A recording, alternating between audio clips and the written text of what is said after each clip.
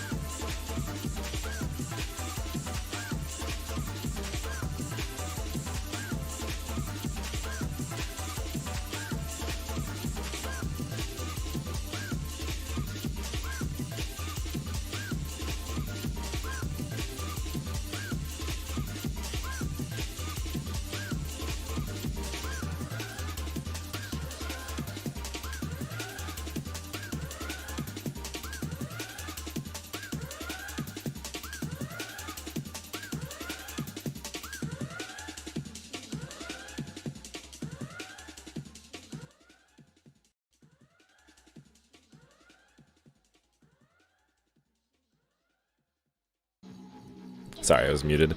2017 calls, they want their titles back. Look, I'm gonna open the stream with some boring stuff. It's some research I really need to do. And I figured I might as well do it on stream, and I didn't know how to make it like into an interesting title, okay? It's literally like a fucking huge ass article about the Lisbon Treaty. I'm stroking my fat, long, juicy, gut-throbbing, fat as a tuna can cock to these conversations right now. Wait, how? What? I'm stroking my fat, long, juicy, gut-throbbing, fat as a tuna can cock. Did you make an AI? What? Did you train a fucking AI to copy my voice?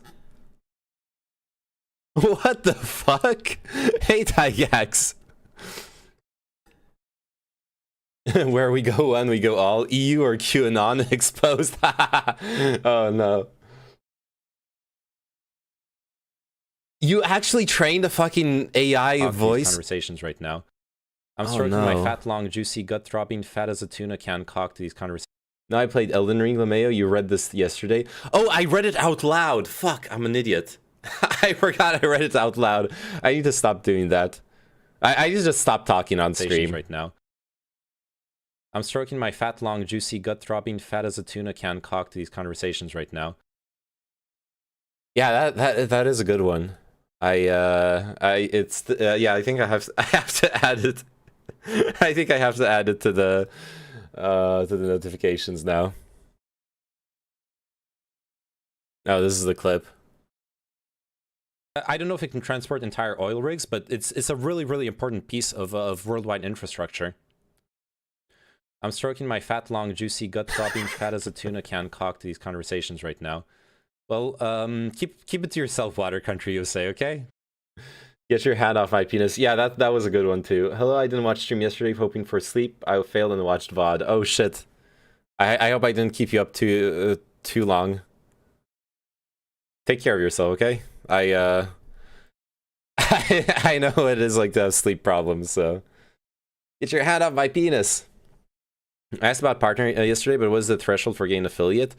Yes, you get a sub button for affiliate, and I've passed the threshold for affiliate like a year ago. I've been trying to apply for affiliate the past like 3 days. The problem is, okay, so there's several steps in the affiliate form. In the first step, you put in your address, and then in the third step, you have to fill in some tax paperwork. So, and it puts in the address into the tax paperwork automatically based off of your address.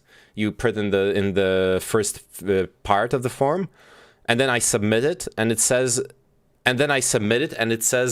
the address is not the same in step 1 and in step 3.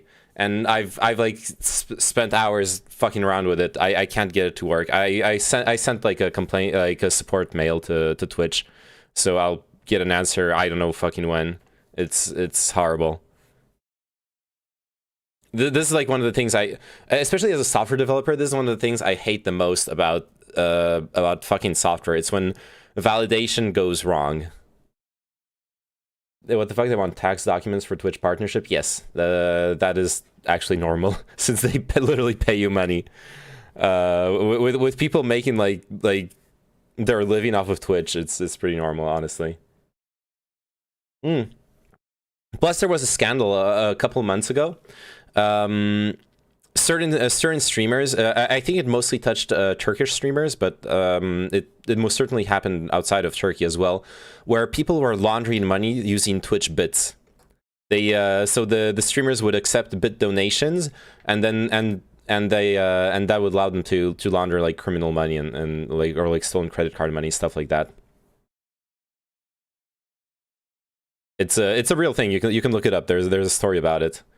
So basically, any place where you have money being transferred, but that's not an actual bank, is usually going to have pretty shitty security when it comes to that. So Twitch, fucking crypto, like the skins stuff in CS:GO, all that shit. Of course, there's criminals laundering money in there. Yeah, I've had address validation checks cause problems when buying stuff online. I end up not buying the stuff because of it. Yeah, it sucks. I read that Zelensky jailed his political opponents and even some journalists. Now he wants to release them, arm them, and hope that they fight for him. Please check me on this. Sure, we can do a quick fact check on that. Zelensky jailing political opponents.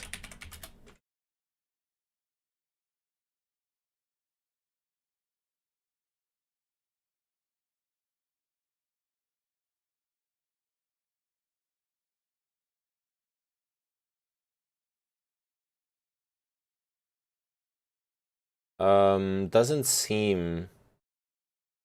this is from 2019. Zelensky Unchained. From the ECFR. What Ukraine's new political order means for its future. Blah, blah, blah. Deployment of populism in combination with the latest technology. Blah, blah, blah. Ready for a reset. Internal enemies. It also showed that the population believed corruption to be widespread. This was not always the case. Corruption wasn't really discussed on oligarchic TV before 2014. The economy has been improving. Attitudes to neighbors. Ukraine's own way. The campaign begins. I haven't really looked into Zelensky as a politician, honestly. I have an answer to your question. No. Hello, by the way. Hey, Legend Levy. How are you doing? You know, there has to be some dirt on Zelensky. No cap. This seemed too good. Everyone... Yeah, all politicians have some bullshit on them. But also, yeah, this definitely would have been echo boosted by Russian propaganda, for sure. I'm stroking my fat, long, juicy, gut-throbbing, fat as a tuna can cock to these conversations right now. You can come tomorrow, and then we can continue the discussion. Stop. That is guaranteed. I'll be streaming this whole week. No. Stop. I'm dead already. Ukraine is just as much a sham democracy as Russia. I would contest that. My understanding is that there's different degrees of democracy, and yes, Ukraine is very far from a perfect democracy, but I mean, Putin's Russia is just not a democracy at all. It seems pretty clear.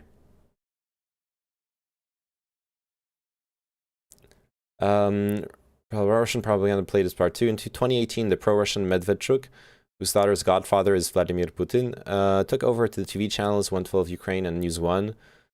He then added the channel ZIK. Right, I got timed out in a channel because I posted a news from disclosed TV Twitter handle. Lol Mod called me a Nazi. What? I didn't have the context for that. I can tell you.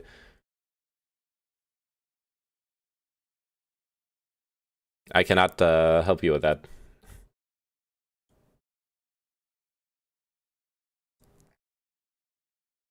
Yeah, I look. He doesn't seem to be jailing political opponents. That's not what we're seeing. Court in Ukraine declines request to arrest former president.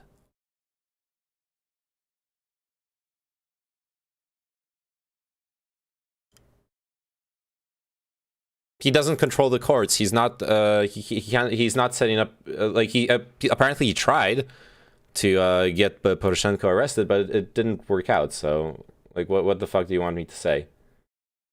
I mean, he ran on an anti-corruption platform. Yeah, but people can run on platforms and like an anti-corruption platform and still be corrupt. That doesn't necessarily mean anything.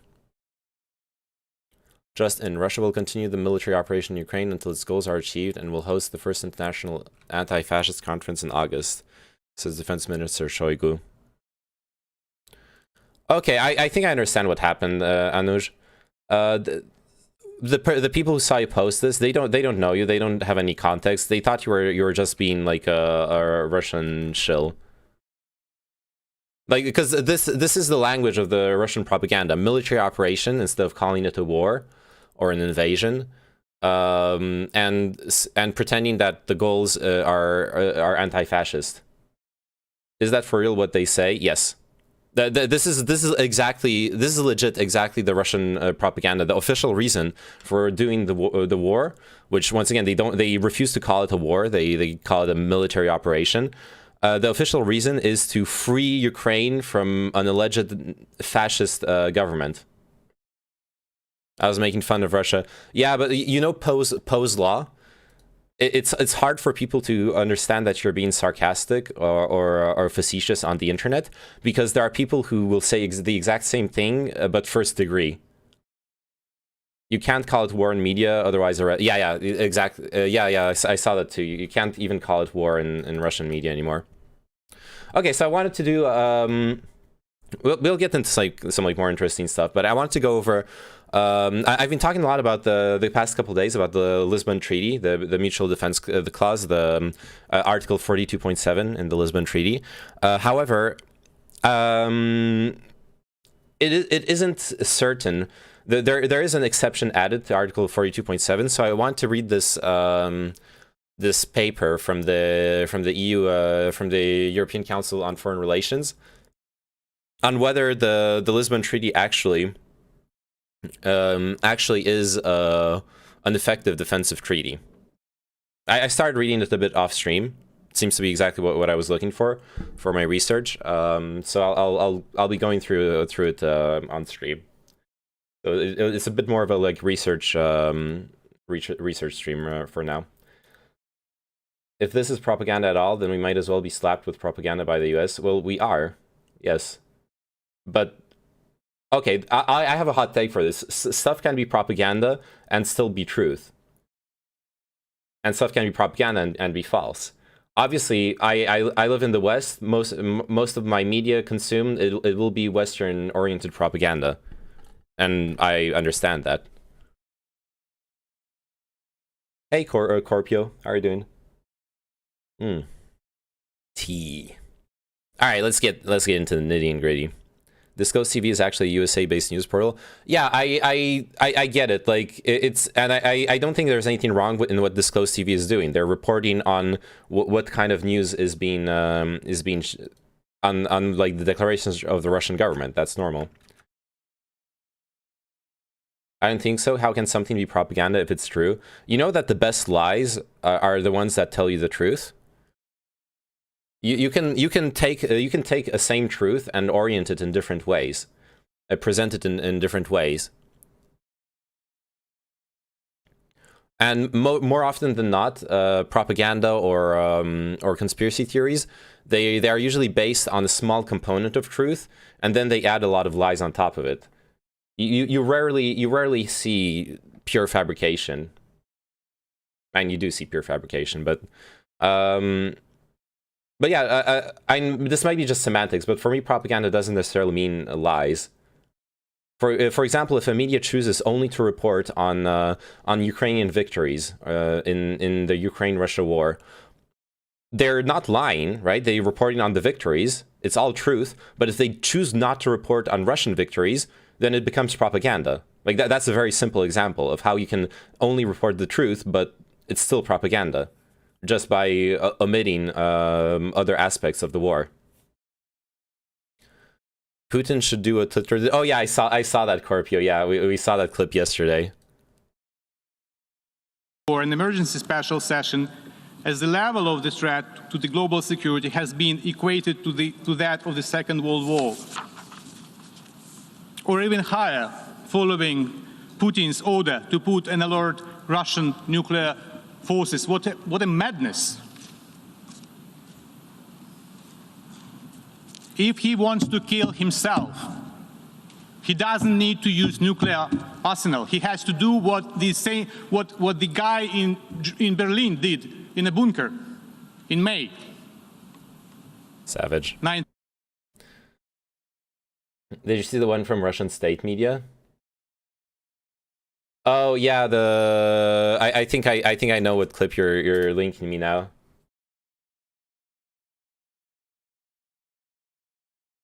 Is this the same one I'd seen? Oh, right, I need to enable JavaScript. I see what you mean. I mean objectively reporting. Well, yeah, but like what? Yeah, things can get complicated. Всего наши подлодки способны выпустить более полутысячи ядерных боеголовок, что гарантированно уничтожают США и все страны НАТО в придачу. Это по принципу «Зачем нам мир, если в нем не будет России?» Ядерное оружие от России доставляют также самые быстрые в мире This is one of those things which I'm really afraid of. But I'm confident our world leaders are aware of this. We cannot put Russia in a place of desperation, in a point of no return, because yes, if the choice is a world without Russia, then Russia might choose that world might just not exist. That being said, this being the reporting on TV is fucking insane.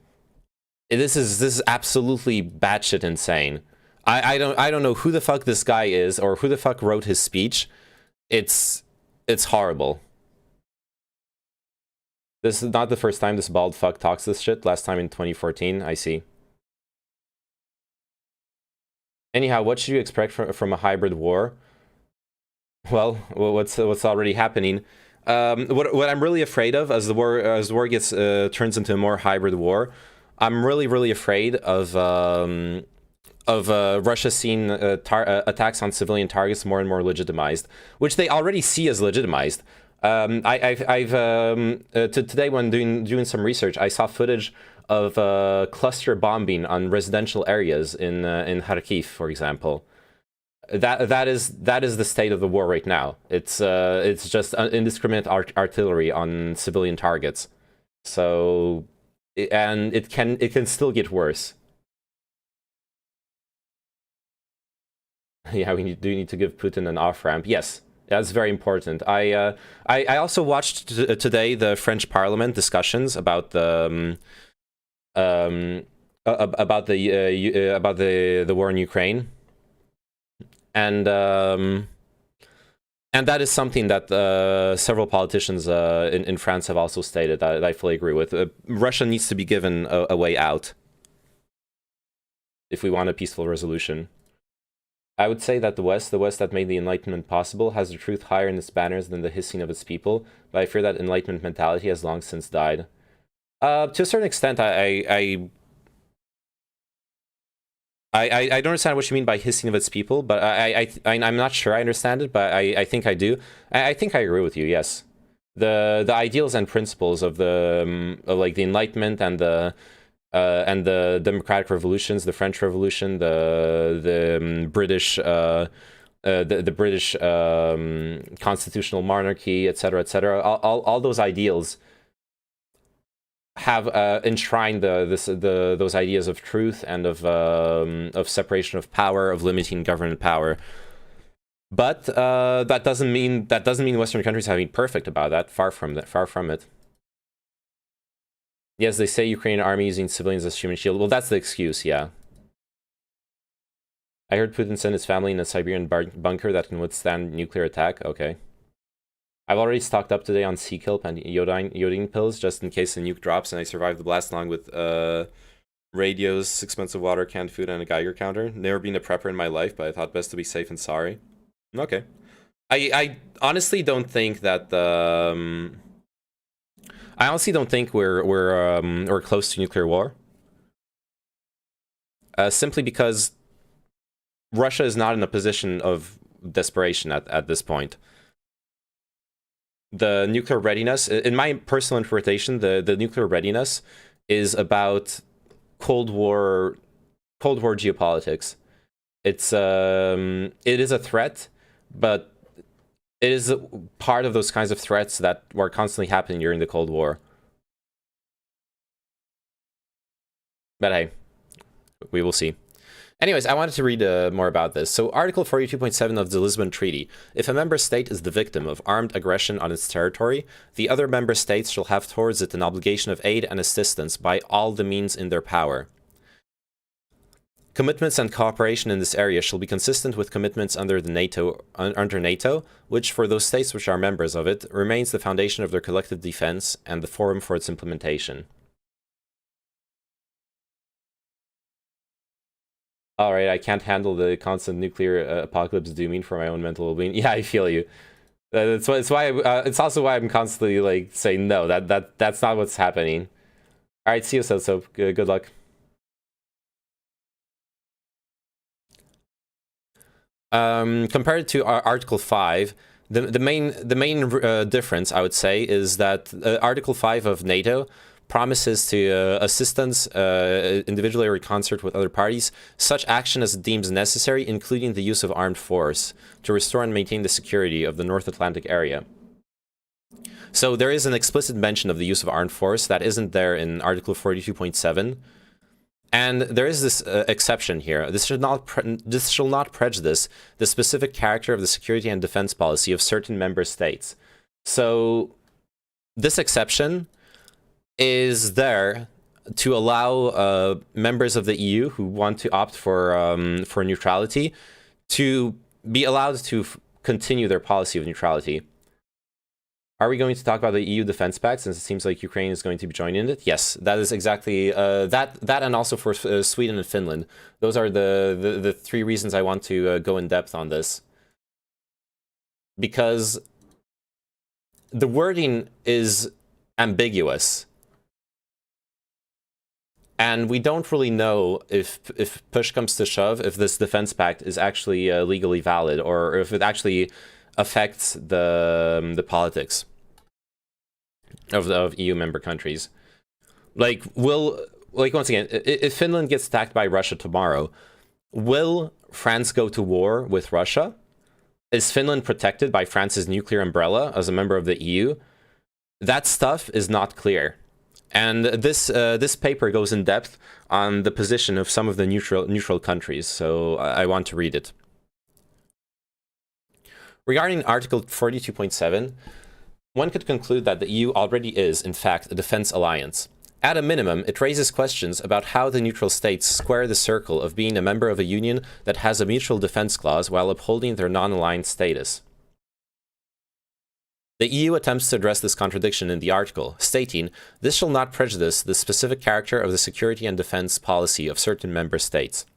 This provision, also known as the Irish Clause, is generally understood to refer to the neutral or non-aligned EU member states, effectively giving them an opt-out from EU mutual defense in case of an attack.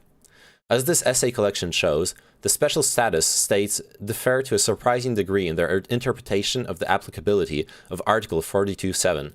It is unclear whether Denmark's opt-out applies to Article 42.7. This became evident in 2015 when the article was invoked for the first, and so far only, time following the Paris terrorist attacks. Many EU states provided help to France in different ways. Some special status states took action, while others did not. Thus, the story of special status states in the EU is about ambiguity. Neutrality is a contested concept, and Article 42.7 leaves more room for interpretation than one might expect for a clause in a legally binding text. What, for example, are all the means in member states' power? This is exacerbated by the Irish Clause, which introduces further uncertainty about which countries are subject to the article. The EU has a history of strategically employing ambiguity in internal and external discussions. It is a tactic that deliberately leaves room for interpretation, so that potential supporters can project their wishes onto an idea, even if there is no consensus on its actual meaning. But what may work in theoretical debates about strategic autonomy is much more dangerous and inadvisable in its practical applications, especially in the defense realm. There is no harm in ambiguity over the level or type of autonomy Europe strives for, particularly if this allows for step-by-step developments. But ambiguity over whether and how many firefighters respond to an emergency call appears to be considerably more problematic. Mutual defense agreements live and die on certainty about the actions of one's allies. This is why Europeans were so unsettled by Trump's questioning of the US commitment to Article 5. But when it comes to Article 42.7, ambiguity is everywhere. If the EU's aim is to become a defense union, and able to do more without support from other actors such as the US, it will need to operationalize and clarify member states' responsibilities under Article 42.7, as Germany, France, Italy, and Spain recently called for in a joint declaration. If it does so, the EU will need to look at states that stand apart, one way or another, on defense. This essay collection looks at these special status states, focusing on what their EU membership means for European defense and the bloc's future ambitions. It discusses the ways in which these countries reconcile their mutual defense clause and growing European defense cooperation with their special status. Do they feel bound by Article 42.7 and buy into the ambitions of a defense union? And, if they are willing to contribute, would this be compatible with their domestic laws, today or in the future? To answer these questions and shed some light on what this ambiguity will mean for European defense and the EU's ambitions to become a defense union, we turned to experts from the special status states. The essays at the heart of this publication were written by Gustav Gressel from Austria, Christine Nissen, Denmark, Tuomas Isomarkku and Matti Pesu, Finland, Clodagh Quain, Ireland, Roderick Pace, Malta, and Kalle Håkansson, Sweden. The 6 essays are similar in structure to allow for direct comparisons on key issues, including their current level of engagement in EU operations, the way they reacted to France's invocation of Article 42.7, and their national debates. Analyses of EU politics seldom group these states, and they rarely work together in the way that, for instance, several Eastern European countries do in the Visegrad group. The essays help illustrate why this is the case. The special status states may have some shared characteristics, such as their comparatively small size. Sweden is the largest of the group, with 10 million inhabitants. Austria has 9 million, and most of the others have around 5 million, with Malta at 450k. But the states also differ on many points, not least the precise characteristics of their special status.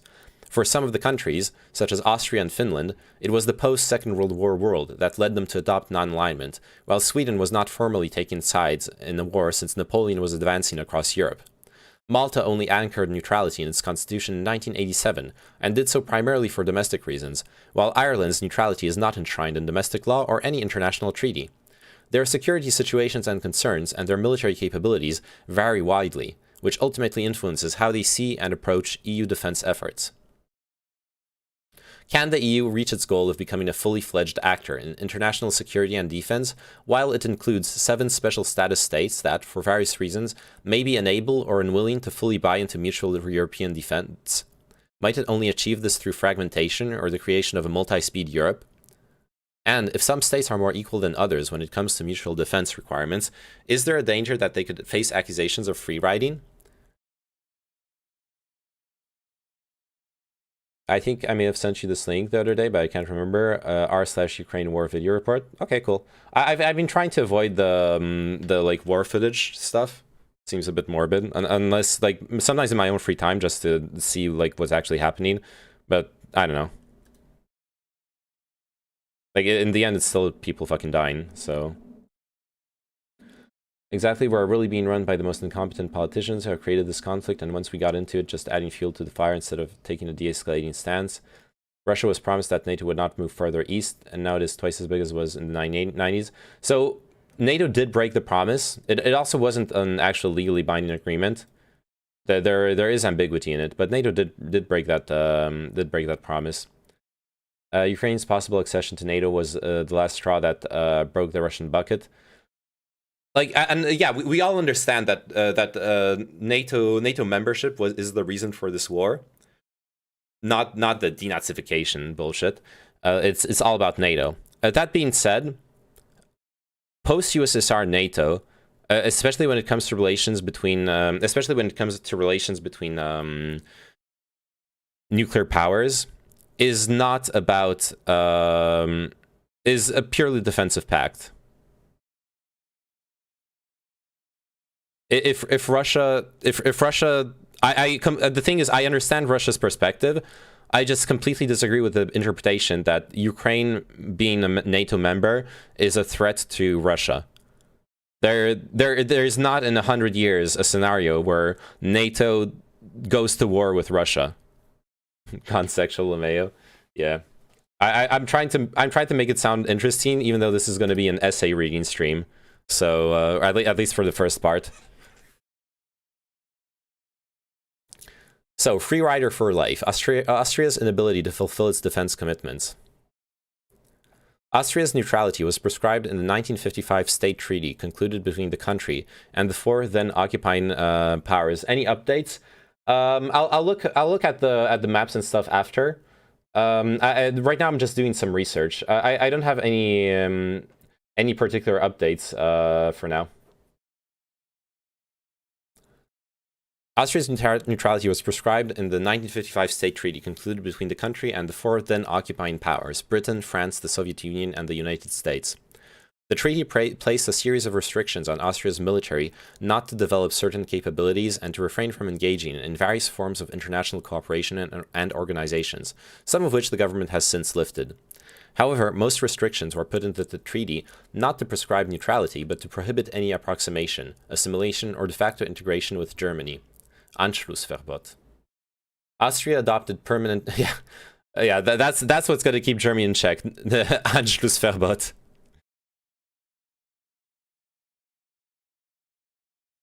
Yeah, Putin seems to think if the countries on the border of Russia join NATO, all of a sudden the USA will put nukes on the border.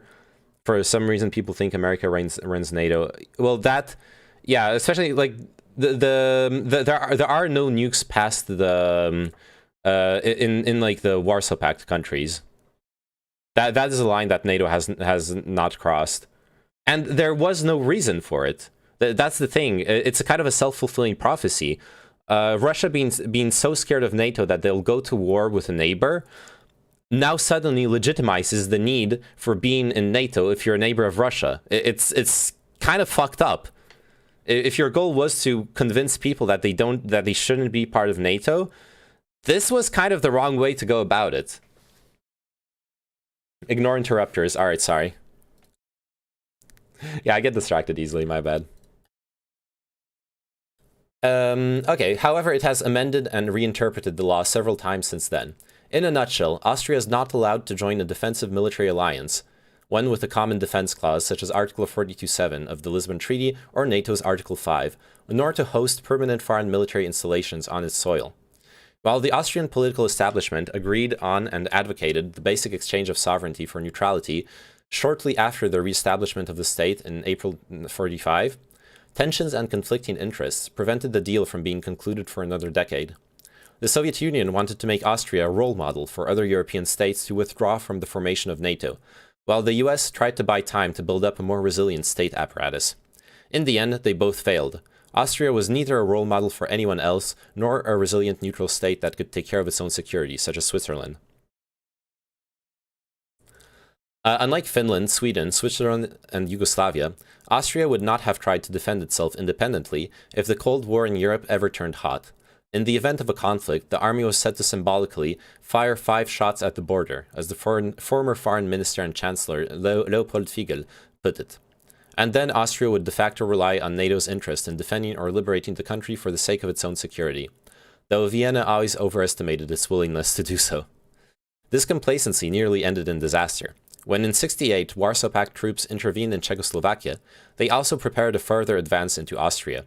To this day, it is still unclear exactly when and why the Soviet leadership decided that Operation Danube, the codename for the intervention, did not reach the river for which it was named. Despite engaging in a deep reform of its armed forces and military doctrine thereafter, Austria never invested enough resources in its defense to be sufficiently resilient. This lack of resilience was not confined to the defense sector. In the late 1980s, a series of scandals shook the small republic, revealing that, with the help of communist intelligence agencies and dubious brass plate enterprises, some members of the political elite were engaged in businesses such as illegal arms trade, large-scale insurance fraud, murder, and smuggling. They had often dragged captured state institutions into these enterprises. The dire state of Austria's domestic politics was one incentive for it to seek membership of the European Economic Community by the end of the 80s, reasoning that the European framework would provide some safeguards against domestic failings. However, Austrian leaders hardly seem to have learned, or had quickly forgotten, the lessons of the Cold War. The European Union's nascent foreign policy barely featured in the '95 accession round. Because militarization was unpopular domestically, Austrian politicians reassured the public that European defense policy would be compatible with neutrality, even though experts disagreed. Early discussions of the Common Foreign and Security Policy, CFSP, and the European Security and Defense Policy revolved around international stabilization missions. As Austria had participated in UN missions since the 60s, its involvement in those missions under the auspices of the EU never triggered the kind of debate about compatibility with neutrality that occurred in Switzerland. Indeed, Vienna was eager to contribute to the international stabilization missions in the Balkans, including Operation Alba in Albania, the Kosovo Force, the Stabilization Force in Bosnia and Herzegovina, along with its successor mission, and EUFOR Concordia in Macedonia.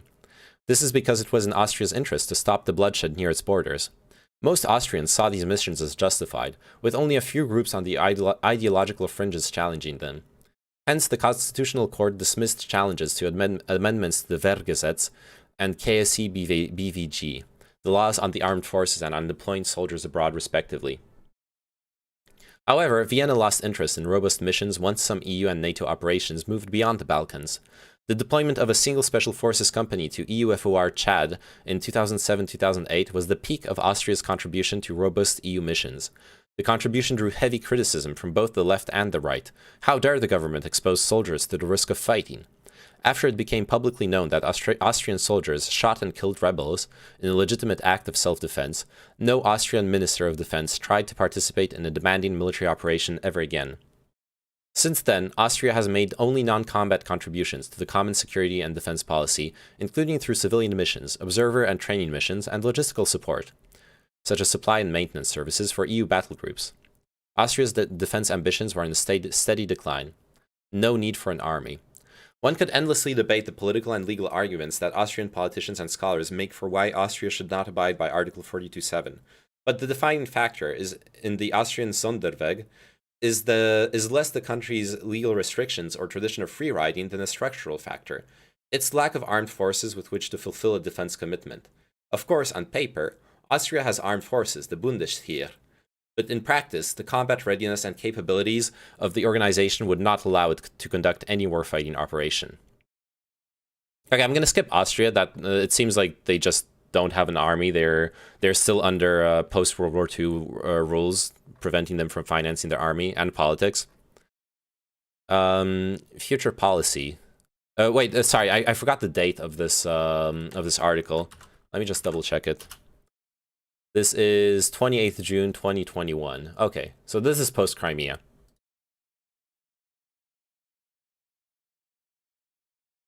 In practice, the ministry has done nothing apart from gradually abandoning the military's warfighting capabilities, while finance ministers have set increasingly restrictive budgetary limitations on the armed forces.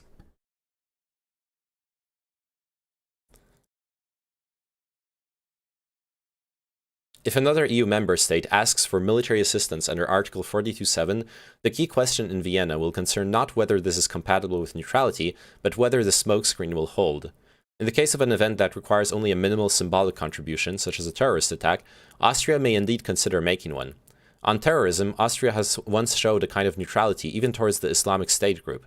It has turned a blind eye to the movement of fighters to Syria and the presence of jihadist networks on its soil, in the hope that many of them will die fighting in the Middle East instead of posing problems at home. Nonetheless, the terrorist attack in Vienna in November 2020 exposed this negligence and has led to a certain change of course on domestic security. But Austria would rely on neutrality to preserve the smokescreen in the case of more dramatic events, such as Russian tanks rolling into Finland or Turkish tanks into Cyprus. Given its difficulties in dealing with even hybrid threats, such as state-sponsored insurgent groups, Austria would have to balance the risk that an aggressor would launch a retaliatory attack against it, with pressure from its EU peers to show solidarity by granting military convoys the right to pass through its territory on the way to the theater of operations.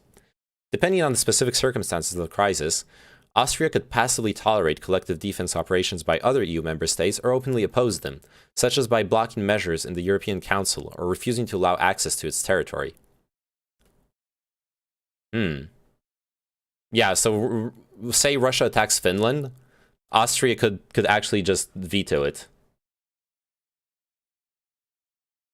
Sovereignty concerns. Denmark's opt-out from EU defense. Alright, let me catch up with chat. I'd argue that that USA is the deciding factor for a lot of things concerning NATO, to be fair. Yes, it is. But if you want a good example of countries not letting their foreign policy be decided by the US, you can look at most European countries. Most European countries do make their own foreign policy and only acknowledge NATO as a defensive pact. Some other countries do see it more as a all-encompassing alliance, though. That is fair. I think that is a wrong observation. Russia has in mind that the NATO that bombed Serbia, the NATO that has started many absurd wars in the Middle East. What I said was specifically that NATO is not an aggressor when it comes to nuclear powers. I'm not here pretending that NATO is a purely peacekeeping defensive force.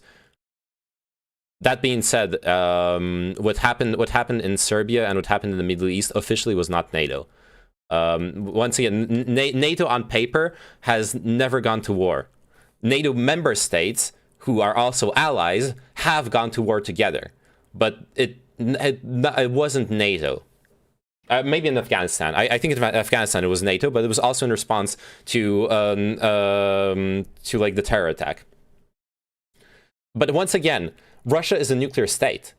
The whole point of NATO and Russia, the balance of power, mutually assured destruction, being a peacekeeping status, is that you neither wants to trigger nuclear war. NATO will never attack Russia because Russia could, in retaliation, destroy the entire fucking world.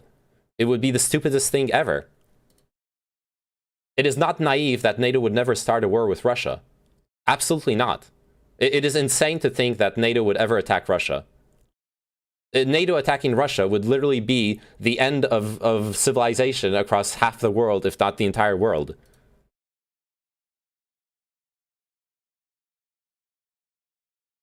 With a quick meme, it better be good.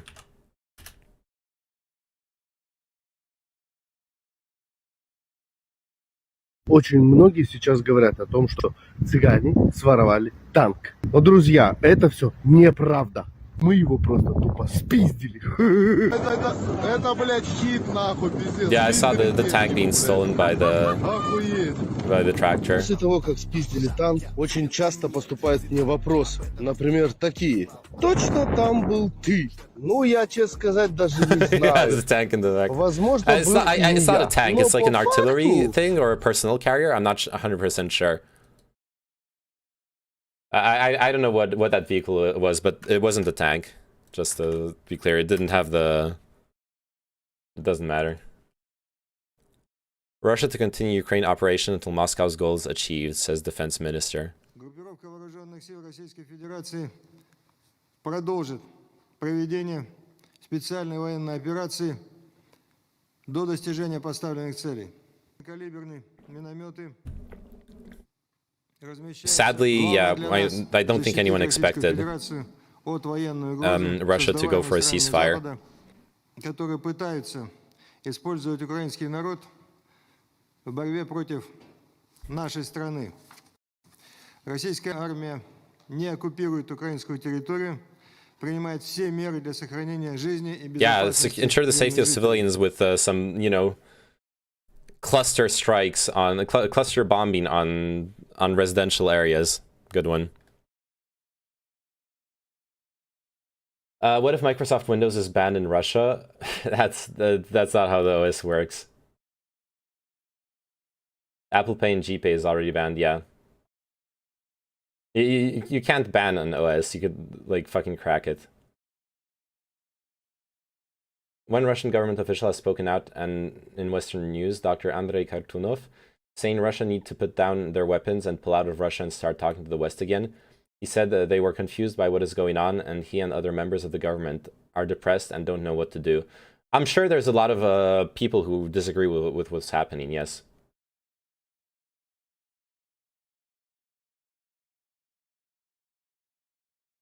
What do I think about the Minsk agreement? Where that ship has sailed. I think we're way past that one. And it wasn't really respected by like anyone in the end.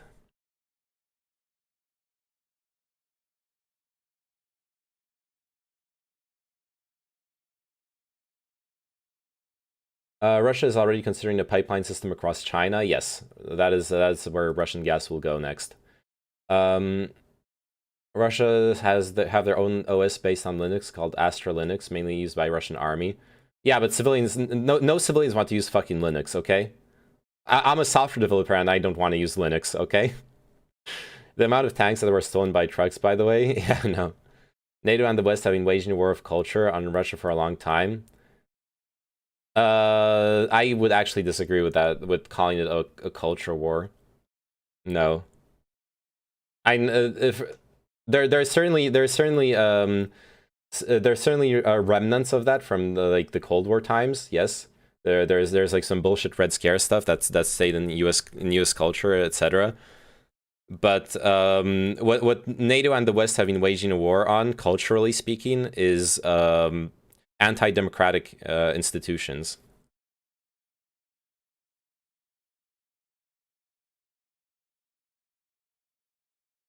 Why then is so much oil being thrown on fire if a war with Russia would be unthinkable? Because Russia believes that NATO is a threat to it. It's not NATO throwing the oil on the fire when Ukraine's being invaded. From a Russian and I understand the Russian perspective. I just think it's false. That's all I'm saying. Have the talks at the Belarus border happened? Yes. Roughly speaking, they were a bit weird. Like the Russians sent their Minister of Culture, which doesn't seem like a very serious effort at peacemaking. So some Ukrainians think that the peace talks are just a distraction, while the huge Russian mechanized convoy is advancing on Kyiv. Also, they demanded that Ukraine give up Crimea and Donbas, which Ukraine isn't willing to do at this point. So the talks don't seem to have gone anywhere productive. I assume Russia isn't going to go for a ceasefire until after the big offensive versus Kyiv. Yeah, I would imagine as well. I feel like shipping companies not shipping to or from Russia is really a big deal. Well, yes and no. I mean, a lot of shit is still made in China, but yeah. Yeah, the Minsk agreement is dissolved, obviously. There's fucking war. You don't like using pseudo commands, lol. I love using them, but fuck, man. Linux sucks for a lot of things, and it's great for other things. Twitter is having woke war 1. Oh god, I saw the poll Joseph Watson calling this woke war 1 or whatever. It's so cringe. You think we haven't culture bombed Ukraine last decade? What? English is a gross simplification of Latin. English is a Germanic language, not a Latin language.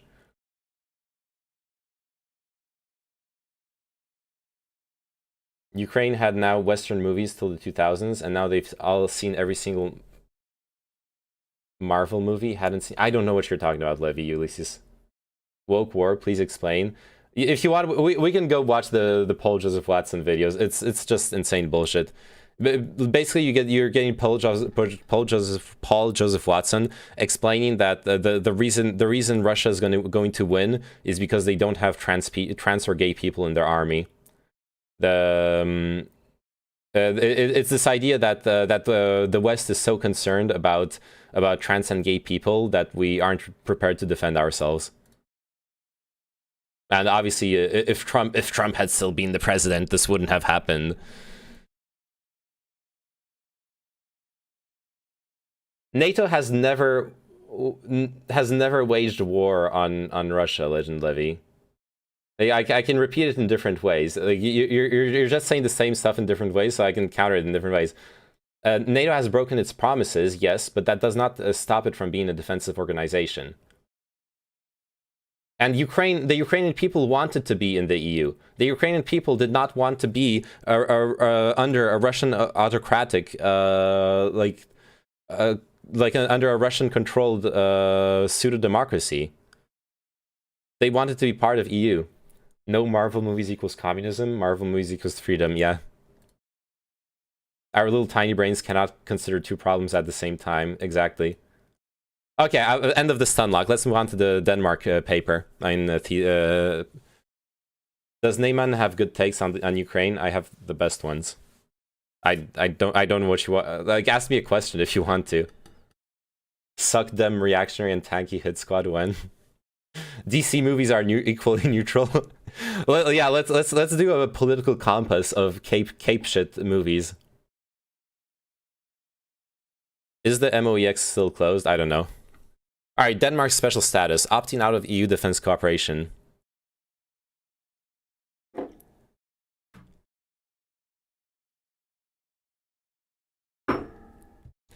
Oh. Depends on which side you agree with. The good guys, good one. I'm starting to think that Russia just does war whenever the Ukrainian people want anything. Crimea wants to be Russians, war. Ukrainians want to be in NATO or EU, war. Yeah, that seems... Well, that's what I was saying a couple of days ago. Russia only has two tools to exert power on the world. It's oil and gas, economically, and it's military. It literally has no other way to influence the world around it. So when oil and gas fails, it has to exert its military power. It sucks, but those are literally the only two options they have.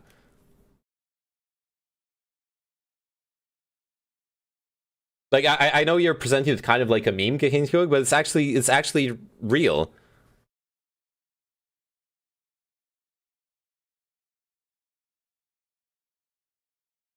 All right, I'm no more Stunlock. I want to continue this this paper.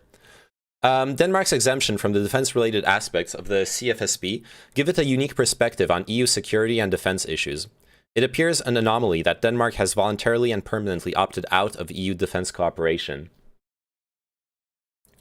Denmark is not a neutral state and regards itself as being a principled foreign policy actor, striving to make an assertive contribution to the international community, not least by making a considerable contribution to international military operations.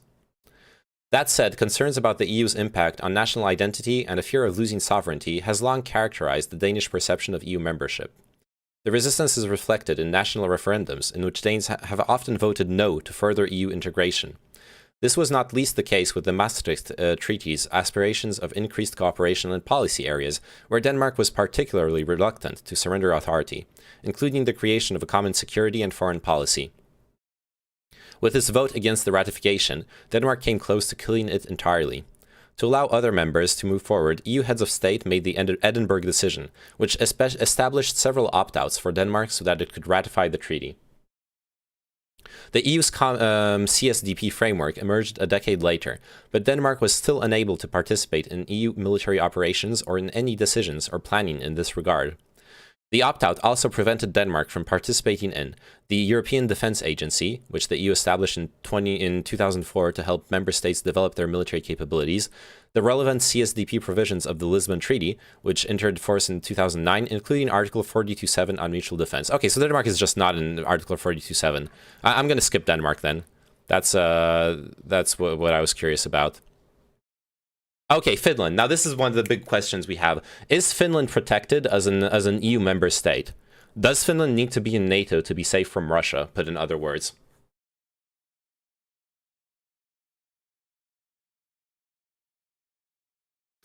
The steady decline of neutrality and non-alignment. Finland's accession to the European Union in 1995 marked a fundamental change in its foreign policy. From the mid-1950s to the early 90s, the country pursued a policy of neutrality that put strict limits on its involvement in Western economic and political cooperation. More importantly, neutrality helped Finland to maintain a degree of distance from the Soviet Union. It strengthened Finland's international position in the challenging Cold War environment, providing the country with more room for maneuver during the time when Finnish foreign policy was largely conditioned on Moscow's behavior. Finnish neutrality was, above all, a political instrument, but it was internalized by Finnish policymakers and voters alike. However, the Finnish foreign policy leadership quickly realized that Finland's previous definition of neutrality had limited use after the end of the Cold War, and that neutrality was largely incompatible with the nature and requirements of EU membership. As a result, Finland began to pursue a less restrictive policy of military non-alignment. When it joined the EU, Finland expressed its full commitment to and supported the development of the Common Foreign and Security Policy, this is the CFSP. Moreover, during its first years of EU membership, Finland sought to shape the EU's nascent security and defense policy. Despite its abandonment of strict neutrality, Finland was still averse to the faint possibility that the Union's security and defense policy would develop in the direction of territorial defense. Thus, Finland, along with Sweden, advocated a stronger EU role in crisis management, both to preempt the potential rise of a more traditional defense agenda within the EU and to demonstrate that the two countries were not neutral oddballs but rather full-fledged and active EU members. The evolution of the CFSP, including the Common Security and Defense Policy, pushed Finland to reevaluate its defense status in the late 2000s. The Lisbon Treaty, which entered into force in December 2009, contained both the Mutual Assistance Clause, Article 42.7, and the Solidarity Clause. The introduction of Article 42.7 in particular implied that EU membership could entail territorial defense commitments. In 2007, anticipating the treaty, Finland's new center-right government came up with a definition of Finland's defense status that better reflected the realities of the EU, a country that does not belong to any military alliance. The differences between the two definitions may appear to be purely semantic. Indeed, military non-alignment and the newer definition... And I could be in pain and, breathing, spitting my lungs out. Thank you for the follow, Charmhole. Indeed, military non-alignment and the newer definition are used interchangeably in the domestic debate. However, the change of status conveyed an important message. An EU member cannot be fully non-aligned politically or militarily. Despite its new status, Finland's policy remained largely unchanged. However, Russia's illegal annexation of Crimea and the invasion of eastern Ukraine in 2014 prompted a major shift in Finnish security and defense policy. Although this Russian aggression in Ukraine was not a sufficient incentive for Finland to seek NATO membership back then, it significantly increased the country's appetite for robust defense cooperation. Since 2014, Helsinki has updated old defense partnerships and forged new ones. The most important frameworks for Finland are its bilateral partnerships with both Sweden and the United States, the Nordic defense cooperation, its close partnership with NATO, and the security and defense dimension of the EU. In addition to these frameworks, Finland has joined new European mini-lateral defense formats, the UK-led Joint Expeditionary Force, the French-driven European Intervention Initiative, and the German-initiated Framework Nations concept. This is really interesting. So we see that Finland has actually basically done everything they could to protect themselves from Russian invasion, except join NATO. Okay, let me catch up on chat. Y'all are going crazy. If Finland isn't protected, are they finished? Ho ho ho. Hey, Damdanet. But in geopolitics, it is not particularly relevant what part of the population of Ukraine would prefer. Ukraine should be a neutral bridge between the East and the West. It depends if you believe in self-determination or not, which obviously Russia is not a big fan of that. That being said, I once again,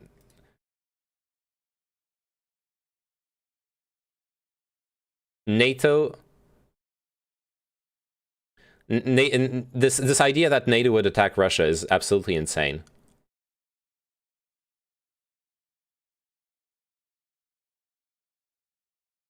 I feel like these questions of is X country protected can only be answered when the situation breaks out.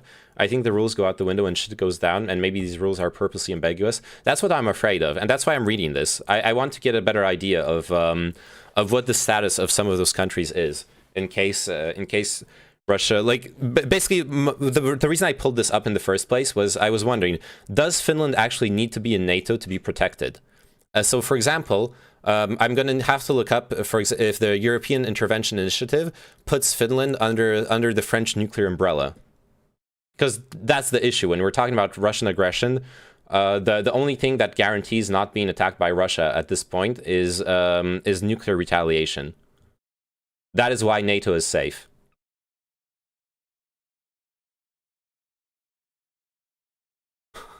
Did not see it coming. Oh god.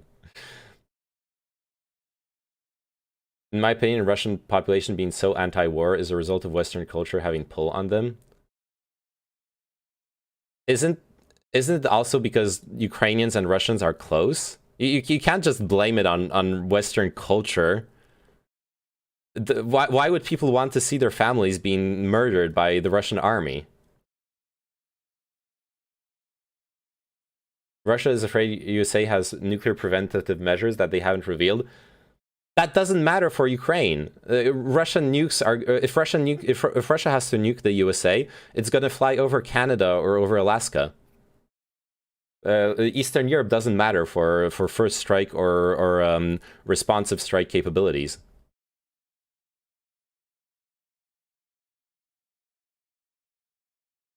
Ukraine's got a lot of oil and gas, plus its fertile land. Yeah, we saw that. Well, yeah, the gas was in Crimea mostly, yeah. Also, every war has that was fought was done so enlarged by conscripts that just came back in the coffin. Wait, what are you talking about, Gehyang Tiog?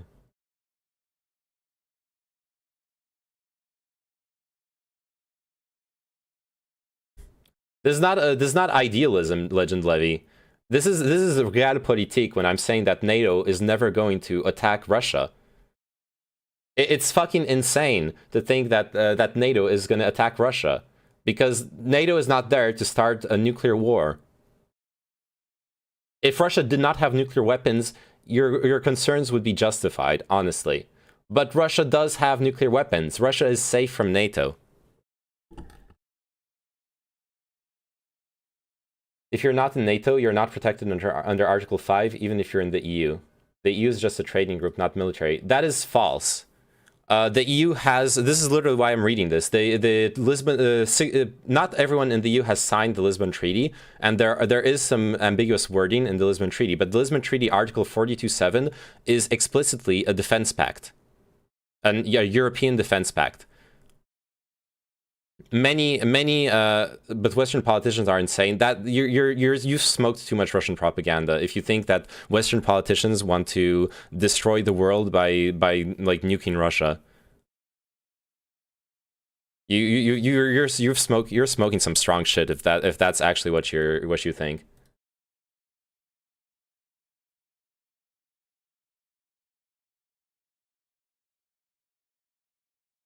Yeah, we would have literally sent troops into Ukraine already if that wasn't an issue. Absolutely.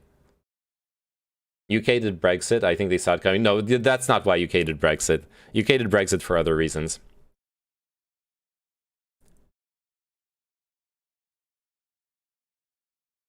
I don't even think, Corpio, I don't even think Russia wants to destroy the world, or China. North Korea can be really fucking weird. I'm not going to pronounce myself on what they fucking want. But Russia and China don't want to destroy the world. Russia genuinely thinks that NATO is a threat to its security and thinks that what they're doing is necessary, or they're going to be destroyed. I'm just saying it's wrong. What Russia thinks, is Russia's evaluation of NATO is wrong. But there is a logic to it. There is a logic, there is a history to it. Legend Levy is correct in that there were implicit promises that, or oral promises that NATO would not expand into Eastern Europe.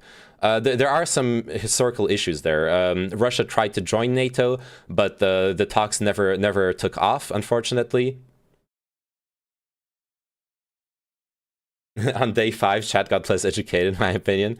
It's not about Chad being educated or not. It's just right now we have. Am I wrong to assume that you guys are Russian? Because you're like arguing really hardcore from the like Russian perspective. We could be blue in the face, telling Russia and China we don't want to harm them, and we're just trying to build a better world, but they'll never listen. Well, the thing is, there is such a thing as a guerre politique.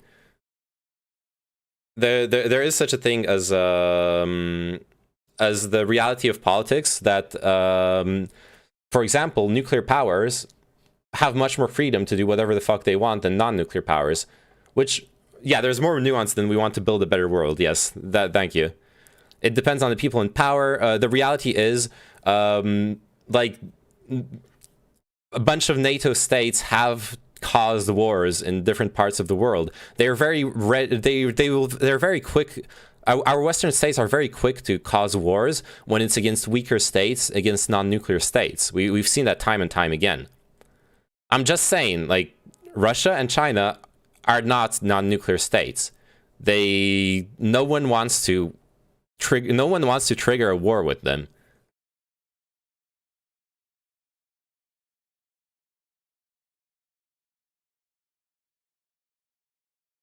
What I think NATO would or would not do is relevant to Russia, because it's literally the cause of Russia's dumbfuck foreign policy in invading Ukraine.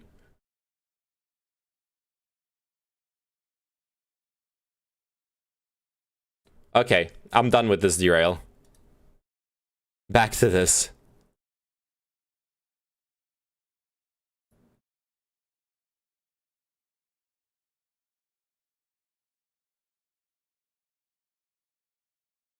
To be frank, I don't even know why we still have nukes. Other countries want nukes just because they can use them as a so-called deterrent.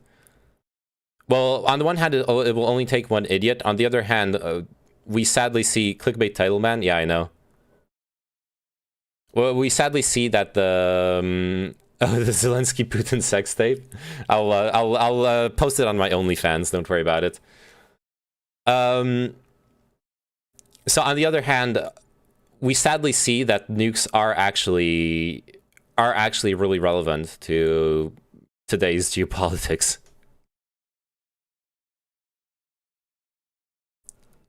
I'm for nuclear disarmament, but now that this has happened, I have to be practical and say, well, the reason we're safe is thanks to nukes, sadly. It sucks. It really fucking sucks. But that it is what it is. Oh my god, Naman loves nukes. Yeah, I don't want to love nukes. I fucking hate nukes. I fucking hate the thought that we're all gonna die because of some dumb fucks playing with their like political dick. Do you think that's actually true? It's not that I think it's actually true. It's objectively true. The reason why Russia will never attack a Baltic state, a NATO member, is because of nukes.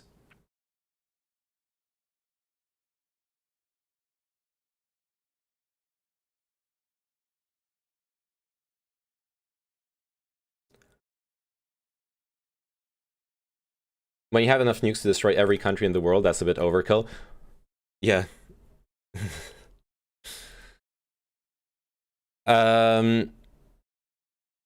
If we turned the situation around, the US would have taken action long ago. Yes. But the US would have taken action long ago.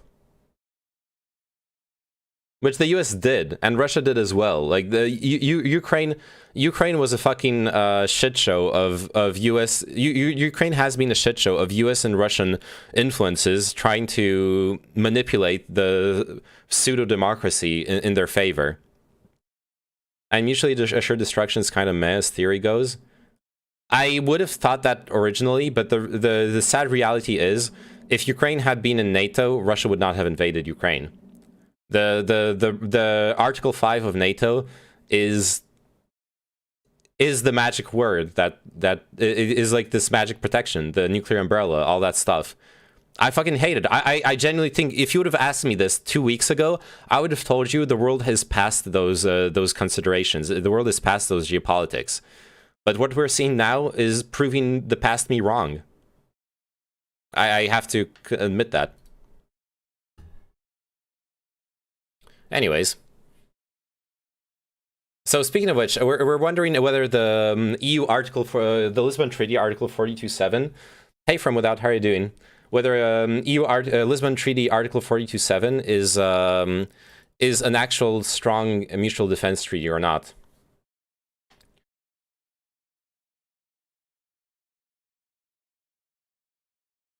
Not because of the nukes, though, just because of the limiting impositions NATO imposes on Russia's capacities? No. It goes both ways. Like, NATO cannot send troops into Ukraine because that would trigger World War III with Russia, and Russia cannot touch any NATO state because that would trigger World War III. And World War III is scary because both sides have nukes. You see it time and time again. Like we see it constantly with the whataboutism about NATO. Everyone like people who criticize NATO right now, they're all talking about the how NATO members have been waging wars in the Middle East, etc., which is true, but they've never waged wars on a nuclear country.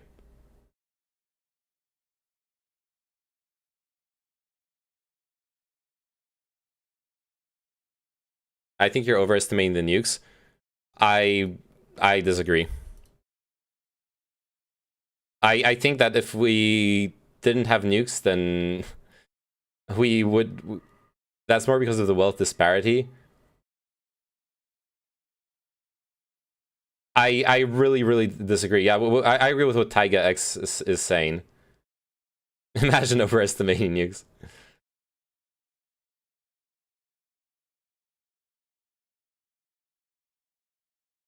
So I don't understand why Russia is being labeled as the devil, except that the suffering for Ukrainian citizens who become victims of a geopolitical conflict is of course terrible, but the West is equally to blame for this? No, the West is not equally to blame for this. Russia is the one declaring war. Two wrongs, though. You can have an analysis that partially blames the West for the situation, which I don't even necessarily agree with. But even that analysis has to concede that Russia is the aggressor. Russia has declared war on Ukraine. The West hasn't declared war on Russia. Ukraine hasn't declared war on Russia. It's Russia who has declared war on Ukraine. It's Russia who has been destabilizing Ukraine for 8 fucking years.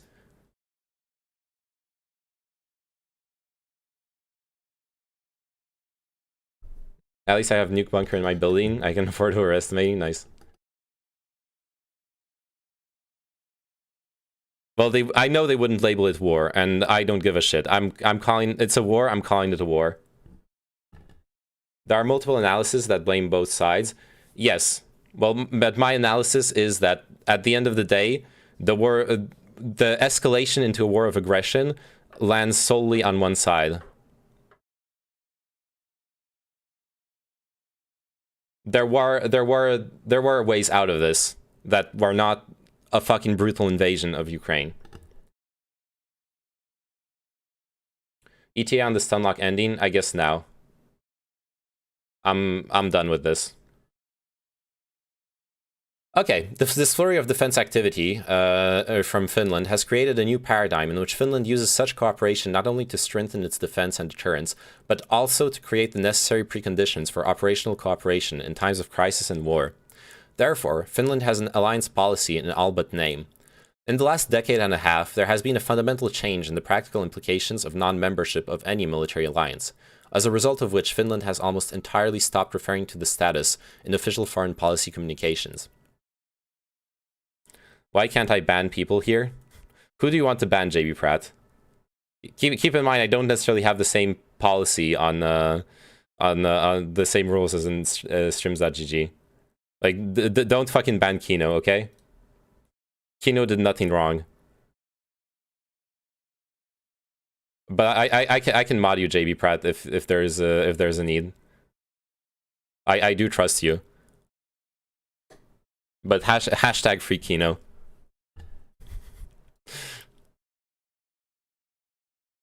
Finland's pursuit of closer and deeper military collaboration with its partners has influenced its approach to the EU's defense agenda.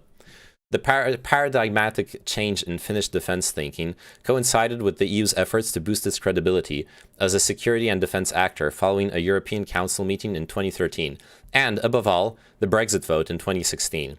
Consequently, the formerly neutral state has become one of the most vocal advocates of the EU's security and defense efforts, and seems to have cast aside any residual neutralist sentiments and reservations. Today, Finland would readily accept a stronger EU role in territorial defense, in striking contrast to their country's position in the 1990s and 2000s. Helsinki's enthusiasm for EU defense manifests in its strong support for recent initiatives such as the Coordinated Annual Review on Defense, the European Defense Fund, the Military Planning and Conduct Capability, the Permanent Structured Cooperation, and the Strategic Compass.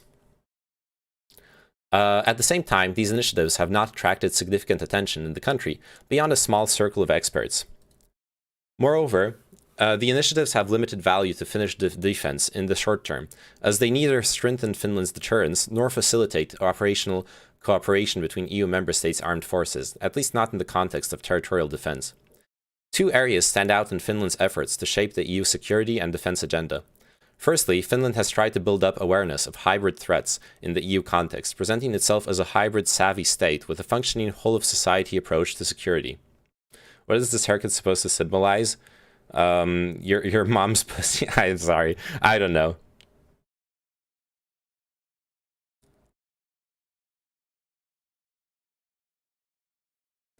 Hey guys, any updates? I don't have the news. I'll go over news later. I'm doing some research right now. I'm doing some fundamental research on what Article 42.7 of the Lisbon Treaty actually means for European defense, especially for Finland. That's why we're reading this essay. And I'm sorry, Ellen Lib. Okay, I love you. Okay, not as much as I love your mom, but I still love you. The most tangible example of Finland's activity in this field is the establishment in 2017 of the European Center of Excellence for Countering Hybrid Threats based in Helsinki. To date, 28 states, including Germany, France, the United Kingdom, and the US, have joined the center, which also fosters cooperation between the EU and NATO. And I could be in pain and like breathing, like spitting my lungs out. Thanks for the follow, Alex Goddard. Countering hybrid threats featured prominently on Finland's agenda for its presidency of the Council of the EU in the second half of 2019. During the presidency, EU ministers and working parties conducted scenario-based policy discussions on hybrid threats. Secondly, Finland has often reminded its fellow member states of the importance of Article 42.7. The president of Finland has even called the clause the true core of European defense. According to Finnish thinking, the EU is a security community characterized by mutual solidarity, and Article 42.7 is a key element of the community. The 2020 government report on foreign and security policy states that solidarity is of high security policy importance for Finland. Here, solidarity means that Finland will receive aid and assistance at its request, and that Finland will provide aid and assistance to another member state or the European Union if necessary. By stressing the importance of Article 42.7, Finland does not seek to replace or replicate NATO's Article 5. Rather, Finnish policymakers have suggested that the former could apply in a situation in which, for example, an EU member state becomes a victim of serious hybrid influencing. However, there has been no domestic debate about the scenarios in which Finland would seek to invoke Article 42.7. If your hair is supposed to symbolize a bush, then what does your face? I guess you know the answer to that one. In addition to rhetorical advocacy of the clause, Finland has reportedly bent over backwards to include references to Article 42.7 in key EU documents, such as the Council of the EU decision establishing PESCO. When France, in the aftermath of the 2015 Paris terrorist attacks, invoked Article 42.7 to request assistance, Finnish policymakers recognized an opportunity to set an important precedent. Helsinki swiftly decided to provide assistance to Paris, albeit indirectly. Most notably, Finland deployed additional troops to the UN interim force in Lebanon, thereby freeing up French troops for other tasks. Interesting. So there is a precedent of Finland deploying troops in France's support in the one and only time that Article 42.7 was invoked. This is very interesting. Obviously, this wasn't wartime, but this is still very interesting. Finland's advocacy of Article 42.7 reflects the evolution of its attitude towards EU defense since the early 2000s. When the Mutual Assistance Clause emerged in the Convention on the Future of Europe, Finland did not oppose the idea of it per se, but wanted to make sure that it would not involve automaticity in the provision of military assistance. Okay, that's a weakening, though, of the clause. However, after the EU eventually found an acceptable formulation, Finnish policymakers quickly adopted a rather positive stance on the clause and the idea of European solidarity more broadly. The Finnish Parliament's Foreign Affairs Committee, for example, stressed the article's importance as a deterrent and called on it to amend legislation on providing and receiving military assistance. The government adopted the relevant legislative package in 2017, driven partly by the French request to activate Article 42.7 in 2015 and by advancing defense cooperation with Sweden. Despite its active and positive approach to the evolution of the security and defense agenda in Europe, Finland has not articulated a clear vision of how this process should continue. Helsinki has adopted a somewhat ambiguous position in the lively debate on strategic autonomy in the EU. Finland is strongly in favor of increasing Europe's capacity to act in foreign, security, and defense matters. In the Finnish view, this should involve not only the EU, but also initiatives such as the Joint Expeditionary Force, the Nordic Defense Cooperation, and the bilateral defense cooperation between Finland and Sweden. However, investing in autonomy should not mean weakening Europe's global partnerships, particularly the transatlantic relationship. Instead, alright, see you, Aureliano. And see you, Legend Levy. Thanks for participating. Wait, where was I? Okay, so strategic autonomy. Okay, an ambiguous position in the debate on strategic autonomy. Finland is strongly in favor of increasing Europe's capacity to act on its own. In the Finnish view, this should involve not only the EU, but also initiatives such as the JEF, the NDC, etc. However, investing in autonomy should not mean weakening Europe's global partnerships, particularly the transatlantic relationship. Instead, it should be about the EU and European countries taking more responsibility for their own security, thereby also heeding the US calls for greater burden sharing. No, I'm staying for more. Oh yeah, you were saying bye-bye to the others. I'm sorry, my bad. Finland is less enthusiastic about the broadened interpretation of strategic autonomy, which extends into industrial policy and trade. With its small, export-orientated economy, Finland is wary of initiatives with protectionist elements. According to the Finnish government's recent report on EU policy, the EU's strategic autonomy must be based on the development of the Union's own strengths, fair competition and participation in the global economy, as well as on a more resolute promotion of the EU's values and interests, and on responsibility in external action. I don't know what that means. Finland will likely continue to develop its new approach to defense cooperation. The country's geographic location next to an assertive Russia ensures that it has a lasting incentive to maintain a relatively strong defense capability. Given the power asymmetry between Finland and Russia and the rising costs of defense materiel, it would be almost impossible for Helsinki to sustain a credible defense posture without extensive defense partnerships and networks. The EU's evolving defense tools and other European initiatives will be central to the set of defense collaborations Finland uses to strengthen deterrence and prepare to respond to crises and conflicts.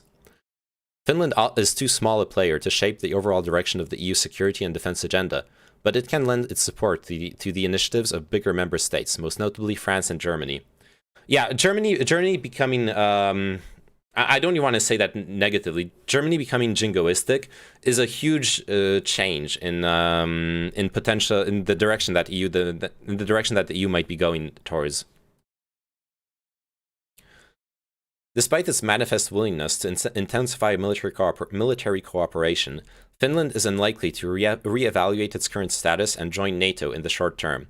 Well, that ship has sailed. Particularly given that it already has a host of interested partners that are willing to engage with it in developing deep, mutually beneficial cooperation. Significantly, Finland's current model also serves NATO's interests. Most Finns oppose NATO membership, not anymore. And Finnish policymakers worry that the costs of Russian retaliation to Finland joining NATO would outweigh the benefits of doing so. Nevertheless, NATO membership will continue to be an option for Finland in the future, as Finnish policymakers are eager to stress. If Russia becomes increasingly aggressive, or Sweden changed its attitude towards NATO membership, Finland would be forced to reconsider its current policy. Currently, Finland's official status as a non-member of a military alliance does not limit the country's appetite for developing defense cooperation, be it EU's defense efforts or collaboration in smaller formats. A more militarily capable Europe would undoubtedly enhance Finland's security, and Helsinki is ready to do its fair share to achieve that goal. Then we got Sweden. I'm going to skip ahead to Sweden, and I'm skipping Ireland and Malta. Sweden is still widely perceived as a neutral country. Blah, blah, blah. Yeah, the country decided to join the EU mainly for economic reasons, not security considerations.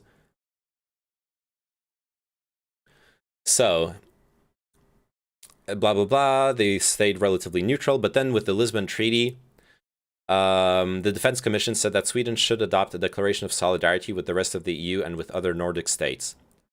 As a consequence, the 2009 Swedish Defense Bill adopted the Swedish Solidarity Declaration and thereby abolished Sweden's neutrality.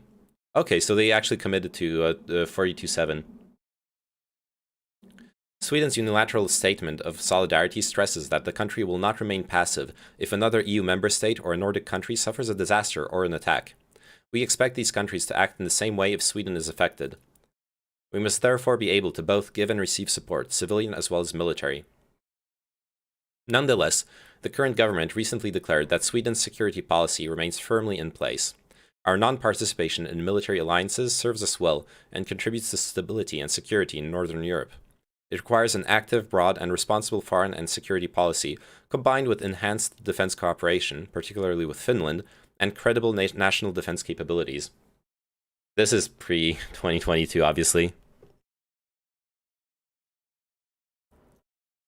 Okay, Sweden has been very active in EU missions, including every military and civilian mission in the CSDP. Was also instrumental in establishing the civilian CSDP, with a strong focus on the civilian dimensions. Kind of like what they were saying for Finland, where the focus on the civilian aspects of the cooperation was perhaps a calculation to avoid exacerbation of the military aspects of the cooperation. Okay, they joined the European Defense Fund. 8 projects of it. They joined the Preparatory Action on Defense Research and European Defense Industrial Development Program. They have a large defense industrial base. But Sweden's industrial base is privately owned, partly by non-EU entities. Hence, opening up PSCO and the EDF to third states and non-EU companies has been a priority for Sweden. I see. Such initiatives, along with the political effects of Brexit, have started to reduce Sweden's traditional skepticism about EU defense cooperation. Sweden has expressed an ambition to be at the core of the EU's common foreign and security policy. And in the last couple of years, the country has strengthened its bilateral and multilateral security and defense policy cooperation with several large European states, the UK, France, and Germany. Sweden has joined all these countries' multilateral defense initiatives, including the UK's Joint Expeditionary Force, Germany's Framework Nations concept, and the French-led European Intervention Initiative. Interesting. So it's part of the same deals as Finland here. Sweden and Article 42.7. There was a rather limited initial debate among... So they developed their own declaration of solidarity in parallel with Article 42.7. There was a rather limited initial debate among Swedish politicians on the inclusion of Article 42.7 in the treaty, in which the Green Party argued that the Lisbon Treaty eroded Swedish military non-alignment. Nonetheless, so far, Sweden has been rather reluctant to operationalize and define Article 42.7. Hey, Skits! However, Stockholm has stated that the declaration does not imply an automatic security guarantee, as Sweden would need to assess its response to calls for assistance according to the merits of individual cases. Developments in the past couple of years have led to a greater European debate on Article 42.7. EU institutions have become more involved in related issues. For instance, the European External Action Service published a scoping paper on hybrid threats and the article after France published one of its experiences in the area. The Political and Security Committee has also discussed Article 42.7 and tested it through exercises. France, Germany, Spain, and Italy have stressed their desire to work on the operationalization of Article 42.7, mainly through regular scenario-based discussions and exercises, an idea the Council of the European Union also raised in its June 2020 conclusions. Hence, these discussions and exercises proceeded under the Political and Security Committee in spring 2021 and will feed into the development of the Strategic Compass. France is widely expected to focus on the operationalization of Article 42.7 during its EU presidency in 2022, just as Finland did during its 2019 presidency. Yeah, this makes a lot of sense, and especially with what's happening now. This is definitely the direction it's going in. Although it is Finland's most important defense partner, Sweden remains less keen than its neighbor to discuss and develop Article 42.7. Arguably, Stockholm should become more engaged in the debate, especially given that there has been almost no public discussion in Sweden on the implications of triggering the article. Sweden may not be eager to discuss the operationalization of Article 42.7, but it views the clause as important to EU security. Following the first activation of the article by France following the 2015 Paris terrorist attacks, Sweden declared that it was important to act in solidarity with other EU member states. Stockholm stated that the Swedish Declaration of Solidarity occupies a central position in Sweden's security policy, and that Swedish support for France contributes to the credibility of Article 42.7 of the EU Treaty and European security policy as a whole. Sweden, therefore, has a foreign and security policy interest in providing requested support to France. Interesting. Accordingly, Sweden was one of the first countries that offered support to France, providing 100 hours of flying time from the Swedish quota in the Multilateral Cooperation for Strategic Air Transport, deployed additional staff officers to UN-led missions, and provide tactical air transport to the UN mission in Mali. Sweden also sold precision bombs for fighter aircrafts to France after the latter faced shortages in the fight against the Daesh group and other terrorist groups in Syria and Iraq.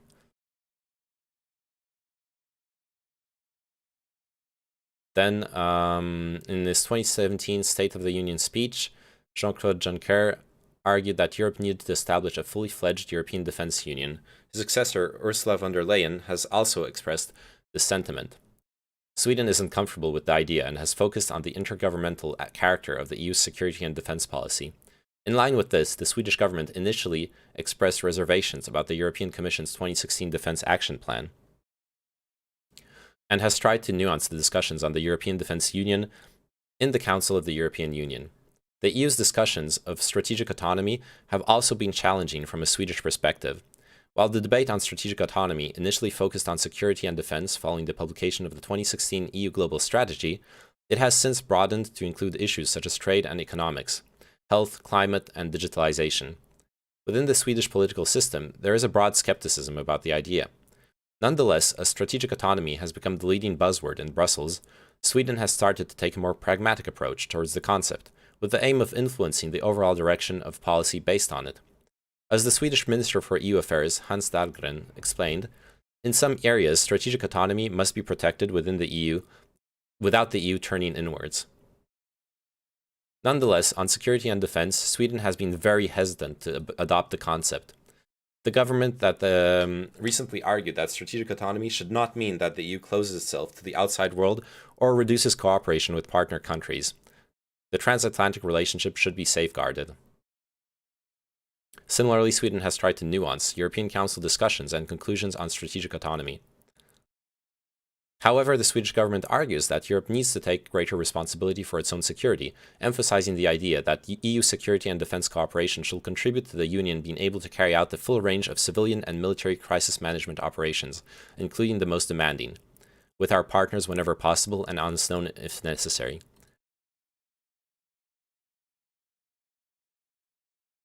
Okay. Roughly speaking, it seems like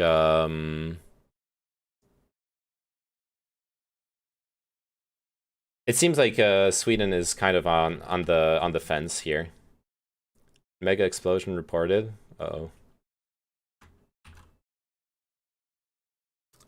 I don't know. It's the Article 47 is definitely way less strong than one might have thought.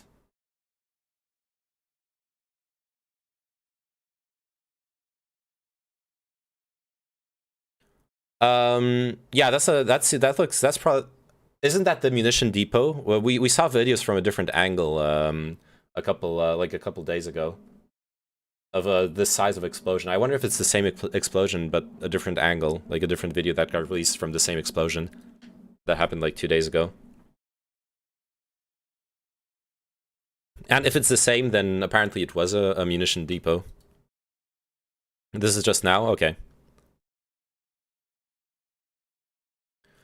Three main factors shape the role of special status states in the European Union with growing military ambitions. Non-aligned in name only. That's Sweden and Finland, yeah.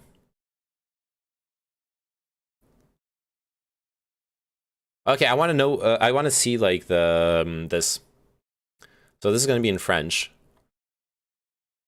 So this is I'll translate it out loud. This is a letter, a joint letter from the defense ministries of from the French, German, Spanish, and Italian defense ministries on 29th May 2020. Florence Parly, Annegret Kramp-Karrenbauer, Margarita Robles Fernandez, and Lorenzo Guerini have co-signed today a letter to their peers of the other 23 member states of the European Union, as well as the High Representative for Foreign Affairs and Security Policy, Josep Borrell. In those circumstances, without precedent of the COVID-19 pandemic, the four ministries have chosen to reaffirm their commitment in favor of a European reinforced cooperation in matters of security and defense, and to share their common thoughts to go towards a more solid a Europe with more solidarity, more resilience, and more sovereignty. In this letter, the ministers proposed seven priority axes of action for the coming months. Increase solidarity and resilience within the European Union and member states facing crises. Consolidate structured permanent cooperation. Affirm the industrial and technological basis of European defense and reduce our dependence within critical sectors. Progress towards a shared analysis of threats. Reinforce operational engagement with the outside of Europe. Improve coherence of European initiatives. And finally, develop cooperation with partners. The ministers, entend ainsi rappeler, hope to remind in this way their determination to progress towards Europe of defense, up to the task of future challenges, protecting its citizens and contributing fully to restarting the European economy. There you go. Okay, it's Chugev region confirmed. Okay. All right, this is this was a necessary read. I'm sorry if this was a bit boring to listen to. This is also for those who haven't followed me for a long time. I do a lot of stuff like this. I like actually reading papers through and thinking about them. I like doing actual research. So it is what it is. Obviously, this doesn't tell us if Article 427 actually protects, for example, Europe under a French nuclear umbrella, which is something with which I'm genuinely wondering. Regardless of whether it does or not, let's look up the latest news. Let's pull up the live UA map. Did I just? Yeah, I'll just stay here.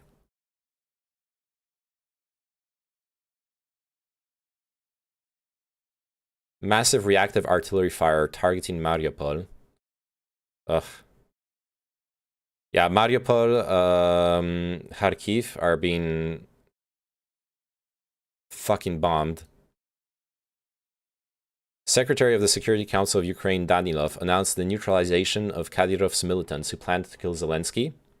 Okay, good. Attack on Kyiv TV center. 5 people were killed and 5 wounded in the strike. I imagine that's a strategic target for them. Heavy shelling near Kharkiv now. Yeah, I saw that earlier. Russian advance on Kyiv remains basically where it was yesterday, senior defense official told reporters today. The Russians are not only facing fuel and sustainment problems, but are showing signs that they're running out of food. Oh yeah, there was one more thing I wanted to check out. Let me start Discord. What's in Switzerland? I can already tell you what it is. It's Switzerland renouncing its neutrality. Switzerland is going to participate in the sanctions against Russia. Oh, actually, this is not that. Russia expelled from World Cup following Ukraine invasion FIFA. Wait, is like the FIFA HQ in Switzerland? Why would they put the marker in Switzerland? But Switzerland also decided to abandon its like financial neutrality. Oops. You did not see my my Discord.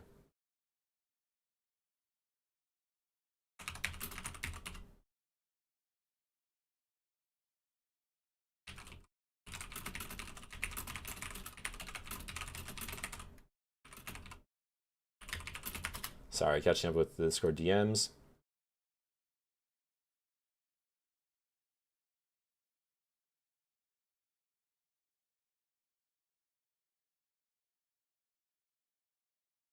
Okay. Someone sent me this Twitter thread that is very interesting. I saw Mr. Geek checking it out earlier. Intelligence acquired since the beginning of the Russian military operation over Ukraine has shown an immense lack of logistics support, making this war one of the most unique in 2022 when it comes to surveillance. A thread. For the first time in the modern conflict, the regular forces of Russia are communicating without digital mode, making them fully audible by everyone. A story documented by Nicholas Laidlaw might explain that the cause would be bad logistic preparation. This is a real thing. This is a real fucking thing. This is not just a Twitter thread. There is a Discord of people sharing frequencies, radio frequencies in Ukraine, and literally listening in on the on Russian communications in Ukraine.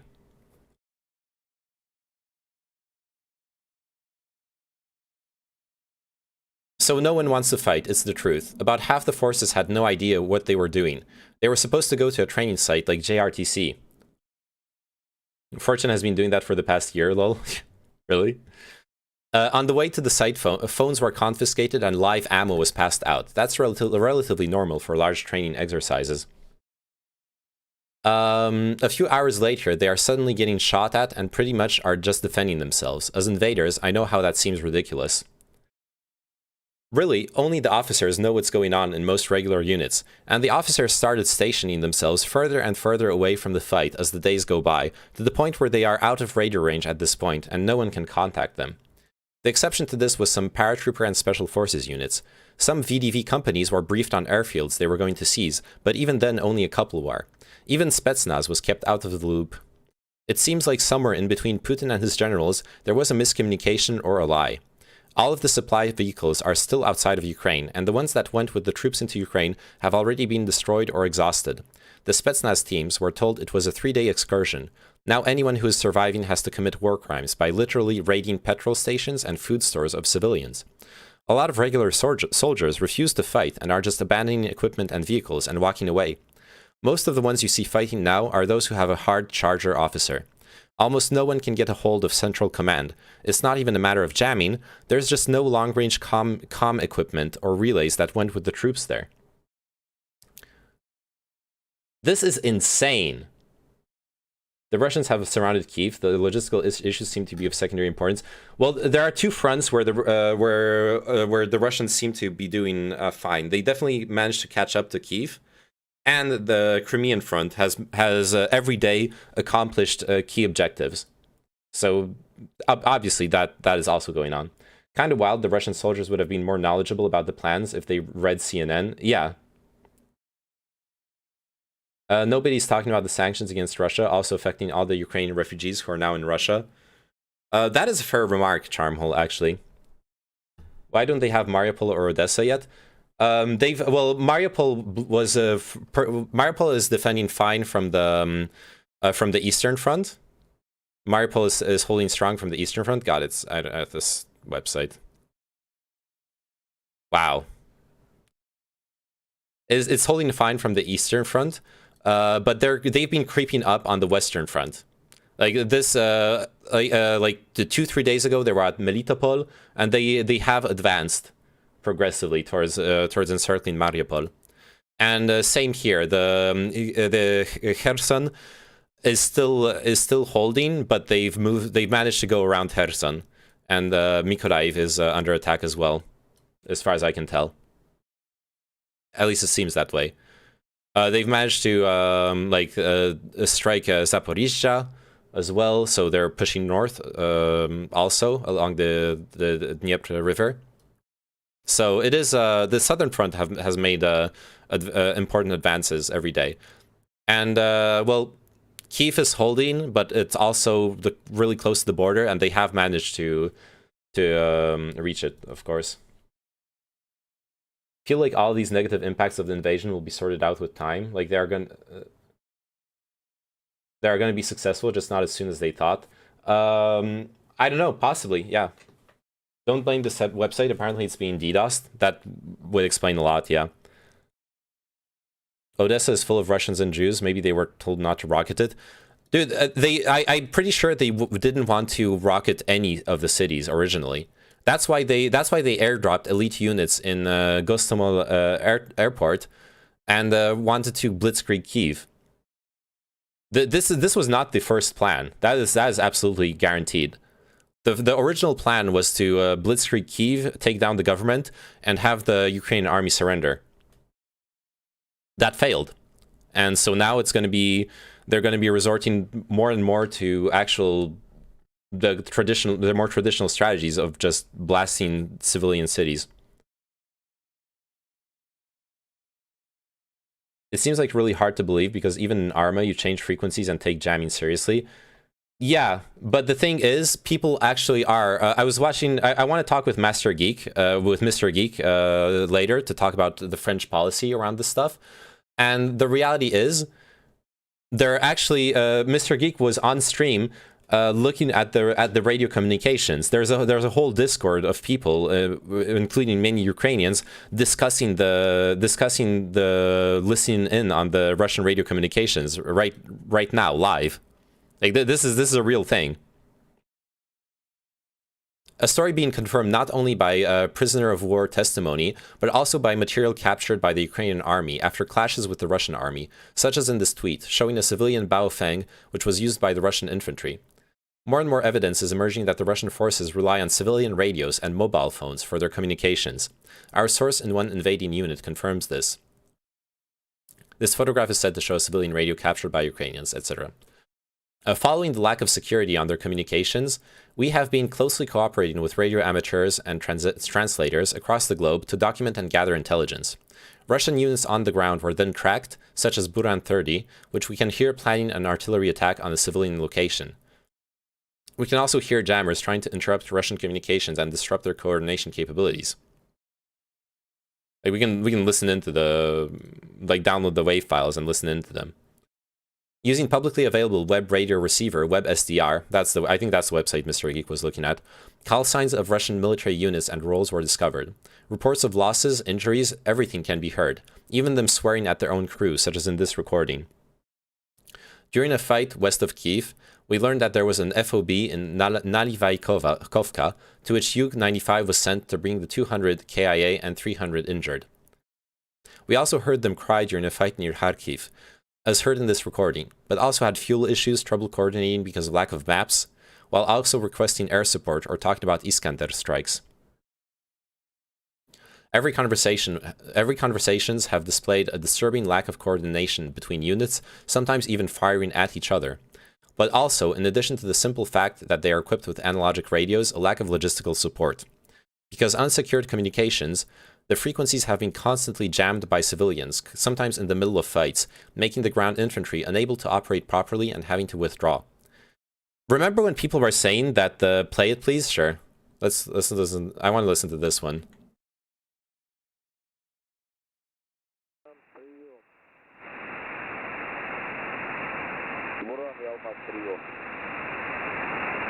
Алмаз, я Буран. Эрка пока не готова. Напряжения не хватает. Я Буран, прием. There you go. Supposedly the one of them swearing at their own crew. Сука, блядь! How we heard it. Я Буран, 3. I also heard Yebane. Я Буран, 3, да. Хули там, ёб твою мать, когда будет готово, блядь, пиздец, ёбаный в рот, блядь. Блядь, count. Я Буран, принимаю меры. Карсок аппарат, прием. Я Буран, 30, понял.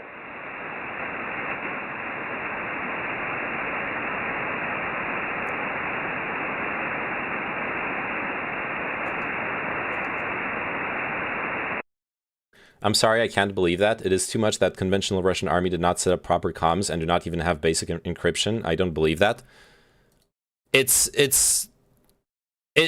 I'm telling you, there's literally a fucking so okay, why would they do that? I agree with you, it's insane. But why would they do that? The only reason I can think of is operational security. They did not want to. They wanted to hide that they were preparing for the invasion. And that would explain perhaps why they've even hidden it from their own soldiers. But the no encryption is insane to me too. I don't understand this. We're in 2022. They should have like satellite internet and like Russia has their own satellites. They should have satellite internet and be able to send digitally encrypted messages around them. It is absolutely crazy. But I'm telling you, we can go on WebSDR. I haven't joined the Discord. That maybe I'll ask Mr. Geek for it. But there's people nerding out on this, and like connecting to Ukrainian radio to try to track the communications. It's a real thing. Even WhatsApp is encrypted, Lemeo. It's really not that hard. It really isn't that hard once you're digital. The problem here is we're talking about analogic communications, which is insane too. Like it's crazy that they would use just basic radio.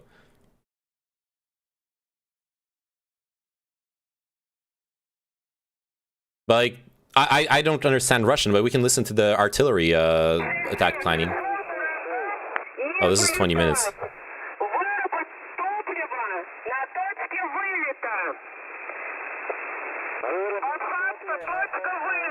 What I'm saying is that I'll sooner believe that it is fake than Russian army uses non-encrypted comms. I understand that. I understand why you're skeptical.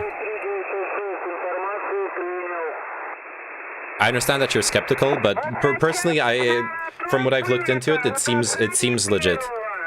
That at least a large part of the army is using the just open radios. Probably not all of them, but.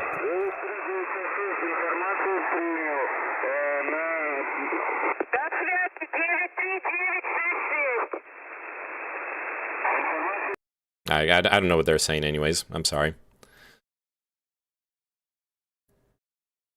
An entire community created itself around those communications, currently scanning and recording anything of interest, including Shadowbreak, creating hours of intense Russian army chatter recordings, each demonstrating an army unprepared for such a situation. We will soon make as many raw recordings as possible freely available for journalists and translators, with the hope of shining lights on a historical situation where a regular army is being tracked by thousands of individuals.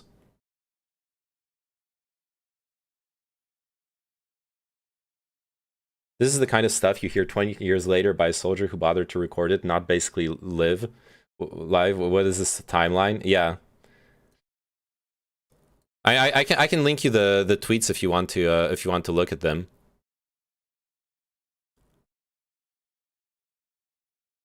They even have like papers with the frequencies. If it were Ukrainian propaganda, would you really record hours? Yeah.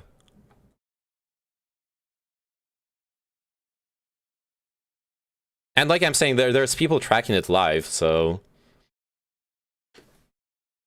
it does not seem like actual army calls because they're not using call signs. There are recordings with call signs.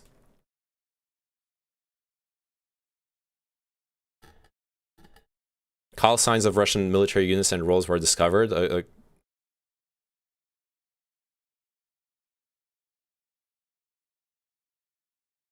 There will be no Toshka Vileta. I don't know what that means.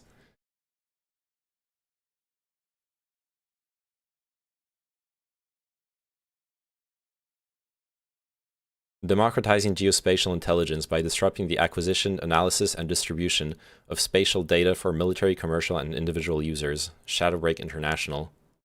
Weird. Eventually, we'll see. Yeah, and the time will tell, which is if this is true or not. But right now, from what I can tell, this is pretty legit. It's definitely looking more legit than the Rihoteras leak, which I'm unsure of. Or rather, seems very optimistic. Anyways, I'll ask Mr. Geek about it. It's time. I think it's time to hit him up. It is very sketchy that they are not using call signs where they 100% should be. Okay. They could have been just cut out, not including the beginning. Maybe, yeah. Shamanko. Yeah, Shamash, Anjay. One more. You want to listen to another one? What other one is the crying during the fight? This was the requesting air support. Maybe there's a call sign in this one. I don't know, man. Wow, chat rules finally. I know, right?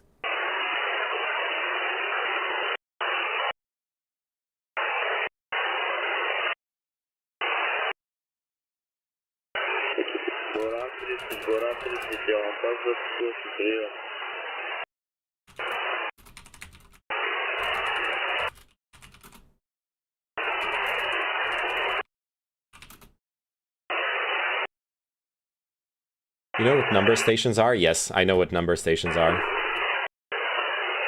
One of the Russian ones got hacked and was playing Beatles songs? That's hilarious.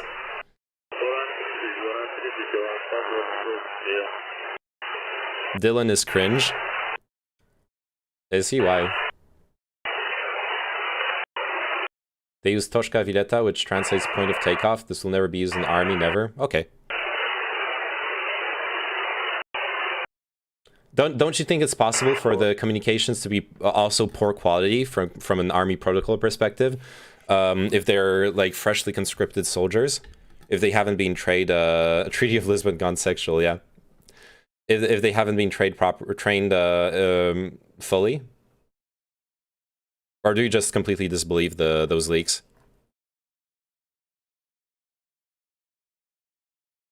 It would be interesting. Let's see if we can find the Shadowbreak website.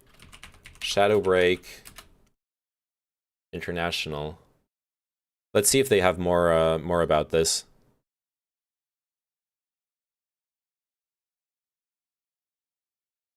Oh. This is like an actual business, never mind. And why spend so much effort for those leaks? Yeah, it doesn't make sense either. Anyway, time will tell. For now, honestly, this seems, as far as I can tell, this seems pretty legit. There is a good motive to fake it, just to encourage Ukrainians, yes.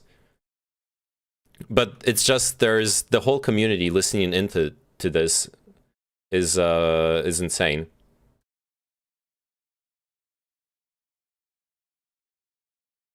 There was accounts of people in Chechnya not changing their frequency after they got compromised. Interesting.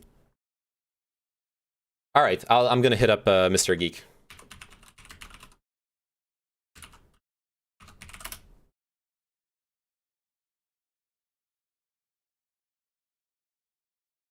Oh fuck, he's not there. I gotta wait until he comes back. But even then, they used proper army language. Interesting. Yeah, maybe we gotta be skeptical. Oh no, is he? Wait. His chair. Oh no.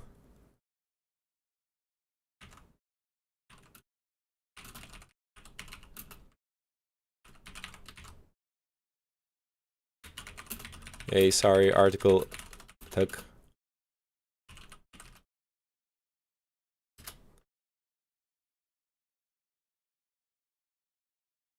So I wanted to talk about him because I've been following the French foreign policy. Today I was listening to the French Parliament this debate about the Ukraine-Russia war, and also EU policy. And Mr. Geek is a French he streams in English, but he's French, and he's a political streamer. And I talked with him a bit during oh shit, I think he went to bed and forgot to end Raffle. Oh rip.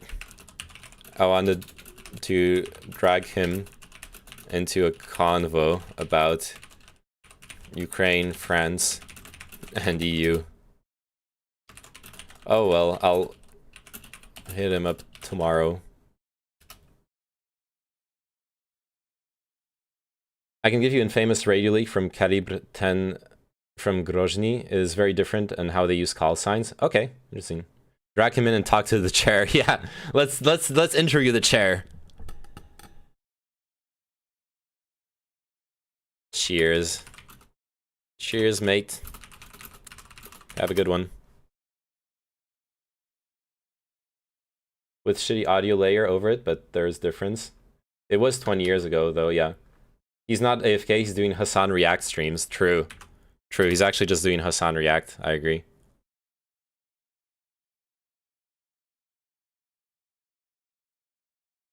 Man, I should have asked him where he was listening in to the radio stuff.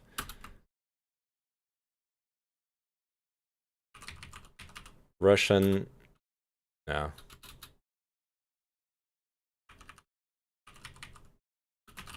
Russian army radio gone sexual. That's today's clickbait title.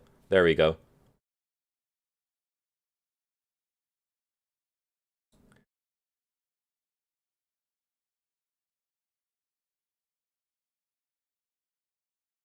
So, from without, I think you're making a good point. Now, the only thing I would have to counter with is that people still make mistakes, right?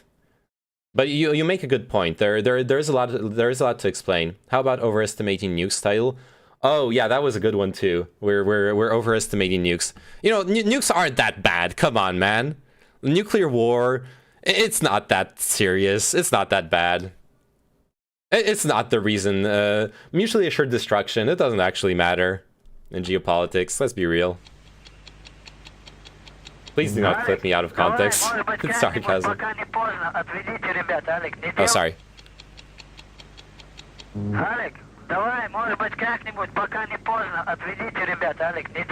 Okay, I understood davai and mojna, but so what is he saying? Just mix Russian radio and nukes somehow in title, lol. Oh god, yeah, maybe. В любом случае, Алик, пойми, и ты погибнешь, и я погибну. Что с этого толку будет? Сам правильно пойми, кто от этого выиграет? Мы же от этого с тобой не выиграем, понимаешь? Если я тебя увижу в бою, понимаешь, что ты отлично, я отлично, уже я тебя видеть не буду так же, как и ты меня, понимаешь? Ты лучше ко мне как гость приедь, Алик. Отводи ребят, не надо, пожалей их матерей, пожалей их самих, отводи ребят, Алик, дай команду. Ну, я не такой большой начальник, чтобы давать такие команды. Алик, ну ты правильно пойми, я, например... Did he just call the commander by name, Alex? I heard like Alex randomly in there. Was it like the name? He's telling Alec. Oh yeah, Alec. Yeah, he's calling him by name to give up on human Lang. Yeah, where's the call sign in here? Or did? Тебе просто от сердца, да, и чисто желаю, чтобы ты живой, конечно, остался, но уйди лучше. Snake Island Chads didn't die. Yeah, I saw the news. They're hostages.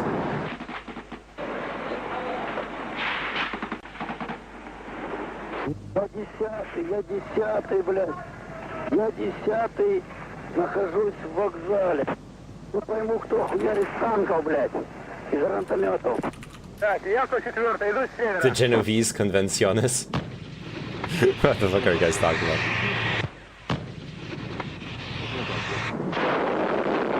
Russian news said there were 80 Ukrainians on that island or something. Is that true? We don't know. To be fair, like, Ukrainians say there was only 13 people on the island. Russians now say there was 80. I don't know what's true or not, honestly. Dimitri, send the sniper, my friend. Yeah. This is between enemy, after that is between actual commanders. Okay.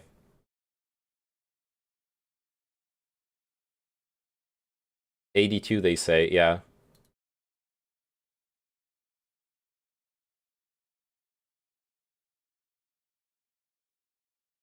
Yeah, I'm gonna ask Mr. Geek to see if I can get the see if he can like share the Discord to listen in on the radio stuff. It's probably not very interesting to listen on, but at least it'll give us some more context on where this stuff is actually coming from.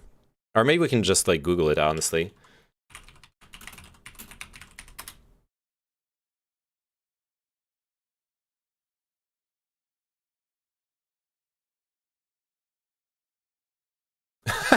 No. Oh no. Why would you draw a troll face in the fucking using the fucking Fourier stuff? Of all things you can do, using the radio. There were another 80, not from Snake Island. That would make more sense, yeah. Why isn't Putin deploying Spetsnaz troops? My understanding is that he has deployed Spetsnaz troops. Specifically, the early paradrops were like elite VDV or Spetsnaz. For example, in Gostomel airport near Kyiv, some of those like airdrops in hostile territory were basically Spetsnaz, from our understanding. So between commanders, they use call signs for points of where they start moving and where they are now. I see. And that is why calling it actual point of takeoff is bizarre.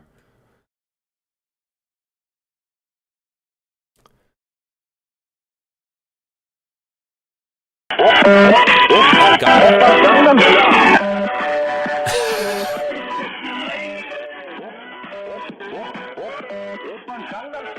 Imagine you, oh god. Imagine you're a soldier. You want to call a fucking artillery strike. You open your radio, and this is what you hear. You hear fucking full volume, Open Gangnam Style, on your fucking frequency, or even blasted on all frequencies. Oh no.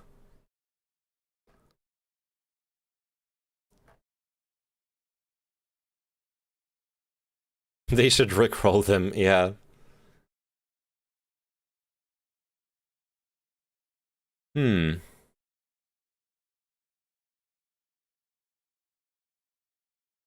was just first thing I heard from 15 seconds of what you showed. Yeah, maybe the point of takeoff thing was referring to something else, but yeah. Russians are not invading Ukraine, just bringing some music. Yeah, exactly. They should get spam them with that. Oh, yeah.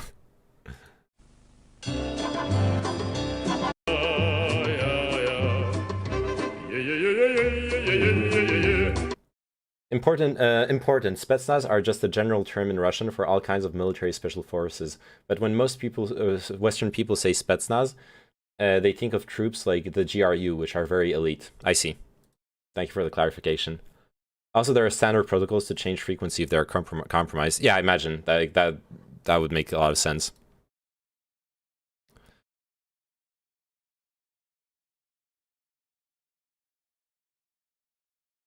Russian helicopters targeted in Kyiv region. Convoy update based on analysis of additional imagery provided by Maxar. Troops are at Antonov Airport, meaning military vehicles and equipment are stretched out along 40 miles of road. This image shows homes on fire along the route. Alright, this is the really long convoy. What is this website you're on? This is Live UA Map. It's one of the websites that tracks events for during wartime, and not just in Ukraine. It's historically tracked events, for example, in Georgia or like other countries. Well, I don't think it existed during the Georgia war, but it tracked stuff in Syria. It's existed for like 10 years.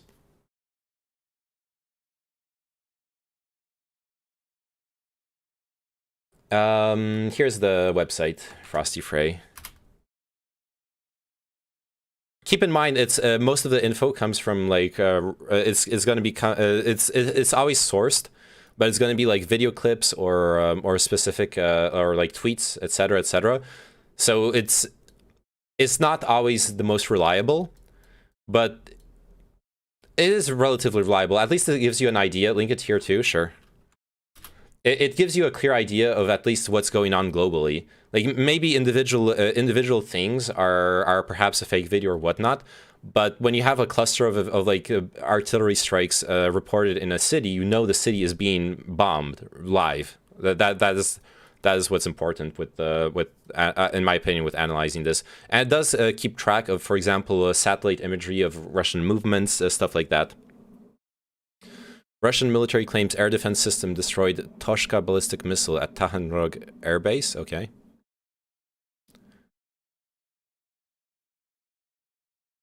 Shelling targeting Kanatovo in Kirovorad region. This is weird. How would you have oh, it's for the airbase, I guess. If the airbase is being contested around the Kropivnitsky, then I could see that. My house is not on fire. Good. I'm glad your house is not on fire. I hope no one's house is on fire, okay? What do we got here? The Russian army is now even abandoning its most capable SAM systems, Tor M2, in the field. It seems to be mostly, my understanding is that it's mostly on the Eastern Front that there have been abandoned Russian machinery. Like the Kyiv assault seems to be where most of the logistics are concentrated, and the Crimean assault seems to be doing fine. He protect, he attack, but most importantly, he do research. Yes.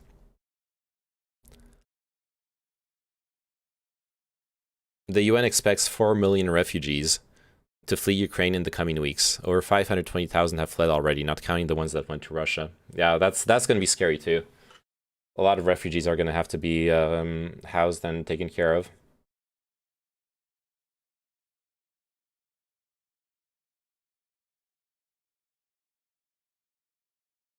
All right. Let's put on like an Al Jazeera stream real quick. See if they're covering the if they have any news. Seems to be ads right now.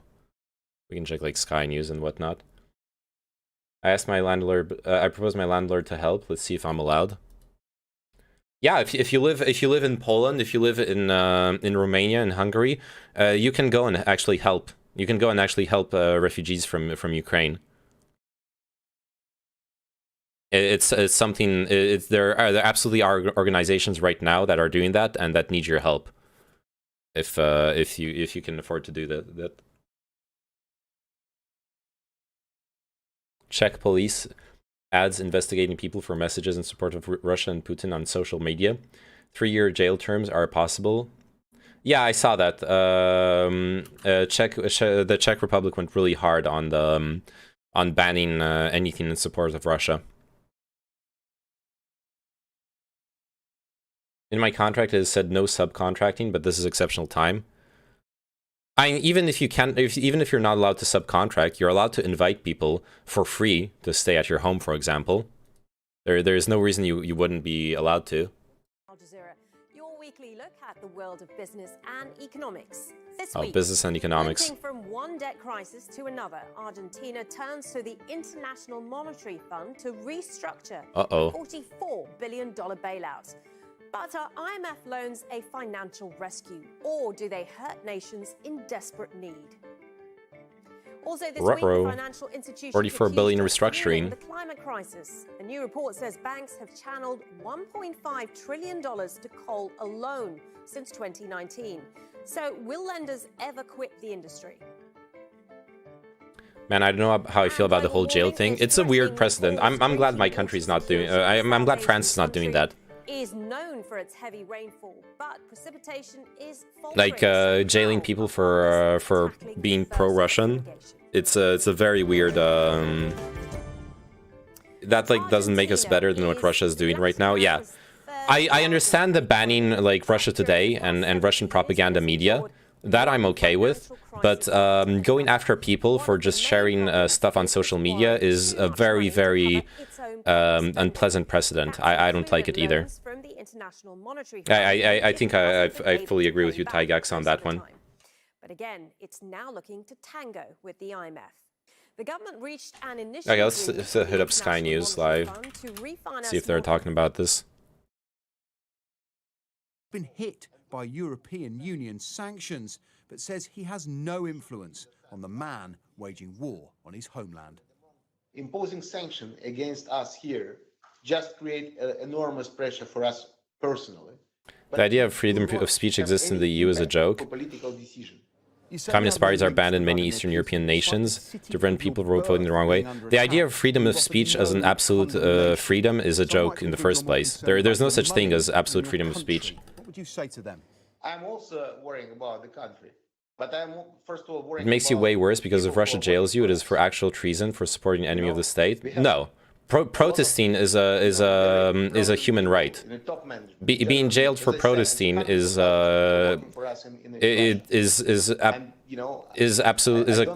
like a crime against human rights. Protesting doesn't make you an enemy of the state. He controls a global business empire that runs from energy to retail. From these that being said, I agree. Like being jailed for virtue signaling, being like a Russian shill is bad. Has not been sanctioned by the UK, but the government says it does have a list of a Muhammad drawing contest. Oh no. I'm not talking about protesting. They jail you for selling intel to Ukraine and monetary support. Oh, that part. Yeah, that part I can understand. It's long been a magnet for foreign wealth and dirty money, says an author being sued this week. No, protesting in favor of an enemy of the state is not tantamount to becoming an enemy of the state. Propaganda specialists, the PRs. If you can't protest against a war that your own country is running, your country is not really very free. To mansions and private school places. Oh no, Glenn Greenwald. I'm afraid. Uzbek billionaire Alisher Usmanov, seen here with Chelsea owner Roman Abramovich. What an odd little map the New York Times has created. Ukrainians fleeing violence by heading to the west are refugees, while Ukrainians fleeing violence by heading east to seek refuge in Russia are just migrants, and are graphically minimized to the point of being barely visible. So them being minimized is normal, because there's much less than those going west. But them being a different color and called migrants is wrong. I'll agree with Glenn Greenwald on that one. Particularly London. Is this city, is London worse than any other major city in the world for this? Yeah, I think it's fair to say that the UK and London in particular. Secrets of Dumbledore. What are you talking about? So Russia actually do not jail people for their protest. Where kleptocrats, and they are, even if it's for 15 days max, it's still a violation of the right to protest. Which, like, you can do a whataboutism if you want to. France is on an Amnesty International watch list for breaking the right to protest, for attacking the right to protest as well. This is not just the Russian problem. But it is a problem. I'm not going to give up on that. This absolutely is a bad thing. Both are bad. That's it. Yeah, exactly. They can send lobbyists and others to try to influence the work of law enforcement agencies. We have left ourselves for long years now wide open. What's this guy talking about? To kleptocracy, and we are starting to feel the effects. Everyone's using this word kleptocracy nowadays. Require a political like today. welcome. You know, we've seen some pictures there. I mean, it really is the turn of the century, isn't it? When we first started seeing some of these oligarchs setting up here, and they rub shoulders with senior politicians. Right. I think you're very, very wise to look at the long picture here. I mean, Trudeau recently decided to try and freeze protesters' bank accounts. Did he? That seems unprecedented. Enthusiastic true believers from the West. I know. I've heard they were pulling some really harsh legal action against U.S. protesters going to Canada to fuck shit up. Those new states, which is kind of understandable. But doing that against Canadian protesters is I fear, after 15 problematic. years myself, gone covering corruption all over the world, that what's happening is the reverse. Is that the kleptocracies have been remaking the democracies in their image. And you're right to point to figures like Tony Blair, who in office cultivated Vladimir Putin and perhaps with good intentions tried to legitimize him as a statesman in the global economy. But figures like Blair, figures like Schroeder in Germany, people who were entrusted with great power by the public went on to make enormous amounts of money for themselves as lobbyists and consultants for terrifying kleptocrats. What really upsets me in most anti-war channels in Russia, which were closed 3 hours before, is that they did not engage with points of why this war started. I could understand that being frustrating, yes. It's something that frustrates me too, and with some of the pro-Ukraine people. It is as well. There's no acknowledgement of the actual reasons. It's like a very, and it's very naive rhetoric. Like, like I don't know, not to like jerk myself off, but I understand why Russia made this decision and why there is a perspective where it's not insanity. We know where loads of and corrupt Russian money. I want to engage with that at least. I disagree with it. Like I argued earlier with the other guy that I don't agree with the Russian interpretation of NATO being a threat. But at least I acknowledge it, and I'm willing to engage with that concept. And I've like researched the history of like NATO and Russia post USSR and all that stuff, which a lot of people seem to like. It's this very weird thing where like people either don't know about it, or people know about it and then just like abandon critical thinking about it. I'm trying to like find an in between. If you don't understand why Russia did what they did, then you will not be able to prevent that again. That is, I fully agree with that. Yes. And you can't even, how are you supposed to have a peace talk with Russia if you don't understand what is their objective, why they're doing what they're doing? If you actually want peace, you start by understanding your adversary. Putin's personal fortune. We are told that he is worth some billions. Now, presumably he's got it. My advanced intelligence can be used like an octopus to suffocate. Thanks for the follow, Tico Meister. How are we doing? Some of these oligarchs, presumably he has his own kind of personal taxation system upon them. Is he gettable to, so to speak? Russia will basically nuke everyone. US will reply, we're all a matter of time, lol. I don't believe that. The concept of ownership becomes quite grey here. So we see. I may be naive, but I genuinely don't believe that Russia readying nuclear deterrence means we're going to get nuked. Everyone wants to survive. No one wants the end of humanity. This is the revival of Cold War, mutually assured destruction geopolitics. What do I think will happen? What I think will happen is tactical nukes. I don't think that either, because tactical nukes, it's for now, this might change, but for now, Russia's strategy seems to be to capture Ukraine with the most infrastructure remaining as possible, And they also, if you followed Russian propaganda, you understand that the Russian people believe that they're on a liberation mission, that they're on a humanitarian military operation. They don't even call it a war. That they're on a humanitarian military operation to save the Ukrainians from a fascist government. That is what the Russian people are told. Imagine telling your citizens that you're going to liberate a people, and then you fucking nuke them. How do you spin that in your propaganda? You get what I mean? And like obviously, Putin and like the Kremlin doesn't need popular support, but they do need to maintain at least some kind of pretense that they're not going to commit war crimes, that they're not going. They don't want to destroy the Ukrainian population. The Ukrainians are very close to the Russian people, and they do want to retain infrastructure, even more importantly, because I believe the goal in this war is to depose the Ukrainian government and prop up a government that will be favorable to Russia. And if you want to prop up a government, they need to have actual functioning cities. They need to have bridges and power plants. You can't glass the country and then prop up a government. Their other objective is also to supply water to Crimea. Absolutely, and that was achieved already. The Crimean Front achieved that in the first or second day.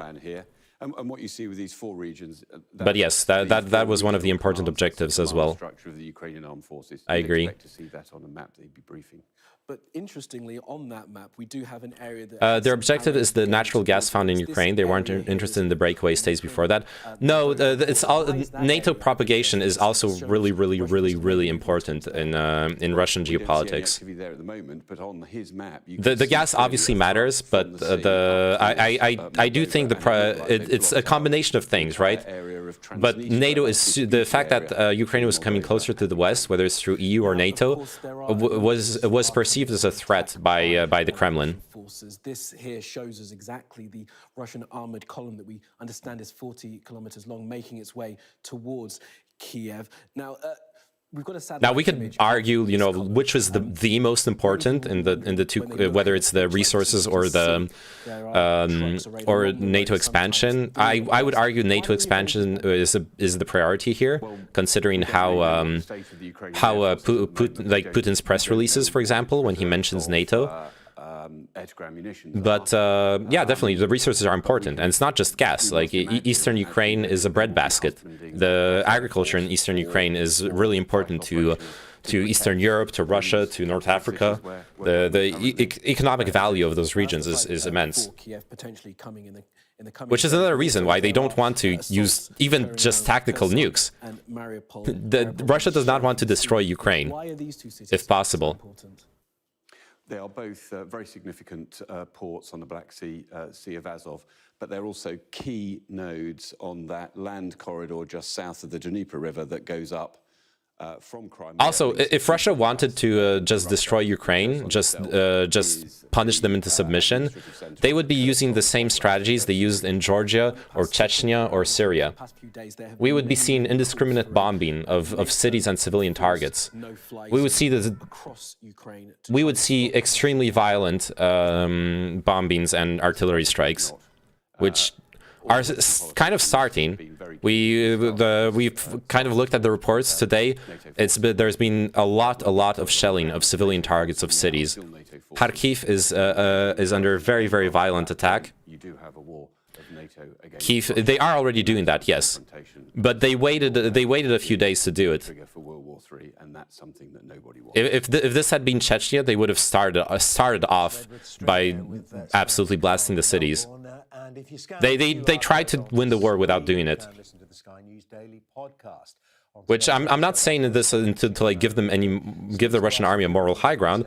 I'm just saying that this as proof that they didn't want to resort to this. All right, I'm here to say something. All right, Suxil. It's nice to see the Ukrainian people sticking up for themselves, even the unarmed ones, not letting tanks pass. I agree. I'm a Russian paratrooper. Wait, why are you on Twitch then? And you're watching Sky News tonight. Coming up, a humanitarian crisis. I was fighting in 2005 in Ossetia. Okay. estimated to have fled Ukraine. Give me the sword. We'll be examining the aid efforts in the UK. Hello, how are you? How's everything? Doing fine, Spaniard. Kind of had a headache today, but feeling better now.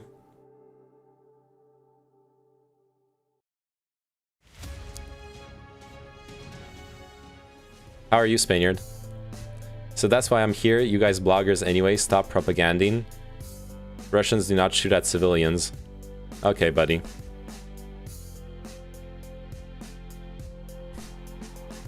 Blogger versus treer, there's a difference. Nah, I'm not engaging with that. Good luck. Bye bye. So anyway, yeah. So anyways.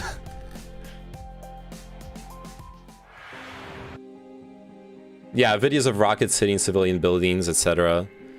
This is not a discussion I need to have. Chechnya literally was bombed to the ground. Yeah, like I'm not even going to engage with that. Can't fight in the forces anymore. Career changed to the troll farm. True, actually, career changed to the troll farm. When was the last time you did a real life stream? I think was last weekend or the weekend before that. I did a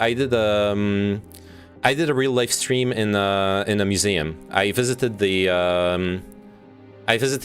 what was it called? What's the name? Oh yeah, the Louis Vuitton Foundation. There's a VOD up if you want to check it out. It should be up on my YouTube.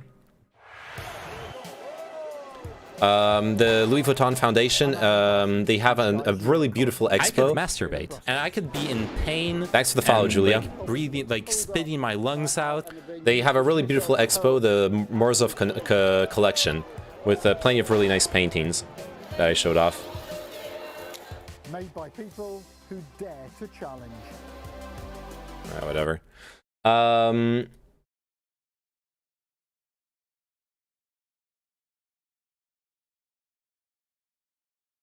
So yeah, you can go check that out. I'm also going to IRL stream next week, depending on the signal. On Sunday, I'm leaving to go to the French Alps. I'm going to go skiing with friends for a week. So you can and I'll try to stream like the skiing down the mountains. So we will see if I have enough signal, if it works or not. Worst case, I'll just stream from our hut. I'll do like a couple streams there. But I really want to stream like the walks in the mountains and the skiing and stuff. That would be sick. Stay safe, don't die. Yeah. Hey, it's okay. I have insurance and I live in a country with healthcare, so I can break a leg. Though someone famous in France recently died crashing into another skier. So yeah. I'm pretty sure they're a troll. They're trying to troll, but there is a line you don't cross. Yeah, like I like there's trolling and there's trolling. There's trolling that I can engage with or like have discussions with. But if you're just in an alternate reality, I don't have the energy for that. We live not in the center, but we live a little bit on the other bank. Did you see Medvedev's comments? I saw a response to the French finance minister describing the sanctions as an economic war. Is that what you're talking about, Magic Turtle? Signal is pretty good from popular mountaintops. I was able to stream on my local mountain. Oh yeah, I saw that stream you did, Kino. Yeah. When you streamed in the snow, it was really cool. Get a GoPro if you want to stream that skiing. I would need to. I don't know. I would need to finish setting up my. I would need to finish setting up my this thingy, my Raspberry Pi. But maybe I'll try to do some like GoPro streaming. Organize another stuff what can help them. Wait, was this Russian was his Russian do not shoot civs too much to argue with? Not necessarily. Honestly, I just don't feel like I didn't feel like engaging with that, especially with the whole like claiming he's a Russian paratrooper and whatnot. I don't know if that's true or not, but what the fuck can like what's the conversation gonna be? I'm gonna talk about strikes on civilian targets, and he'll say no, that's not what happened. And I was on the terrain, I didn't see that. Hand out food to those who haven't eaten in days. I know. I'm sorry. I just don't have the energy for that right now. 6 days before the invasion, we were planning what would happen if there's invasion. There's a lot of paratroopers. Yeah, I know. And maybe they really were a paratrooper, and maybe they really were on the front where there were no war crimes committed. But Russia has committed war crimes. It's the idea that someone's there. It's the human warmth that you're not alone. Those feeling compelled to It was a response to the French minister's comments. Yeah, I think we're talking about the same thing. Yeah, we are talking about the same thing. Okay, let me check out. The cry for help. Ashna Harinag, Sky News. What is this? When you live in.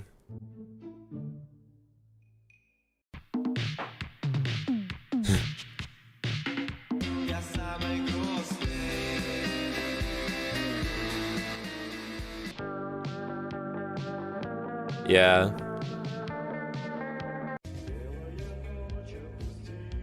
My grandma lives in one of those post-Soviet apartment blocks.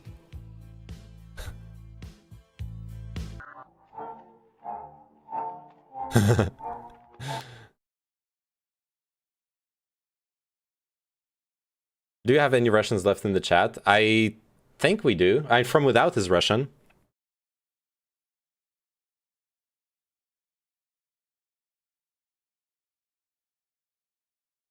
It was a response to the French minister's comments. Yeah, I think we're talking about the same thing.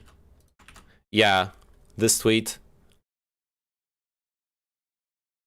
Yes, a French minister said today that he's declared that they have declared economic war on us. Be careful be careful with how you say things, sirs, and don't forget that economic wars in humanity's history have often turned into real wars.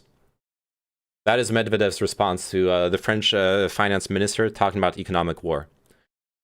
Which, to be fair, honestly, I think Bruno Le Maire, the French finance minister, calling it an economic war, it's not wrong, technically speaking. It's maybe not the language we need right now. It depends on your perspective. On one hand, maybe it's the language, it's positive language in the sense that it's encouraging for Ukrainians to see strong language coming from the West. It's a way of showing support, but maybe it's also not the language that we need in order to calm things down and work towards a ceasefire. Medvedev is not taken seriously either by the government or by the people, nor by the people, as far as I know. Damn. That's violent. I see.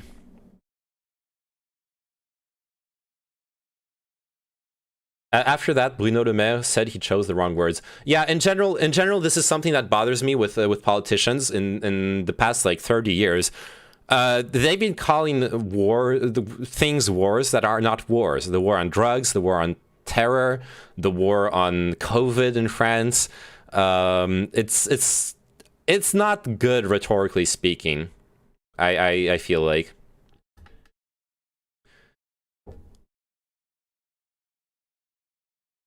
We call them Khrushchevkas because they were built in the time of Khrushchev, the 5-story buildings. I could masturbate, and I could be in pain and like breathing, like spitting my lungs out. Thanks for the follow, Titus Pet. The war on animals is my favorite. Yeah, the war on emus in Australia or the war on sparrows in China. Those are crazy. With language and translation, one slip-up and misspoken word, you can cause big shit. For example, Putin said he went to high alert for his nukes because of what Liz Truss of the UK government said. It's just laughable. Yeah, and it feels like all those politicians are trying to virtue signal instead of realizing that they represent their entire countries. He's like an idiot who can say whatever, and after it is easy not to side with him. You mean Medvedev? Can you show the army radio clip again? Sure, I can link you the whole thread, Titus Pet, if you want to. Here's the whole thread if you want to listen to the clips. Oh, also we were going to read another article. We're gonna read this article. If the website chooses not to be broken. Oh, my advanced intelligence can be used Thanks for the follow, Ringomar. To suffocate and pull apart my enemy's arguments. Okay, let's just put it like this. God, what happened to this website? Who hurt it? Can you read it? I probably need to zoom in more. Remove the, oh. Oh, much better. Yeah, thank you, Rallin. Okay, much better. Putin knew what he was doing, blaming the UK government for the nuke alert. UK people are very sensitive, and as soon as he said that, they were all online blaming the government, saying they were going to get them killed, blah, blah, blah. He got just what he wanted. That's a fair remark, too, as well. Watching you on stream since the whole war thing started. All right, thank you for watching and for following, Ringomar. I hope you've appreciated the analysis and the content. Trying to make it worthy of the seriousness of the events, even though I sometimes say some dumb shit too. But don't get the idea that there was a single Russian who did not understand why he was president and who's really making the decisions. Yeah. UK people are not very sensitive. I think a lot of people are genuinely overreacting to the nuclear escalation situation. It really is a regular thing. Good evening. Wait, with the title, I was hoping you would describe the hidden past of Putin as a go-go dancer. I wish that was what I had to show you as well. No, the title is a meme about this thread. Apparently, there is a huge community of hobbyists that have uncovered that a lot of Russian military communications are being done unencrypted over conventional radio, and so they have been able to track and follow Russian military communications as well as jam them. Earlier we saw an article where someone allegedly was blasting the fucking Gangnam Style song on radio frequencies. Yeah, Ron, you're the one who linked me that article about how the delay of supplies won't matter in the long run from the 27th. Oh, trust me, UK people aren't sensitive these days. The stiff upper lip is no longer a thing. I see. All right, so this article is is going to calm down. By the way, if this is true convos and you will share it in Russia, it's considered treason, 15 years max. Oh shit, be careful. Yeah, if you're Russian, don't click that link. You're right from without. I'm sorry, you're absolutely right. If you're a Russian, do not click that link. It's actually illegal for you, since if those are military communications, then leaking them and sharing them is treason in Russia. So getting banned IRL. No, like it's legal for me because it's not. It's legal under my country's law to share this information. But yeah, thank you for the warning from without. I'll be more careful. Too late, lol. Shit. Then yeah. Sorry, you're right. I'm really sorry. You're right. I should have been more careful. I didn't even think about it, but you're absolutely right. That is true. Okay, this website is really annoying me. Look at me being a hacker, man. Look at this. Boom. Delete. Oh fuck, that didn't work.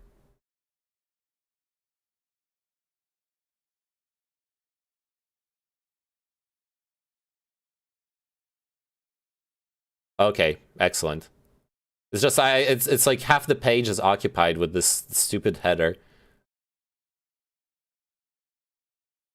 Can we get rid of the rest of this bullshit?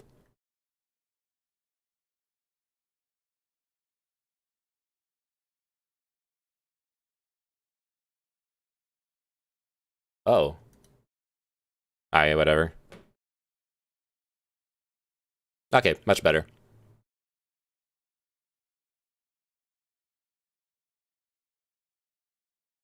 Put that shit in your title, Neymanen. Everybody boot up VPNs, yeah. If you're Russian, don't consult Padding Top 1000, yeah. If you're a Russian, don't consult, I'll put it in the title. Don't consult radio leaks.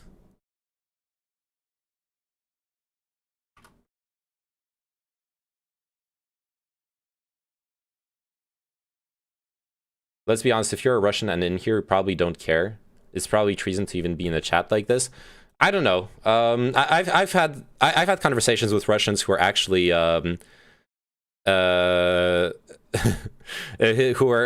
are pro-Russian, and some of them have been civil and good conversations. I don't mind it, and they didn't seem to mind it either.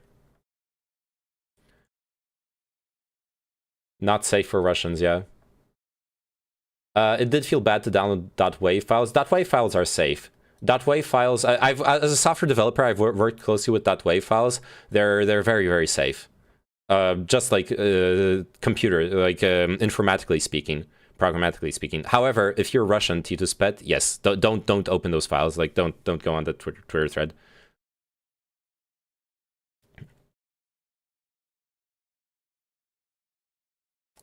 Treason is if you share it with enemy, not just look, but you don't want to play with 15 years. Yeah.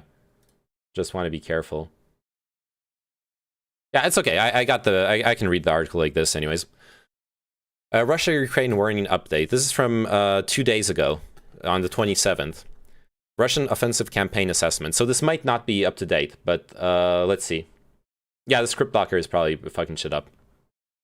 The Russian military has likely recognized that its initial expectations that limited Russian attacks would cause the collapse of Ukrainian resistance have failed and is recalibrating accordingly. The Russian military is moving additional combat resources towards Ukraine and establishing more reliable and effective logistics arrangements to support what is likely a larger, harder, and more protracted conflict than it had originally prepared for. The tide of the war could change rapidly in Russia's favor if the Russian military has correctly identified its failings and addresses them promptly, given the overwhelming advantage in net combat power Moscow enjoys. Ukrainian morale and combat effectiveness remain extremely high, however, and Russian forces confront the challenge of likely intense urban warfare in the coming days. Russian forces largely conducted an operational pause on February 26th to 27th, but will likely resume offensive operations and begin using greater air and artillery support in the coming days. Definitely the artillery support is what we've been seeing, 100%. Russian airborne and special forces troops are engaged in urban warfare in northwestern Kyiv, but Russian mechanized forces are not yet in the capital. Russian forces conducted limited attacks on the direct approaches to Kyiv on both banks of the Dnipro River, but have largely paused offensive operations in northeastern Ukraine. Russian forces likely paused to recalibrate their, to date largely unsuccessful, approach to offensive operations in northern Ukraine and deploy additional reinforcements and air assets to the front line. Russian forces from Crimea slowly pushed north towards Zaporizhzhia and the southeastern bend of the Dnipro River, and east along the Azov Sea coast towards Mariupol on February 27th. Russian forces advancing east from Crimea began initial assaults against Mariupol the morning of February 27th. These advances risk cutting off the large concentrations of Ukrainian forces still defending the former line of contact between unoccupied Ukraine and occupied Donbas. Ukrainian resistance remains remarkably effective, and Russian operations, especially on the Kyiv axis, have been poorly coordinated and executed, leading to significant Russian failures on that axis and Kharkiv. Russian forces remain much larger and more capable than Ukraine's conventional military, however, and Russian advances in southern Ukraine may threaten to unhinge the defense of Kyiv and northeastern Ukraine if they continue unchecked. KTs, I don't know what that means. Russian forces are likely conducted an operational pause on the Kyiv axis, February 26-27, to deploy additional supplies and forces forward. Russian forces will likely resume offensive operations against Kyiv in the next 24 hours. That is roughly consistent with what we've seen. Russian troops have not yet committed heavy armor and artillery forces to fighting in Kyiv and will likely need to do so to take the city. Russian forces largely conducted an operational pause on their current broad front of advance between Chernihiv and Kharkiv. Ukrainian forces continue to delay and inflict losses on the Russian advance, but will likely not be able to halt further advances if the Kremlin commits additional reserves. So they have still been able to halt the advances in the past 48 hours, but it is pushing. Russian forces entered the city of Kharkiv for the first time on February 27th, but remain unlikely to take the city without the use of heavier firepower. Russian forces have encircled Mariupol from the west and began initial assaults on the city. Russian forces have not made any major territorial gains from the east in Donbas after 4 days of fighting. Russian forces likely intend to pin Ukrainian forces in place on the line of contact to enable Russian forces breaking out of Crimea to isolate them. Russian forces continue to advance north towards Zaporizhzhia and, in conjunction with Russian advances on Mariupol, threaten to isolate Ukrainian forces on the line of contact in Donbas if they do not withdraw. Russian forces failed to seize Kherson after Ukrainian counterattacks reclaimed it on February 26th. An unknown concentration of Russian forces remains on the eastern bank of the Dnipro River and threatens Mykolaiv, however. Russian successes in southern Ukraine are the most dangerous and threaten to unhinge Ukraine's successful defenses and rearguard actions to the north and northeast. Russian troops are facing growing morale and logistics issues, predictable consequences of the poor planning, coordination, and execution of attacks along Ukraine's northern border. Russian air and missile strikes targeted a Ukrainian air base in western Ukraine to ground the remaining Ukrainian Air Force the night of February 26 to 27. The Ukrainian General Staff reported Russian forces conducted 5 air and 16 missile strikes across Ukraine from midnight to 1 p.m. local time, February 27th. Russian strikes targeted the Ivano-Frankivsk airfield, home to Ukraine's 114th Tactical Aviation Brigade. Russian forces continue to refrain from using the full array of air and missile capabilities available to them. Russian forces will likely increase their use of fires in coming days to overcome heavier than anticipated Ukrainian resistance, however. Russian forces in northeastern Ukraine continue to face morale and supply issues, likely due to poor planning and ad hoc command structures, as ISW previously forecasted. The Ukrainian General Staff additionally reported Russian forces are experiencing an acute shortage of fuel and food, and are increasingly using Belarusian rail networks to supply Russian forces in Ukraine. I wonder how much the hacks of the Belarusian rail can have possibly affected those logistical supplies. Because it seems like they're mostly temporary. Russian ground forces are advancing on 4 primary axes, discussed in turn below. Kyiv, Northeast Front, Donbas, and Crimea Kherson. This is consistent with what we've seen, yes. On the Kyiv axis, Russian forces likely conducted an operational pause. This is like a repetition of what you just read. Russian forces will likely resume offensive operations against Kyiv in the next 24 hours. That is what we've seen as well. Russian troops have not yet committed heavy armor and artillery forces to fighting in Kyiv, and will likely need to do so to take the city. Ukrainian forces are unlikely to capitulate. Russian forces continue to assault Kyiv on a narrow front on the western bank of the Dnipro River. The Ukrainian General Staff reported Russian forces remain concentrated in the Pripyat marshes in northern operational areas, likely around Chernihiv and Sumy, at 11 a.m. local time on February 27th. The Ukrainian General Staff reported at 1 p.m. local time that Ukrainian forces continue to successfully defend the outskirts of Kyiv. No Russian forces have entered the central city as of this time. Russian forces have not yet committed heavy armor and artillery to urban fighting in Kyiv. Ukrainian forces retain defensive positions in western Kyiv Oblast. Ukrainian forces reported halting Russian advances in Busha, west of Kyiv. Several videos emerged on February 27th of destroyed Russian motor rifle and VDV airborne elements in the town. Russian forces additionally entered Borodyanka on February 27th. Ukrainian forces conducted a counterattack against Russian VDV forces in Irpin on February 27th. Russian forces committed reserves from the 36th Combined Arms Army to fighting along the western flank of Kyiv. The Ukrainian General Staff reported 36 CAA elements deployed to Busha, Kapitánivka, and Belogorodka on the western outskirts of Kyiv.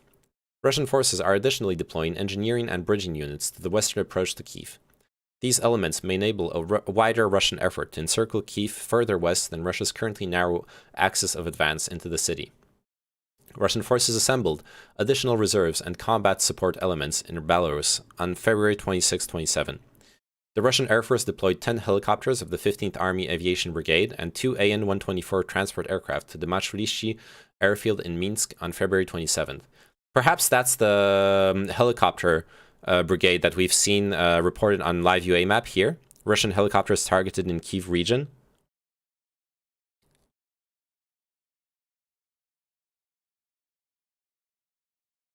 So, yeah.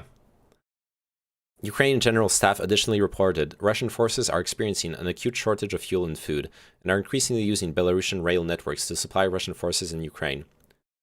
I wonder how effective then it would be to strike Belarusian rail networks. But though arguably they should only do that. They should only do that if Belarus officially joins the war, because if they do that preemptively, then they force Belarus's hand into joining the war. They did. They already did. I know they did with cyber attacks, but I mean physically destroying the rails. And I know they also cut off the rails connecting inside Ukraine. But I'm talking about sabotaging the rails or destroying the rails inside Belarus. Would be a scary escalation, though.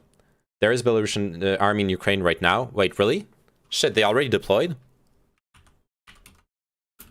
Belarus army Ukraine. Politico Europe. US sees no indication to back Ukrainian claim Belarus has joined Russia's invasion. So, Ukraine says Belarusian troops entered north of Kyiv, but US says it has no confirmation. This story was updated at 6 p.m. Central European time, so like 5 hours ago. It seems to be contested. We're not sure if it's true or not. So Ukraine is claiming it. US is unsure about the truth. Belarus is in a defensive agreement with Russia, but Belarus has not yet joined the war in an offensive fashion. But Russia has also asked Belarus to be ready to join the war in an offensive fashion, so it might happen any day. It honestly might happen any day. And if Ukraine strikes any sort of target inside Belarus, then obviously they force Ukraine's hand. They force Belarus's hand, which is probably why that will not happen.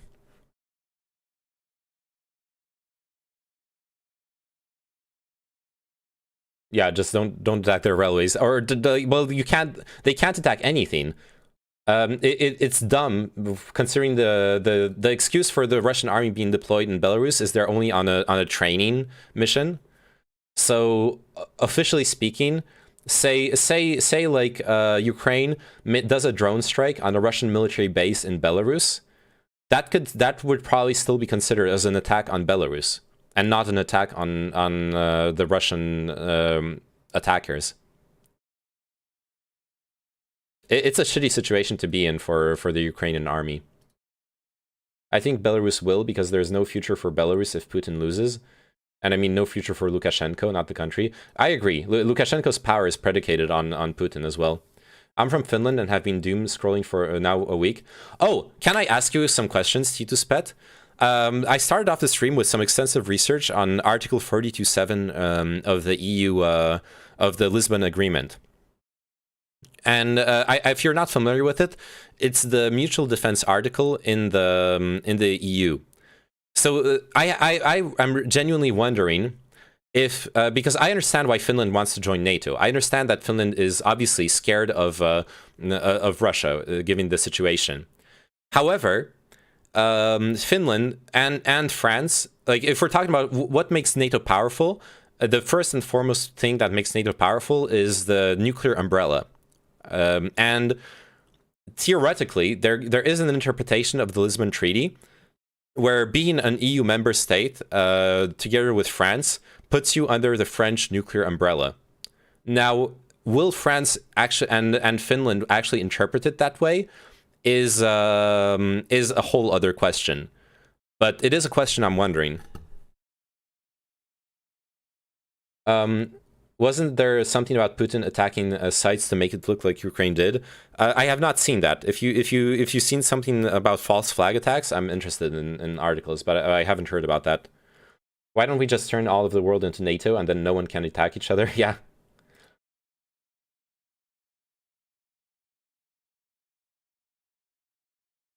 I kind of agree, but I also think there was a long antagonization of Russian people and Putin in West's eyes.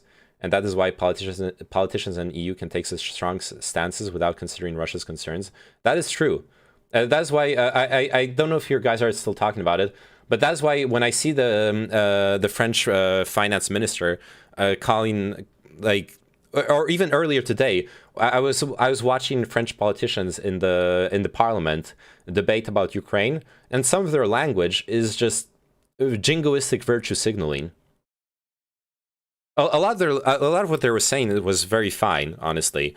And I am pro-Ukrainian, so obviously I'm also sympathetic to a certain extent to a certain form of jingoism in this affair. But a lot of the language did feel like just pure virtue signaling. Man, those dudes clapped a lot. Yeah. Clap, clap, clap, clap. Yeah. Where are you watching? I was watching the Jean Massier stream, of a restream of it. It was interesting. Oddly enough, Russia did try to join it before. Yeah, sadly that shit didn't fall apart. Okay, so what are we looking at? Yeah, did Belarus actually join the invasion? Did Belarus actually declare war on Ukraine? So yes said later in the day it had no indication the claim was correct. In a tweet posted on Tuesday morning, Ukraine's parliament, the Verkhovna Rada, said it had confirmed earlier reports that Belarusian troops were on Ukrainian soil. Belarusian troops have entered Chernihiv region. The information was confirmed to the public by Vitaly Kirillov, spokesman for the North Territorial Defense Forces. More details later. According to local reports, a Belarusian column of 33 units had entered the region, located north of Kyiv, with mobile communications cut. Several hours later, however, Western allies had not backed up the reports, and Belarus itself was rejecting the claims. In Washington, a U.S. defense official briefing reporters said the U.S. had no confirmation. And Belarusian leader Lukashenko denied that his country's military has joined Russia's attack. No decisions were made by me, said Lukashenko, and without my decision, these units cannot even be withdrawn from the barracks. Now, Lukashenko could be lying. I don't trust Lukashenko at all.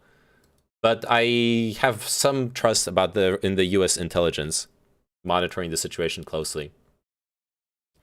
The back and forth came 2 days after Lukashenko held a referendum on proposed changes to the constitution that would allow him to consolidate control of the country and end Belarus' status as a nuclear-free zone, opening the way for a possible deployment of Russian nuclear weapons in the country. Unsurprisingly, Lukashenko's side won the referendum, according to Russian news agencies, citing Belarus Central Elections Commission that 65.16% voted yes.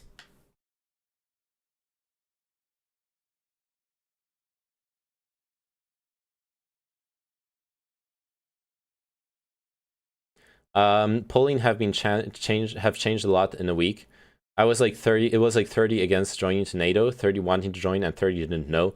Now it's 53% wants Finland to join, and we have a citizens' initiative system where if 50,000 people want something to be considered by the parliament, it will be. And now there are already 2 different initiatives asking Finland to join. Interesting. A Swede is here as well. That's not really discussed much in the media, at least, the Lisbon Treaty. I see. Because, so I read this, oh, I don't have it open anymore. I had pulled up this interesting article. Oh, wait, is it here? Nah, I don't have it open anymore. I read up this big article. It was a bit old. It was from 2021.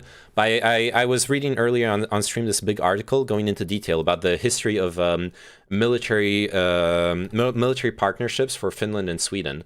So, for example, outside of the EU, Finland and Sweden are part of the French-led military defense partnerships, the German-led military defense partnerships, and the UK-led military defense partnerships.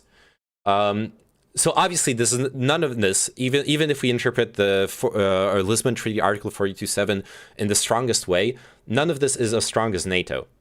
But it is not like Finland and Sweden are as vulnerable as Ukraine. They absolutely are not. Which is something I've seen a bit people say that Finland will be next, which is just not true in the same way as it was for Ukraine, or like Moldova could be next. Moldova is not protected in any way, but Finland has some level of protection at least. Did you see this one name? Let me just pull it up.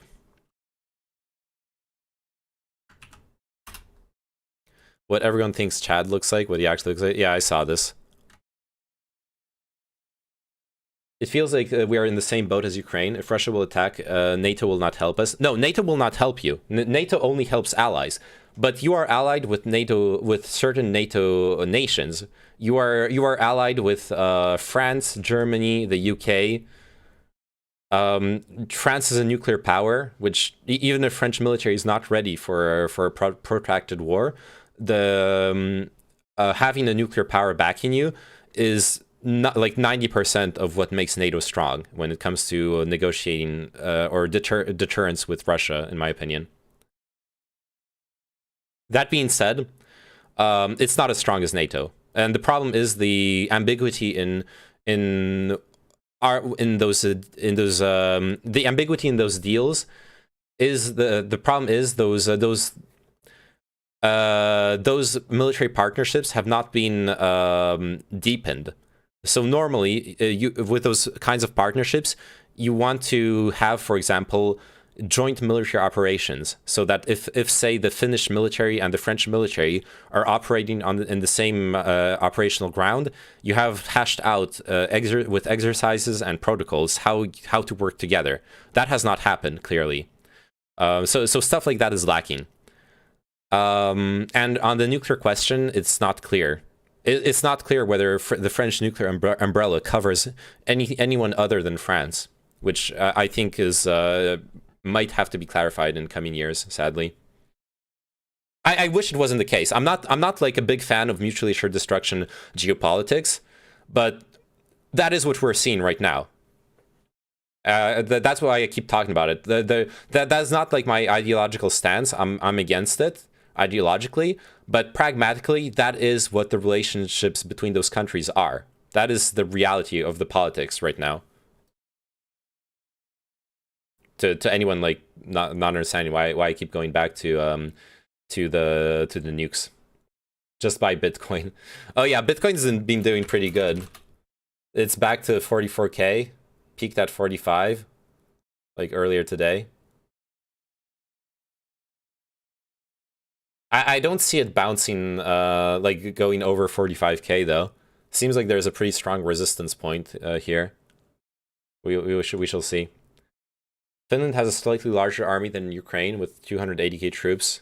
Oh god, you guys are blasting a bunch of paragraphs. I got some reading to do. Plus in World War II, Finland destroyed the Soviet army with a KDR of 4.2 to 1. Yes, but the Soviet, you could assume that the Soviet army, well, not the Soviet army, the Russian army supposedly has learned their lessons from the Finnish war, and this Russian army, despite extremely high losses, was winning the war. Keep in mind, they were still winning the war, even if the losses were gruesome.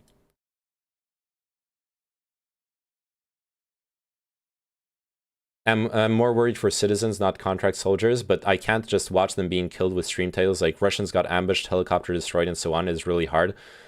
I sympathize with you from without a lot. It makes you really uncomfortable when people when other people who are like pro-Ukraine are kind of jerking themselves off to the death of people. It's like, I'm glad when I see military victories, but you cannot forget it's real human beings dying there still.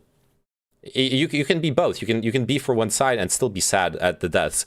And when people are cheering for death, just death, it makes me even sadder. I think it's a vile thing, and we should be better as human beings. The money is not going to use. It's going to be the operating country. We just allow it on our TV for people that. Oh yeah, I don't know what you're talking about. It's a bit out of the current subject, but I was reading a retext on Chechnya war, which happened in a bit of the same situation as Ukraine, and the Russian army used outdated vehicles, which seemed to be the same thing with Ukraine, and they used massively unexperienced conscripts that didn't know each other, which seems to be again the case there. When you look at the captured Russian soldiers and in Chechnya, they used this to prevent the army to revolt against the government. Yes. There are parallels with the recent other campaigns like in Chechnya in that way. That's the stuff I've read as well. I've seen lots of recent news about institutions moving into crypto. My advanced intelligence can be used like an octopus to suffocate and pull apart my enemy's arguments. Thank you for the follow, Vautour 4. I got an article from the BBC about staging, but it kind of boils down to Ukraine, you did that. Russia, no.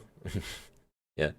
We just bought new fighter jet systems from the US. I think the reason was to hope to be compatible with NATO forces. Finland is only 5 million people. Yeah. Yeah, I saw the fighter jet stuff, and I also saw French. I live in France, so I saw like French articles hoping that you were going to buy the French Rafale instead of the US F-16. Please, please buy our fighter jets, please. We also have a military-industrial complex. We want to make some money. I'm sorry.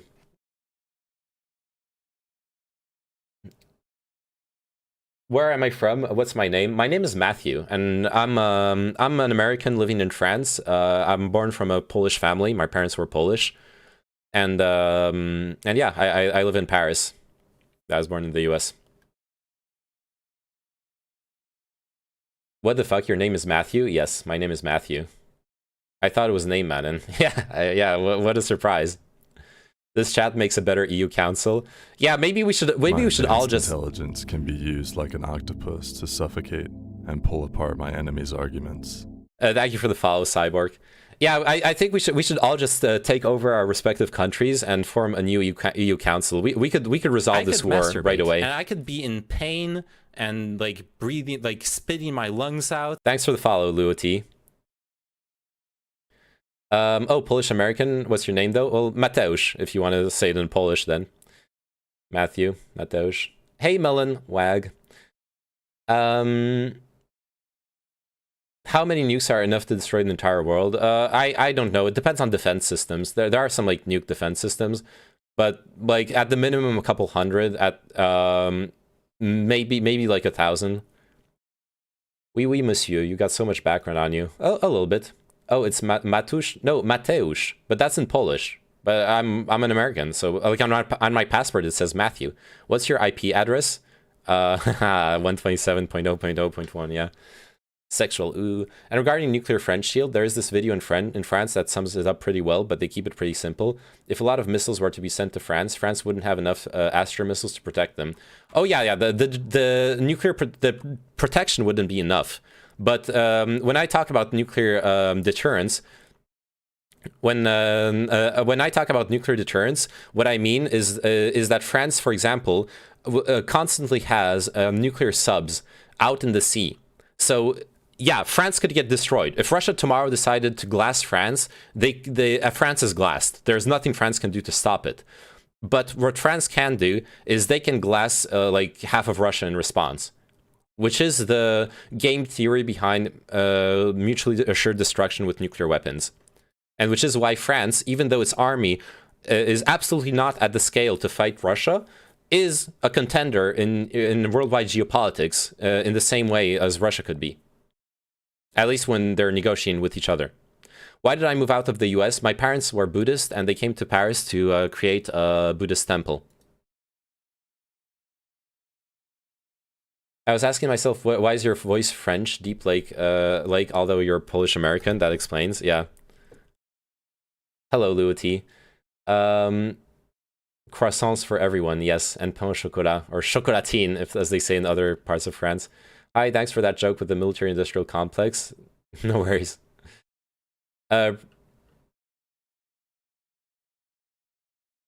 Those Russian boys are still just boys. There are poor people in the Russian army. Yeah. Absolutely. Lots of kids dying on both sides right now. Guerre nucléaire. Putin, could he act on nuclear war? Oh, but this is in French. I'm sorry. Most of my viewers are English speaking, so I'm gonna avoid watching a French video. Maybe I could watch it off stream and then talk about it on stream like tomorrow or something. Greetings from Russia. Privet, Gesra. How are you doing? Je compris. Nice. By the way, are there nuclear defenses like interceptors or blockers? That exists. There are nuclear defenses, but the problem is ICBMs are very, very hard to intercept. It's extremely hard to protect against intercontinental ballistic missiles, is my understanding.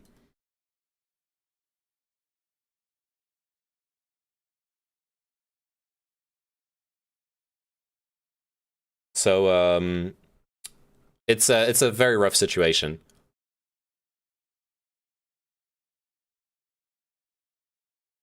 Let's see. Explosions renewed in Kharkiv. Neyman is just a fear-mongering fake news outlet. Get your facts right, team. What the fuck? What's wrong, Gabriel? Good. And what is this card? This is a map. This is called liveuamap.com. This is a map that tries to track events as they get confirmed all across Ukraine concerning the Ukraine-Russia war. It is a pretty interesting way of keeping track of how the war is going. There are a few other maps of the same kind that people sent me yesterday. I have them open somewhere here, but I don't remember which tabs they were. What's the safest country after Switzerland if a nuclear war breaks out? Honestly, I don't think Switzerland is a safe country if nuclear war breaks out.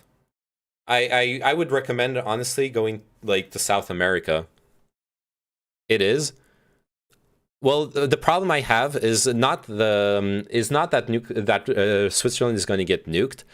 It's that if France gets nuked, France has like 50 nuclear power plants. The radioactive fallout of the nukes plus the destroyed power plants is going to be horrible for the rest of Europe.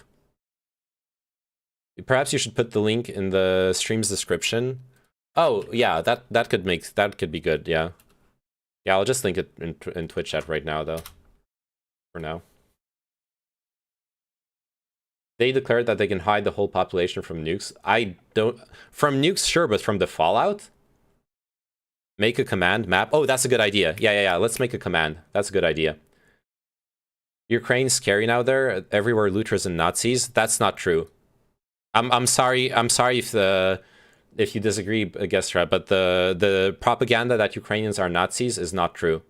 And the looters right now are the Russian troops looting civilian targets. Wow, they might using his followers to DDoS the map. How do you survive a nuke? Do squats in front of the nuke? Yeah. Their mountains are empty inside, just like their cheese. Maybe that's the inspiration. They built their mountains like their cheese so they can hide inside. Okay, let me add a map command. That's a good idea. There's the CloudBot link.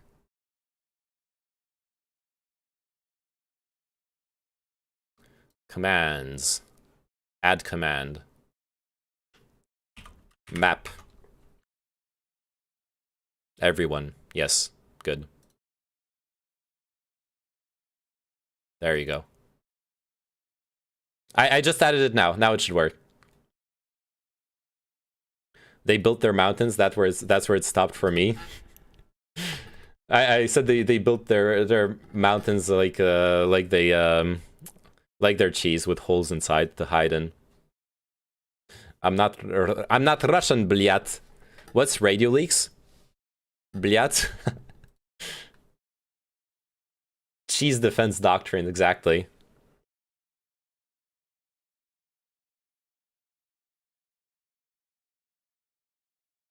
Do you know the paradox? More cheese, more holes, less cheese.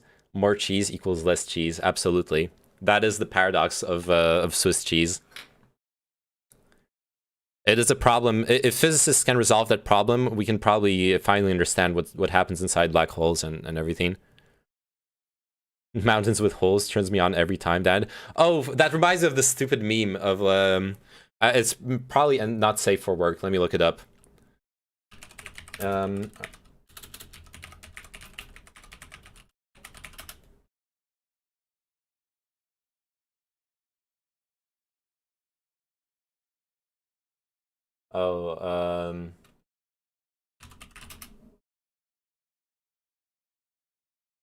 Oh yeah, it's not safe for work. I'm not showing it on stream. Dude, Putin having his nukes on ready state is giving me daily neuralgia. It shouldn't. It should not. The nukes being on ready state is not a threat of a first strike on the West or on Ukraine. It is a threat of retaliation. It is a reminder to NATO that if NATO breaks the rules, if NATO intervenes in Ukraine, it will be mutual annihilation. Which we already knew. No one's going to... NATO was not going to send troops in Ukraine anyways.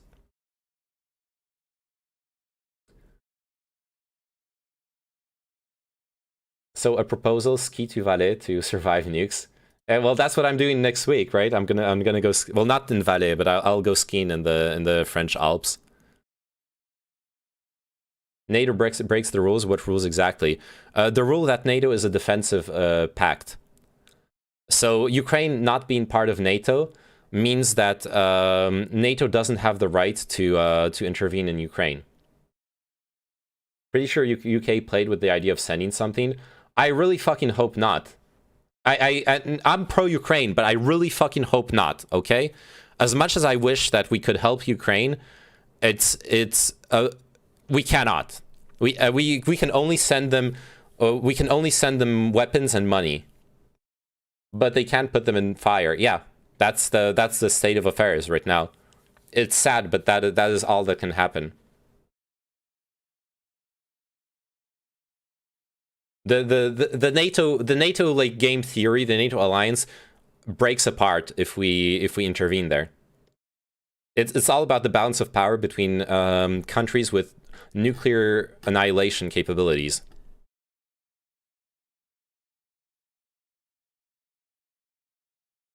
That's like old news though. A few days ago, I think they changed their stance since then. I mean, they for sure that yeah, they have to. But it's like sending weapons is okay. It's like Russia's pissed off at it, but they can't really complain. They've been sending weapons to Donbas for 8 years. Boris Johnson always sounds like he's sending a couple $2 billion with highly trained troopers and jets, but turns out he's just trying to make Putin look small. Sending volunteers is a little sweaty for me already, to be honest. Yeah, there was that false rumor that I debunked, I think was yesterday, about claiming that the French Foreign Legion was allowing Ukrainian soldiers to go back to Ukraine to fight, and that would be a huge problem. That would be a diplomatic incident. That would give an argument for Russia to blame France for intervening, and the French army denied that. They absolutely have not been sending anyone or allowing any troops to go to Ukraine. So hope his Russian people will overthrow Putin and new government in Russia. At the moment, before even that's like far away. At the moment, I think the only hope is that the Ukrainian people resist enough to make the Russian army, the Russian offensive, too expensive in money and lives to continue. Overthrowing the Russian government is not going to happen in any immediate future. Maybe if Ukraine accomplishes that, if Ukraine resists and the Russian army needs to fall back, maybe perhaps then Putin loses credibility. But even then, I don't see a revolution. What I would see is perhaps the inner circle decides Putin needs to retire and someone else will replace him. Maybe that's the kind of change we could see. But not the power of the government seems to be too strong for now for like a full-on revolution. And sanctions never work towards overthrowing dictatorships. It just does not happen. It happened in apartheid South Africa. That's like the example people always throw around, but it almost never happens. Absolutely. Ukrainians actually look like they can defend themselves. They seem so motivated. That's what is greatest in the war.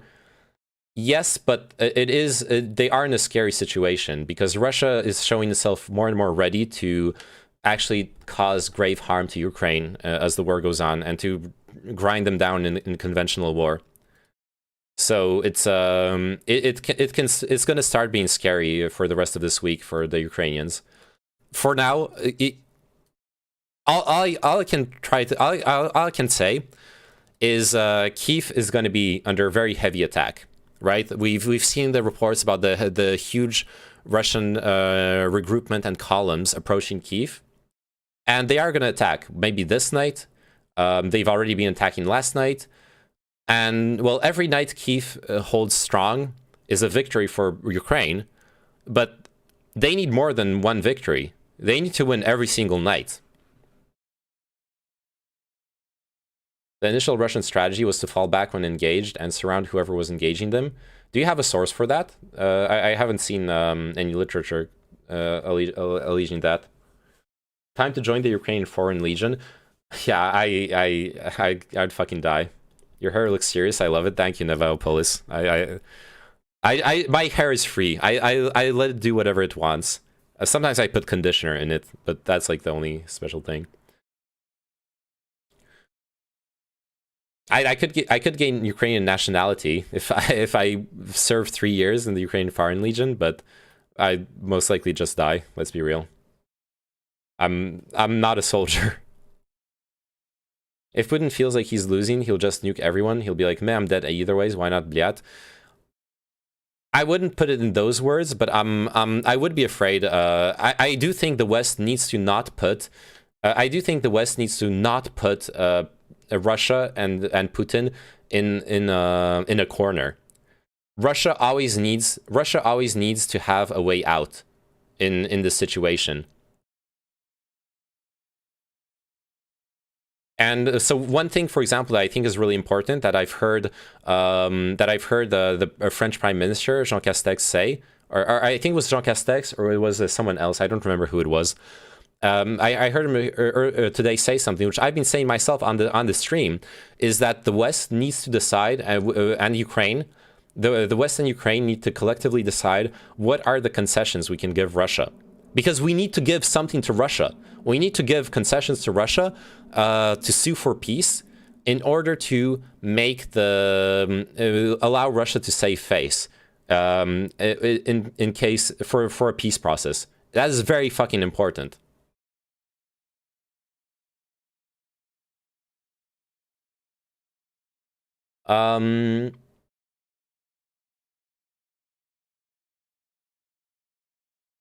I don't know your religious background. I respect whatever it is, but I honestly don't care.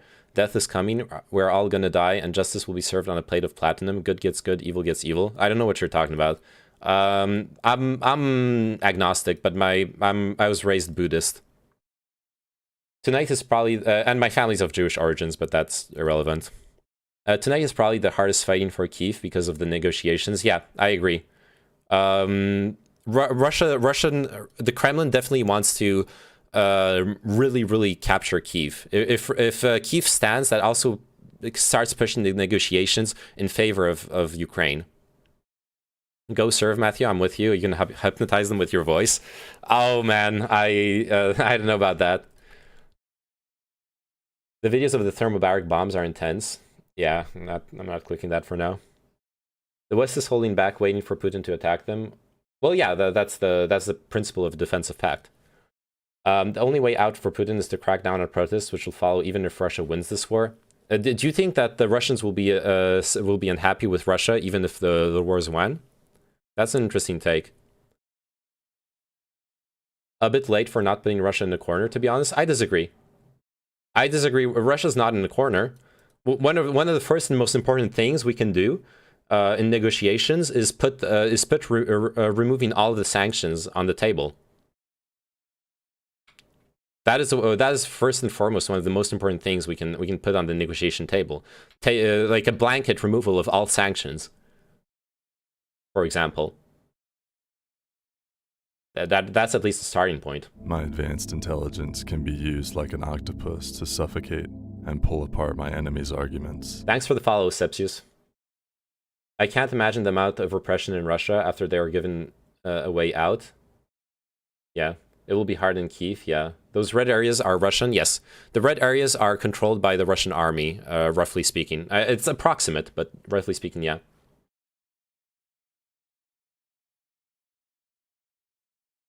I don't believe there is a way out, though. I hope there is. I hope peace is possible. If sanctions are not removed and Crimea is not Russian, you will see civil war. Wait, since when NATO is a defensive pact? First off, oh god, I need to go into that again. Officially, NATO is just a defensive pact. On paper, legally speaking, NATO is just a defensive pact. In practice, yes, NATO was formed as an alliance, as basically an anti-USSR alliance. That is also a geopolitical reality. But what makes NATO powerful in geopolitical terms is the defensive alliance aspect plus the mutually assured destruction, the nuclear umbrella aspect of NATO, which means that NATO cannot, in this situation, for example, this is why NATO cannot intervene in Ukraine.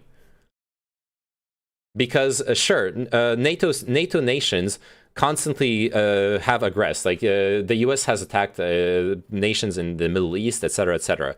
I'm not denying that. First off, those are not NATO operations, but sure, it was the U.S. But the U.S. cannot do that against a nuclear power. That is the reality of geopolitics between nuclear powers. It's that there's mutually assured destruction, so you cannot willy-nilly declare war. You cannot engage nuclear military operations against each other. So it is NATO being a peacekeeping defensive thing is not true. Is not true for non-nuclear countries. Sadly, they don't get the benefit of respect of that respect. But nuclear countries do get that benefit. If you think Russia is wrong for invading Ukraine, you're stupid as fucking brainwashed. Well, then I'm stupid as fucking brainwashed. I think Russia is wrong for invading Ukraine. I've seen sources saying that Denmark is sending volunteers and they're deciding it as well, though it's likely that we won't be able to send many at all. Reason being that most guys here have done mandatory military service and are part of the defense forces, and they're almost certainly not going to let people who are in the defense forces, even if only via military service, to go fight. Well, yeah, that's the thing. That would be a diplomatic incident. Like that's what Russia was accused of in Donbass. Russia was accused of sending in actual Russian military disguised as insurgents, as Ukrainian people, and that is extremely illegal in international law. If you end up having proof of that happening, if Russia ceases doing that openly, then that is the same as sending NATO troops in Ukraine, and then we have war. Russia is invading Ukraine to protect the Ukrainian people. That is not true. Russia is invading Ukraine to stop Ukraine from getting closer to the West. So that is just not true. There's two dictators that were bombing Ukraine, and they called Russia in for help. That's all they were doing. Yes, there has been war in the Donbass region, but Russia hasn't been helping with the war. Russia has been financing and pushing for continuous warfare in order to prevent Ukraine from joining NATO.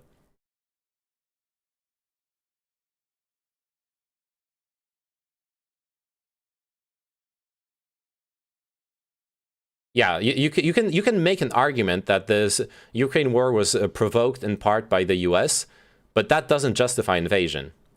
And even with that, depending on how you frame it, I might take issue with it.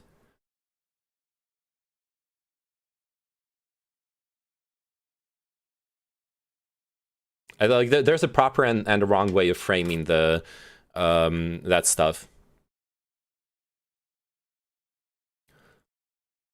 Even in the East, there's more resistance in Ukraine than Putin would have ever thought. Yeah. I only meant that Putin's actions seemed to suggest he felt that Russia was backed into a corner already. What makes you think that? Like, which specific actions?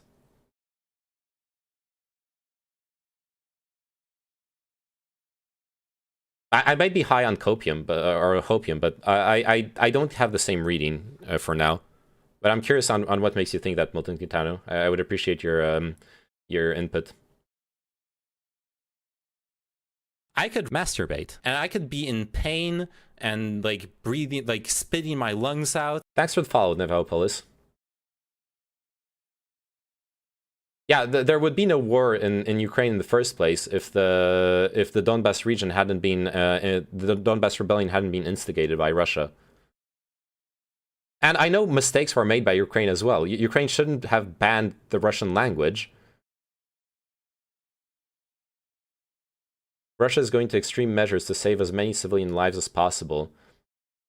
I disagree with that. Russia is already doing artillery strikes on civilian targets. There are videos of residential buildings being bombed in Kharkiv and Kyiv. Probably in other cities, we just don't have the videos. Russia is set up for a nuclear war, that is true. They have so many bomb shelters they've been building, we'd be in the dust if a nuke war starts too. Yeah, we would all die. That is the only true thing you have said for now, Golden State. Is that we would all die if in case of nuclear war. And the sanctions won't hurt Russia at all. They want to paralyze Russia, because Russia still has can trade with China and other nations, including the Central Asia, but that is just not...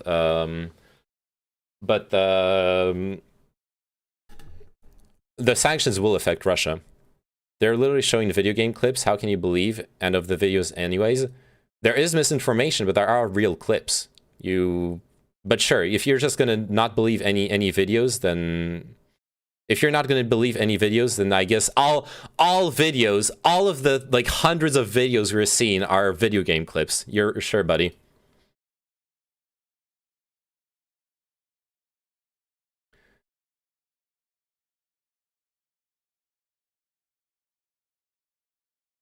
The US was trying to have a NATO but not NATO proxy for military bases. Adam Schiff said 2 years ago explicitly, our strategy is to use Ukraine to fight Russia over there, so we don't have to fight Russia over here.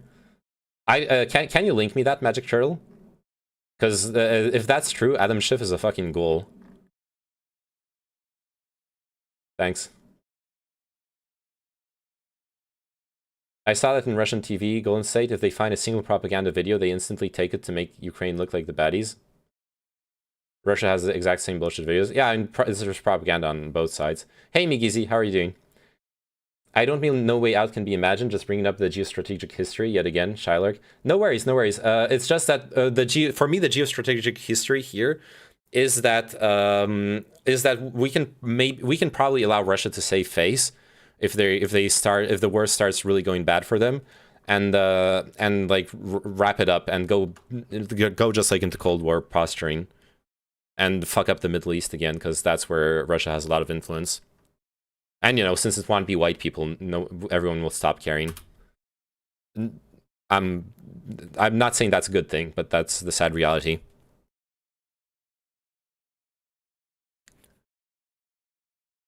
If you don't believe the videos, I urge you to drive to Ukraine. Nothing bad is happening there, and civilians clearly aren't in danger. You'll be fine. Yeah, exactly.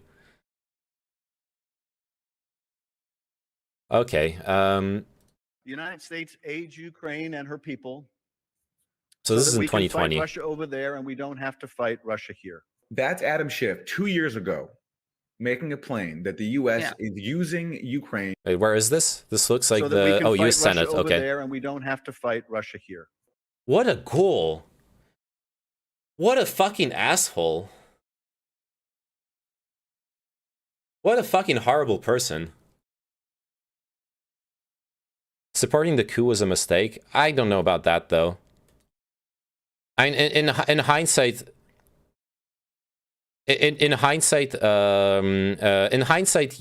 kind of, but also it's sad that the Ukrainian people couldn't. Also, it's sad that the Ukrainian people couldn't actually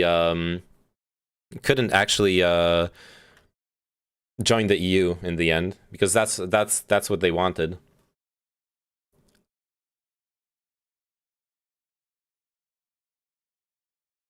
That is extremely bipartisan. It's not something directly from Schiff.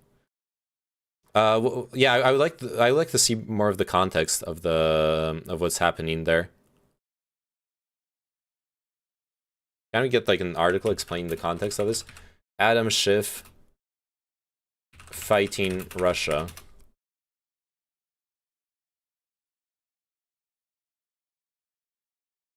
Oh man, there's like more recent quotes of him now instead.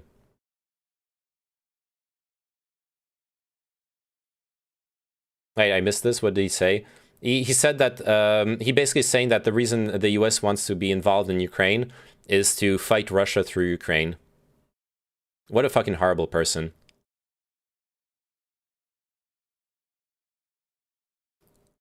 Using Ukraine to fight Russia, yeah.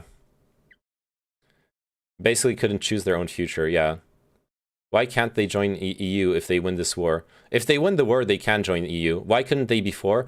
Because before the Maidan revolution in 2013, 2014, Ukraine was under the control of a pro-Russian government. Ukraine was not a free democracy.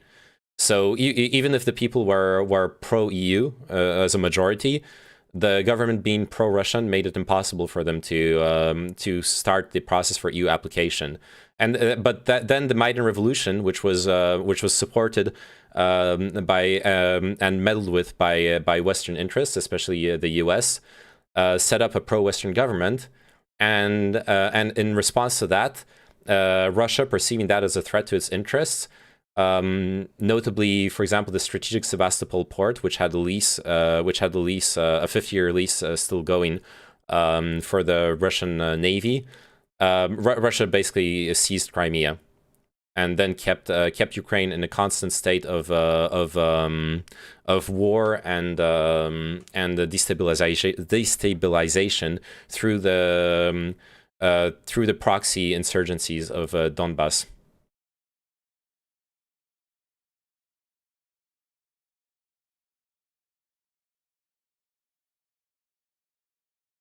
One video looked really bad propaganda. There was the one where Ukrainian soldier was dipping bullets in pig fat because of Chechen Muslim soldiers.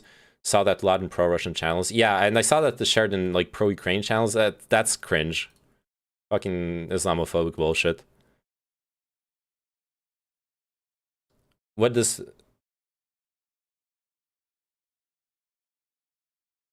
every Russian soldier could be gone. USA still wouldn't do anything because of nukes. Yeah.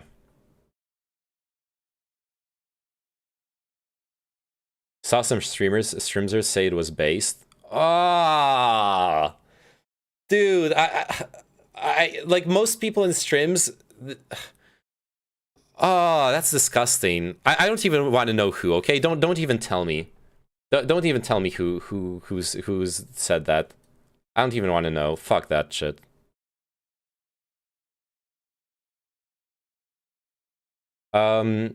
USA fucks with Russia's geopolitics and economic interests without war, and vice versa. Sadly, that's the political reality as well.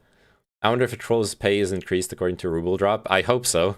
It better follow inflation, my man. Gotta get your bag, bro. I'm against war, but America is the same shit as Russia. I disagree. I do genuinely think the U.S. is a freer country. And better for their citizens than Russia. The U.S. has huge problems too. I'm not going to defend the U.S. either, but I do think it's less bad. The USA does worse shit than Russia and is worse for the world. Ask outside USA. Depends where. It depends where. Ask Georgia, ask Chechnya if Russia is better than the US. Ask Syria if Russia is better than the US. My advanced intelligence can be used like an octopus to suffocate and pull apart my enemy's arguments. Thank you for the follow, thank you, and or me. Like in foreign policy, both are imperialist horrible countries. I mean, I could masturbate, and I could be in pain and like breathing, like spitting my lungs out. Thanks for the follow, Bastilwe. I don't know how to pronounce it. Russia is invited into Syria by the government of Syria. The USA is there stealing oil.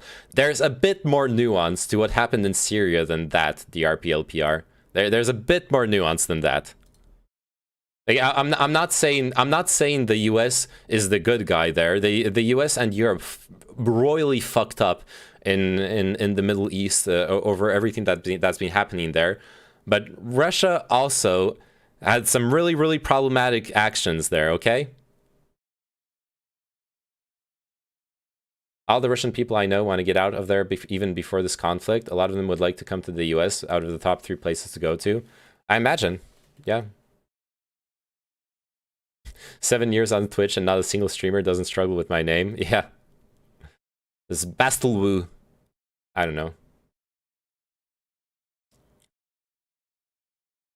I'm not pro-Russia, but I don't think the US has any moral high ground. Yeah, to be fair, the US doesn't have moral high ground. I just don't fucking care. Okay, you want my real opinion on this whole, like, what about the US? I don't fucking care. 2 wrongs don't make a right. The US doing fucked up shit doesn't justify Russia doing fucked up shit. Yes, there's bad shit happening in Yemen. Yes, there's bad shit happening all across the Middle East. And yes, we should care about that just as much as we care about Ukraine. That is all true. But that is not going to stop us from caring about Ukraine. That is not going to make the Russian invasion justified. There, that's my stance. And then we can go back to, like, historical revisionism and arguing about other bullshit. Just wanted to make this clear. Okay, Einstein. Thank you. The USA is clearly an aggressor on the world stage. Russia had good reason to be worried about NATO expansionism in Ukraine. I genuinely disagree. Because the USA is an aggressor on the world stage, yes.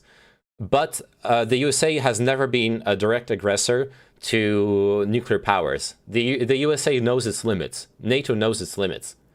There never was a real threat of Russia being attacked by Western powers, because we have mutually assured destruction.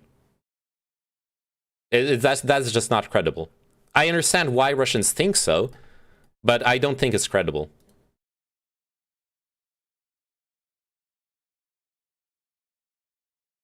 And because Ukraine is so close to us, it feels like it might happen to us soon, even us. Like, Finns have done nothing wrong. And I understand that, yeah. Oh, wait, you're talking about the Finnish perspective.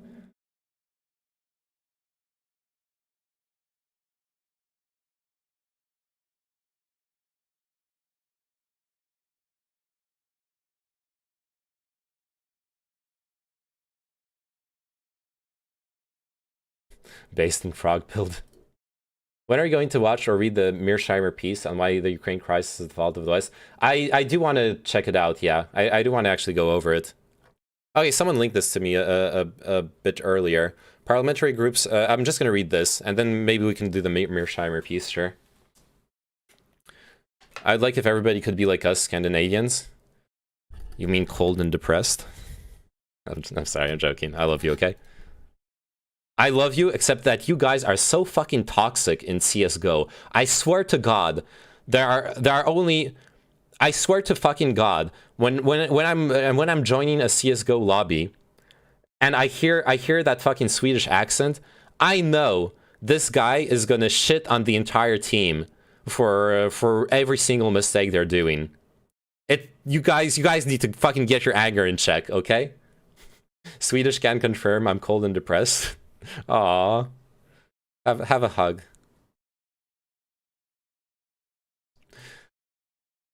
I just linked it to the source so you can see I'm not making things up. Yeah, no worries, Nip. Thank you. And I appreciate the reading and checking the sources. If Napoleon had conquered all Europe and won in Russia, everyone would be speaking French and demonstrating in the street for the price of oil and arguing about the upcoming elections instead of doing war. Yeah, I don't know if that empire could have stood united. That's really doubtful. In Overwatch, it's always the fucking bongers that are going to be pissy, miserable cunts who will moan about the team the entire time. Nice. You gotta play with Finns. I've never had a bad experience playing Counter-Strike with a Finn. Nice. Wait, he did go in Russia. Yes, but he failed in Russia. The Russian offensive was the downfall of the Napoleonian army. What Pulker was saying is that if he had won in Russia, like a hypothetical, which will never have happened, he fucked up. No one wins war in Russia, especially around winter. That is the reality as well. No one can take over Russia. Like, seriously, no one can take over Russia. Why are you guys afraid of being invaded? No one can invade Russia. It's never fucking happened. Well, except the Mongols. Yeah, true. Yeah, okay. Okay, if Mongolia starts building military bases in Ukraine, then you can start being scared, okay? You don't have to be scared from NATO. You have to be scared of Mongolia. That's what I should be telling people.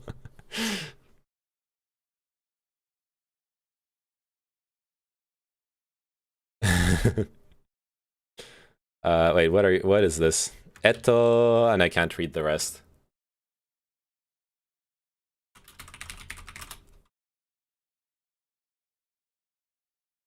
They are refugees from Donetsk. Send them to a friend or they'll stay with you.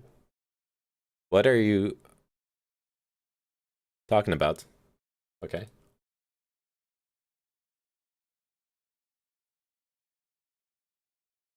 Mongols are our broski. Tatars are literally our republic. Yeah, I know the Mongolian country has good ties with Russia. Like, diplomatically, you're fine. I'm just joking, man. It's all good.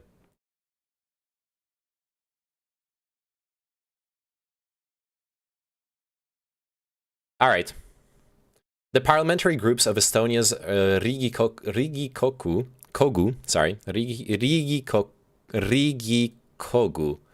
Oh God. Wait, I need to do a translation check and a pronunciation check on this. Riigikogu. Riigikogu. The parliamentary groups of Estonia's Riigikogu are currently debating whether to allow Estonian citizens to volunteer to fight for Ukraine. Ukrainian President Zelensky on Sunday issued an invitation for foreigners to come fight for Ukraine, joining the Foreign Legion. Reform Parliamentary Group Chairman Mart Võrklaev said that his parliamentary group would be discussing the matter on Monday. This is certainly one thing that we'll be discussing today, whether to allow for this possibility and offer help, and what this will mean. We will definitely be talking about enabling Estonians to go to help the Ukrainian side if they wish. Amendments don't work that fast. We still need some kind of expert analysis here. I will not be against this as such. There is historical precedence for this, by the way. The French Foreign Legion allows people from any nationality into the French Foreign Legion. So there is definitely precedent for this kind of stuff. I think Putin's main reason for invading Ukraine is to try and make a massive refugee stream towards EU and make the EU more unstable. I disagree. Alt under control. I think his main reason is NATO. Is stopping NATO expansion. I think controlling the resources that Ukraine has control over is very important as well. But the main reason is NATO. It's pretty clear if you follow Russian PR and over the tensions over the past couple months, it's pretty clear that the issue really is NATO. Why did Belarus open borders to Poland some years ago? Yes, that was another thing, but that is that, and this is this. Those are different events and different strategies, and have a different geopolitical context. People that went to the Middle East to fight the USA were labeled terrorists and arrested when they went back home.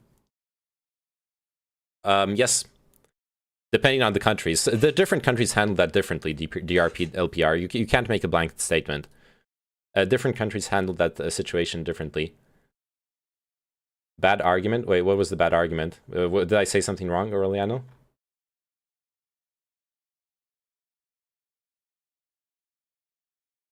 Oh God, I found it. Adam Schiff was quoting someone else. Not that it changes the message much. Oh, thank you very much, Ragpie. I wanted to see this.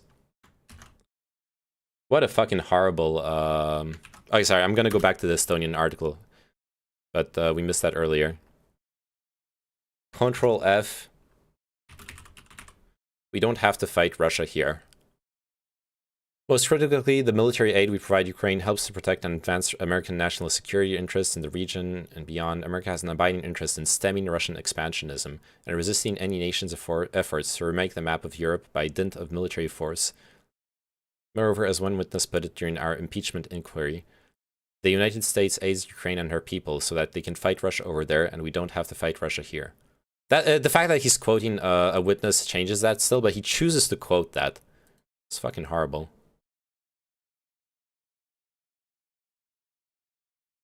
Okay, he refers to Trump's fucked up shit in Ukraine when he tried to blackmail. What was it? He tried to blackmail Zelensky or something.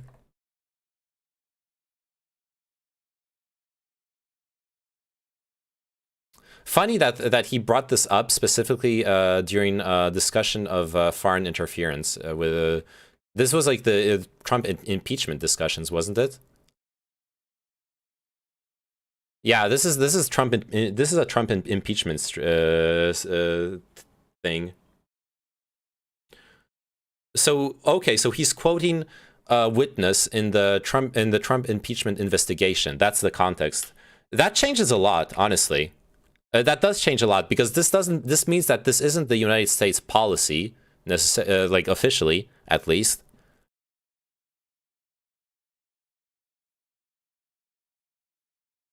I wonder who was this witness. It would be very interesting to know who the fuck said that. It is. No, I agree it is. Okay, Magical, I agree it is. But it changes the it changes how blatant it is, I guess.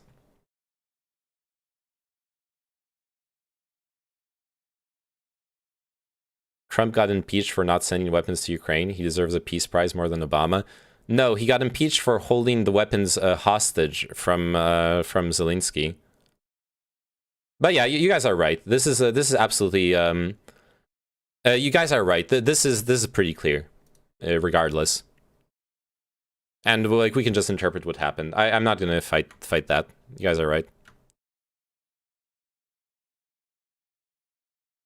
This is a good example for Russians that Western media mostly doesn't hide the truth. The article is damaging, but still gets released. Absolutely.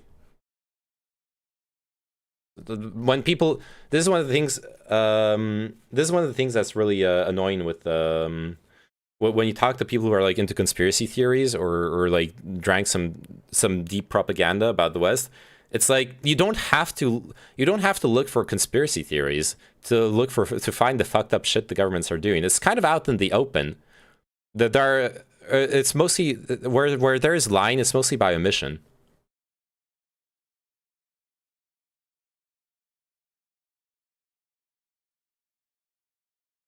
Anyways, the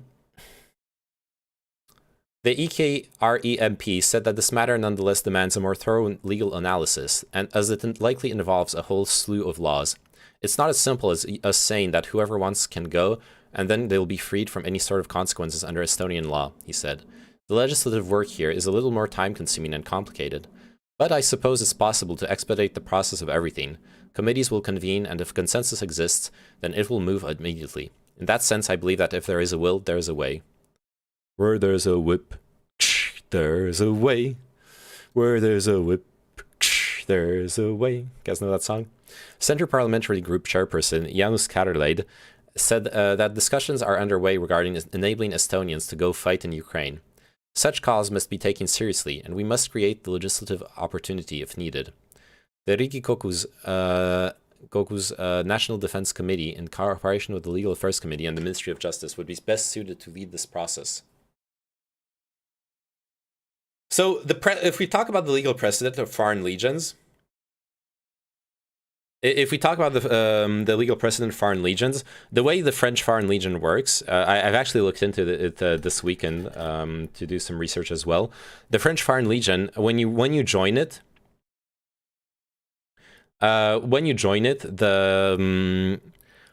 you get a new identity. Basically, you're supposed to start a new life, symbolically at least. And the new identity is for French people because you're not supposed to be able to join it if you're not foreign, but French people can still join it. But anyways, it's kind of a rebirth, and once you're committed to it, you are a French soldier. You may be Ukrainian, Polish, Algerian, Somalian, Russian, Chinese, whatever. If you join the Foreign Legion, you are signed up, committed for 5 years of military service, at the end of which you become a French citizen. I don't think a lot of countries would. I think a lot of countries would take issue if you wanted to come back after serving in the foreign military. But I don't know what are the consequences of that, honestly. Yo, we have planes, warplanes at that? Yeah.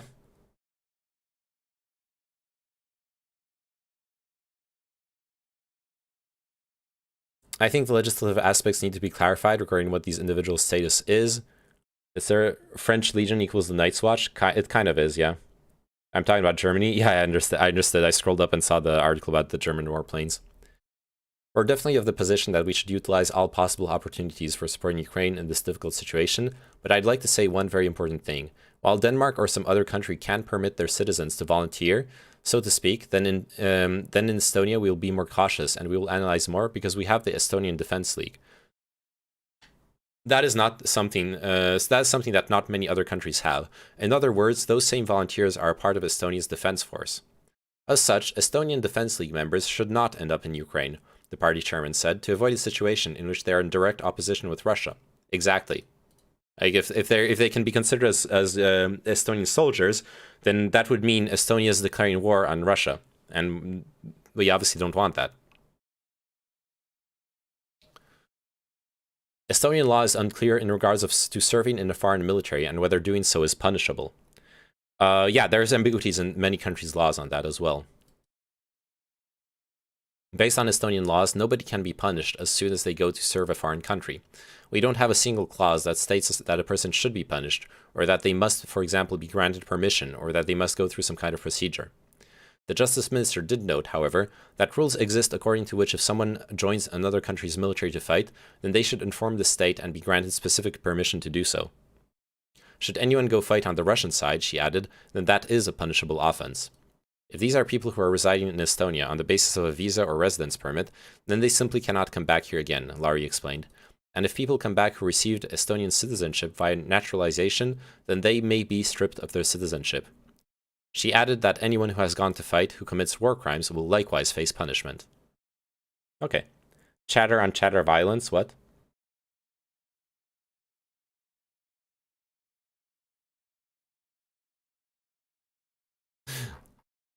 Okay.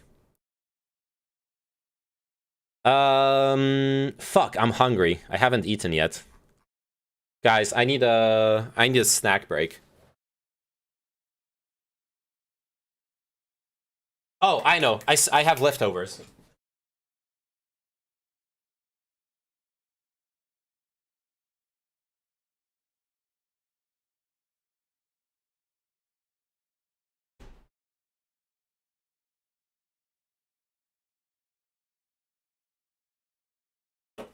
Gamer food? Nah, this is not gamer food.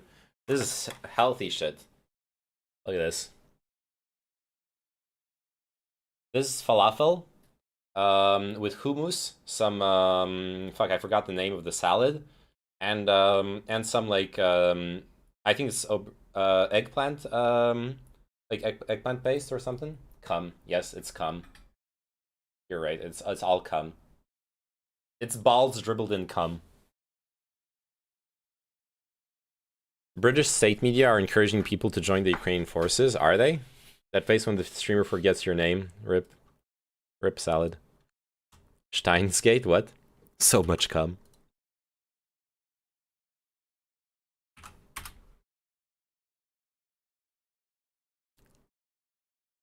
Hello, yeah, we've come to join the Ukrainian army or whatever they're called. Look at this guy's They're not drip. even sure of the army's name, but they're utterly convinced of the cause. This is Look at this Leon guy's from drip. Surrey. They look like they need help. We're young, strong, fit men. We can help, so why not? Outside Ukraine's embassy in London, a Oh, no. steady stream of men come to find out how they can join up to fight. You can send email, a letter for this address, Yeah. and he contacted with you and said what you must do. Okay. Brian from Kent used to be in the Territorial Army. And you're prepared to go to Ukraine and fight? Yeah, I can get on a flight tomorrow. And if you don't mind me asking, how old are you? I'm 60, which means I'm just about within the age range they'll accept. We see people from the UK, Poland, Hungary and beyond, the seeds of a volunteer army to fight against the Russians. You're Iranian and you want to join up to fight for Ukraine. Why do you want to do that? Because I hate Putin. I'd like to take, like, a pocket knife, a stove. War waits for no one, and by mid-afternoon, conscious they need to move fast, we catch up again with Leon and his friend Tom, who also plans to travel to Ukraine. Body armour goes in there, which protects your chest. By now, they've got hold of some old kit borrowed from a friend who's an ex-Marine. He does want it back, so let's hope we make it back alive so I can give it back to him. As soon as you get off the train in Ukraine, your life is on the line. You're not guaranteed to make it back, especially not in one piece. Have you told your family? Our family are upset. Obviously it's a hard time, but if I'm this scared and this apprehensive, and what are the people over there going through? Neither of these men have any military experience. Tom runs a dog care business. Are you afraid? Of course I am. I think I would be silly if I wouldn't be afraid. It's not just volunteer fighters joining Ukraine's war effort. Supporters are gathering donations to send to Ukraine, essentials for civilians and the front line. I'm extremely proud of our nation. I'm extremely proud that we inspire other people to come and help us out.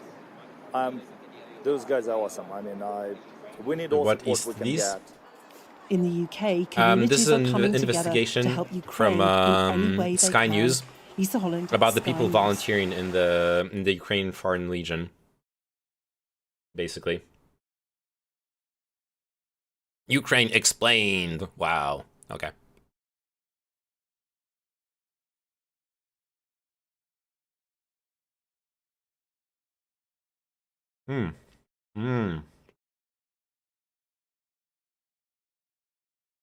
Is it legal even? It depends on the country.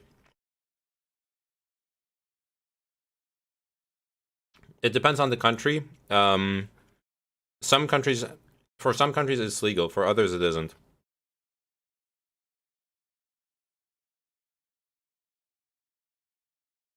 Here's the video, Skittle.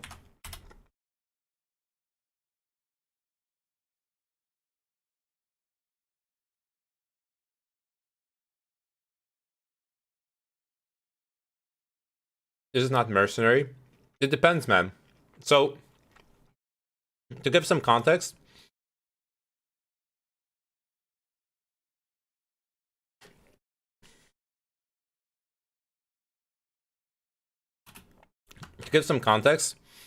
the Chinchilla was telling me that, for example, for Dutch people, it's actually illegal to join a foreign armed force. That you'll be considered a terrorist on paper.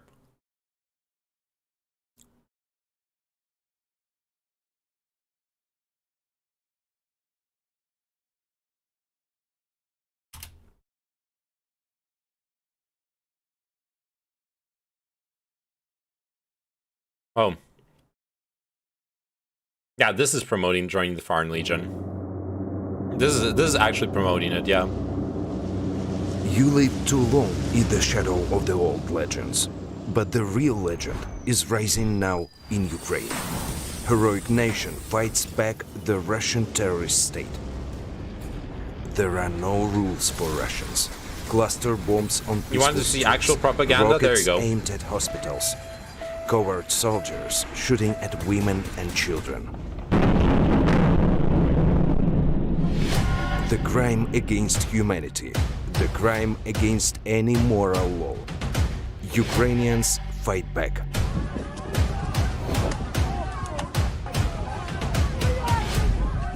The only motto they know, the heroes never die.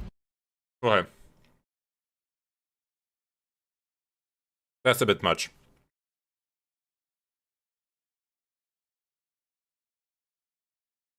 Not some of those videos first shown today. I don't know, man. It's hard to tell what gets released when. Also, this video is literally from today. Difference is not just quality. The Sky News investigation, like, sure, the Sky News investigation, choosing to investigate that is a form of propaganda, but it's a much softer form of propaganda than it's a much softer one than actually praising it. If people are going to Ukraine, which they are, and you want to investigate that, that's actually journalism. Like interviewing them, asking them why they're doing it. If it is what's happening, which it is, then yeah, you should actually investigate it.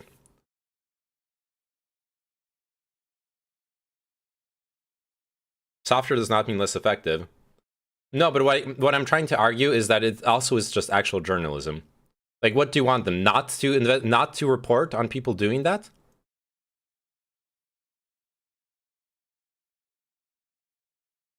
Battlefield 6, go to war yourself. Can't get realer. You gotta see the physics, yeah. That journalism was not presenting the other side. What's the other side? Not going to war? Like, everyone watching that is already on the other side. Like, there's not always two sides. I wanted to present counter arguments, at least to not do that. I feel like showing the guy who doesn't even know what name the army he's joining is already kind of a counter argument. I felt like that part was already pretty I don't know. I guess we were seeing it differently. It's fine. Do we know for sure why the huge convoy does not get closer to Kyiv? I'm pretty sure it is getting closer to Kyiv. And I'm pretty sure that the offensive on Kyiv will ramp up a lot tonight. Are you allowed to vote in France? Yes, I am. Oh, wait, never mind. French article. War in Ukraine, French volunteers respond to Zelensky's call.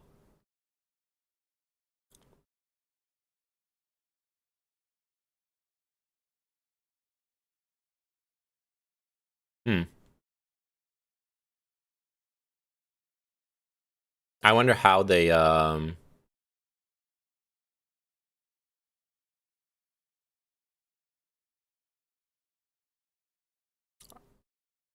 I guess that part's legal. Okay.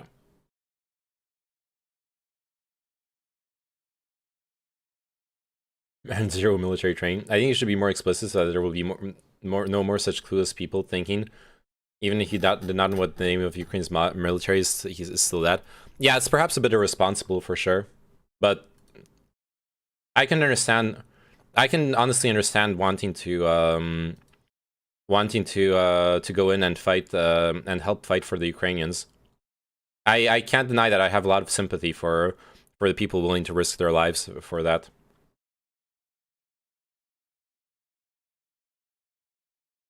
The best part is they go to Ukraine and don't know how to speak in Ukraine. Yeah, I was wondering about that. How the fuck do you work in an army if you can't speak the language for it? Do you purposely vote for the party you like the least to screw over France? Yeah. I don't know what you're talking about. Yes. This is actually based. This is actually based. I need to save this one and throw it at anyone who's like, well, actually, what you're looking at is a joint light tactical vehicle. They are brainwashed. They will be fighting next to Nazis, and the Ukrainians will not want these bearded brown people, even if they have a Ukrainian passport. The Ukrainian army is not Nazis. There's the Azov battalion is a small part of the Ukrainian army, and you know what? They'll also be fighting against Nazis. There are Nazis in the Russian army. There's a lot of fucking fascists, or well, racists rather, and neo-Nazis in Eastern Europe, and Russia is not free from that. And in fact, Putin encourages it a lot. Just a few thousand Nazis with Nazi patches, yeah. And how many Russians are there with that?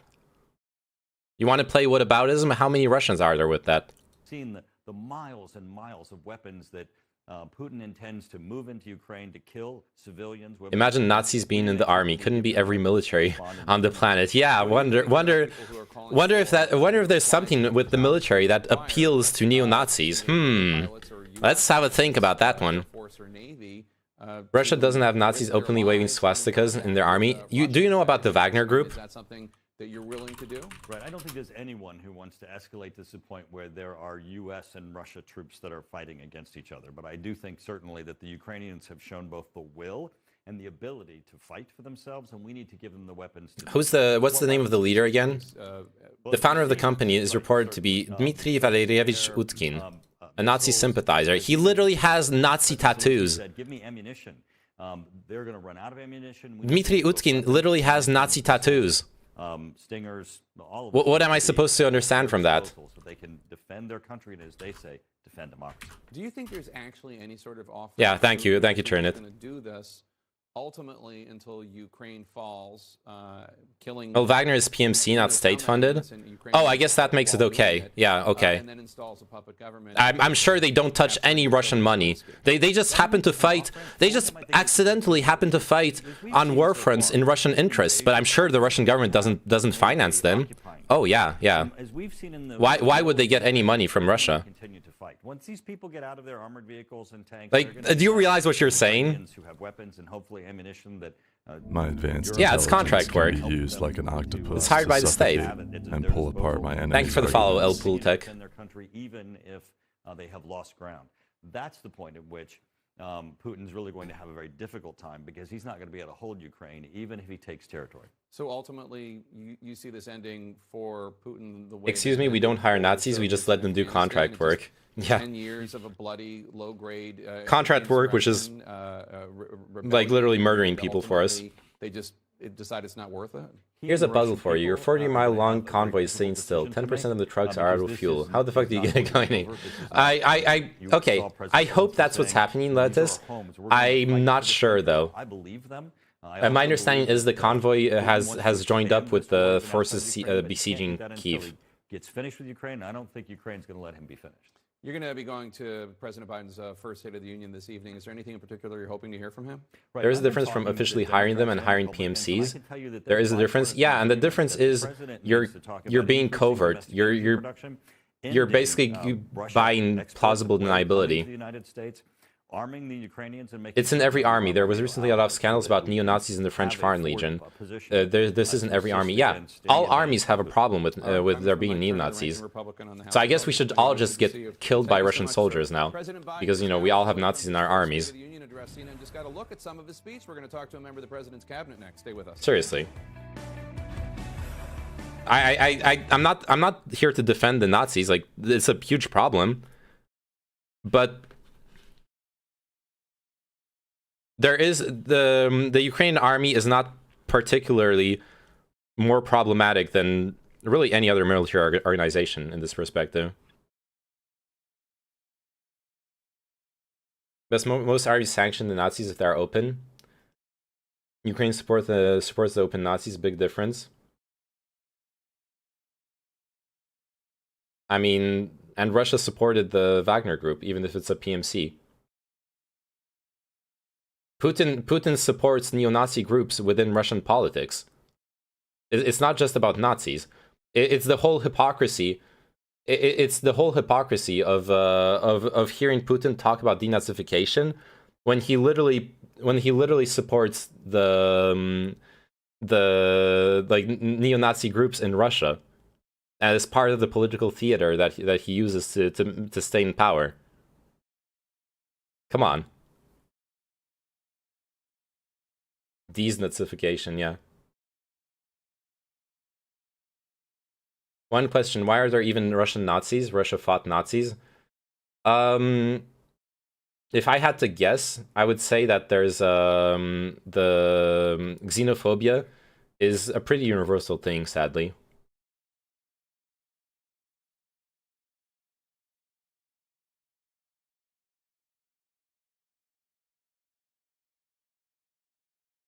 Dude, you know what makes it okay to send weapons to the Ukrainian military, even if they have Nazis? The fact that they're fighting a defensive war. And yes, it's whataboutism. Because you complaining about Nazis in the Ukrainian army is hypocritical.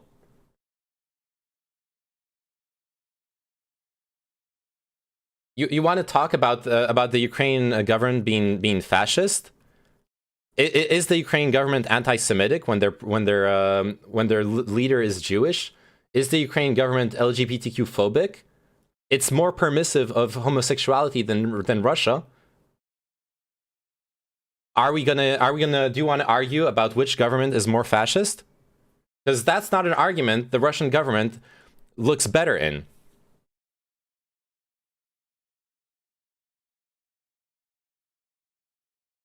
I understand you're not saying that from without, because we talked about it yesterday.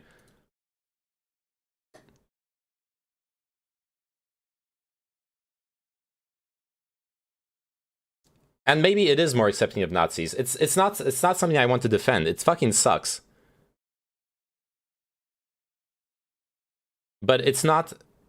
It really is not enough to justify Ukraine being invaded.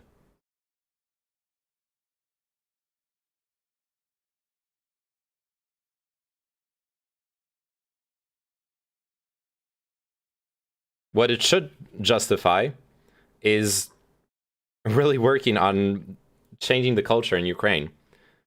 But hey, kind of put an end to that by declaring war on Ukraine.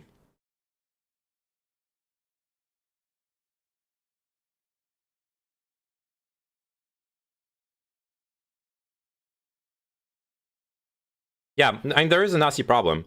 Like I've said a million times, there is a Nazi problem.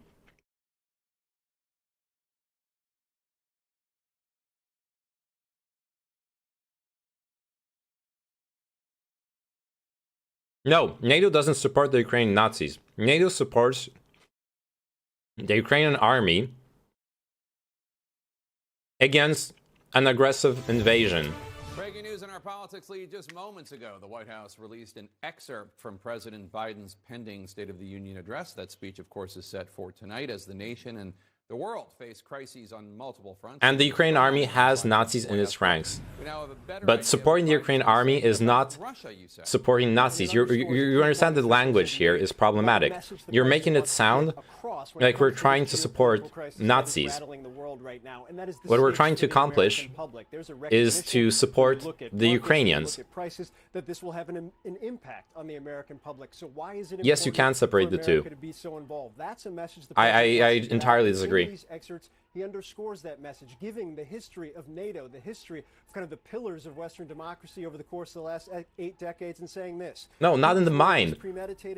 Those are the people defending the Ukrainian people. He thought the West and NATO wouldn't respond, and he thought he could divide us here at home. Putin was wrong. I feel like we would be better banging our heads against the wall. I'm starting to feel desperate, yeah. Fuck it. Let's listen to CNN. Sanctions over the course of the last couple of days, along with military assistance, along with other aid for Ukraine, underscoring that the U.S. has led in the lead up to this moment in time, and also that it's gotten results, even though obviously Russia is still advancing right now, Jay. Oh no, not Obviously, CNN. A lot of Americans God. Are going to be watching. Hey, look, I check out different news sources, okay? Right now it's time for CNN. Anything there? Yeah, prices at a 4-decade high, and the administration is very cognizant of the real-world impact that has on everyday Americans. When you talk to officials who are involved of the key themes the president was thinking through when he started getting his head around the State of the Union back in December, this was always going to be a core component, and it still is. The president making clear in the excerpts of the remarks that we've gotten that he does believe he has plans. There are successes from his first year that he can build on and lay the pathway to progress, particularly in terms of increasing the capacity of the economy, underscoring that he wants to push Congress to pass key elements of his Build Back Better plan. Not the entire plan, probably won't mention it by name at all, but key elements of that plan, and also a focus on supply chains. Obviously, we've seen the administration talk about this. Thanks for the follow, Lotus Bound. Suffocate several months, Jake, not just in the near term, but also in the long term, trying to address supply chains. I'm pretty sure you aren't going to get much Ukraine news right now with the State of the Union coming up. But also over the long term to ensure that America doesn't have another State of the Union address in the wake of the pandemic. Jake. All right, Phil Mattingly at the White House. 8 p.m. Eastern Time? When is that? Transportation Secretary Pete Buttigieg. Secretary Buttigieg, we're Pete hearing Buttigieg. that President Biden intends to address the economic burden at home caused in part by sanctions on Russia. Right now, gas 2 a.m. prices, Yeah, I'm not at a gonna. national average of $3.62 a gallon, up by 9 cents just for a week ago, up 24 cents just a month ago. I have a question, since we are speaking a lot about Nazis, fascists, and this word often appears here in France recently to speak about the political hard right. But what is, according to you, the actual limit between hard right and actual Nazis, fascists?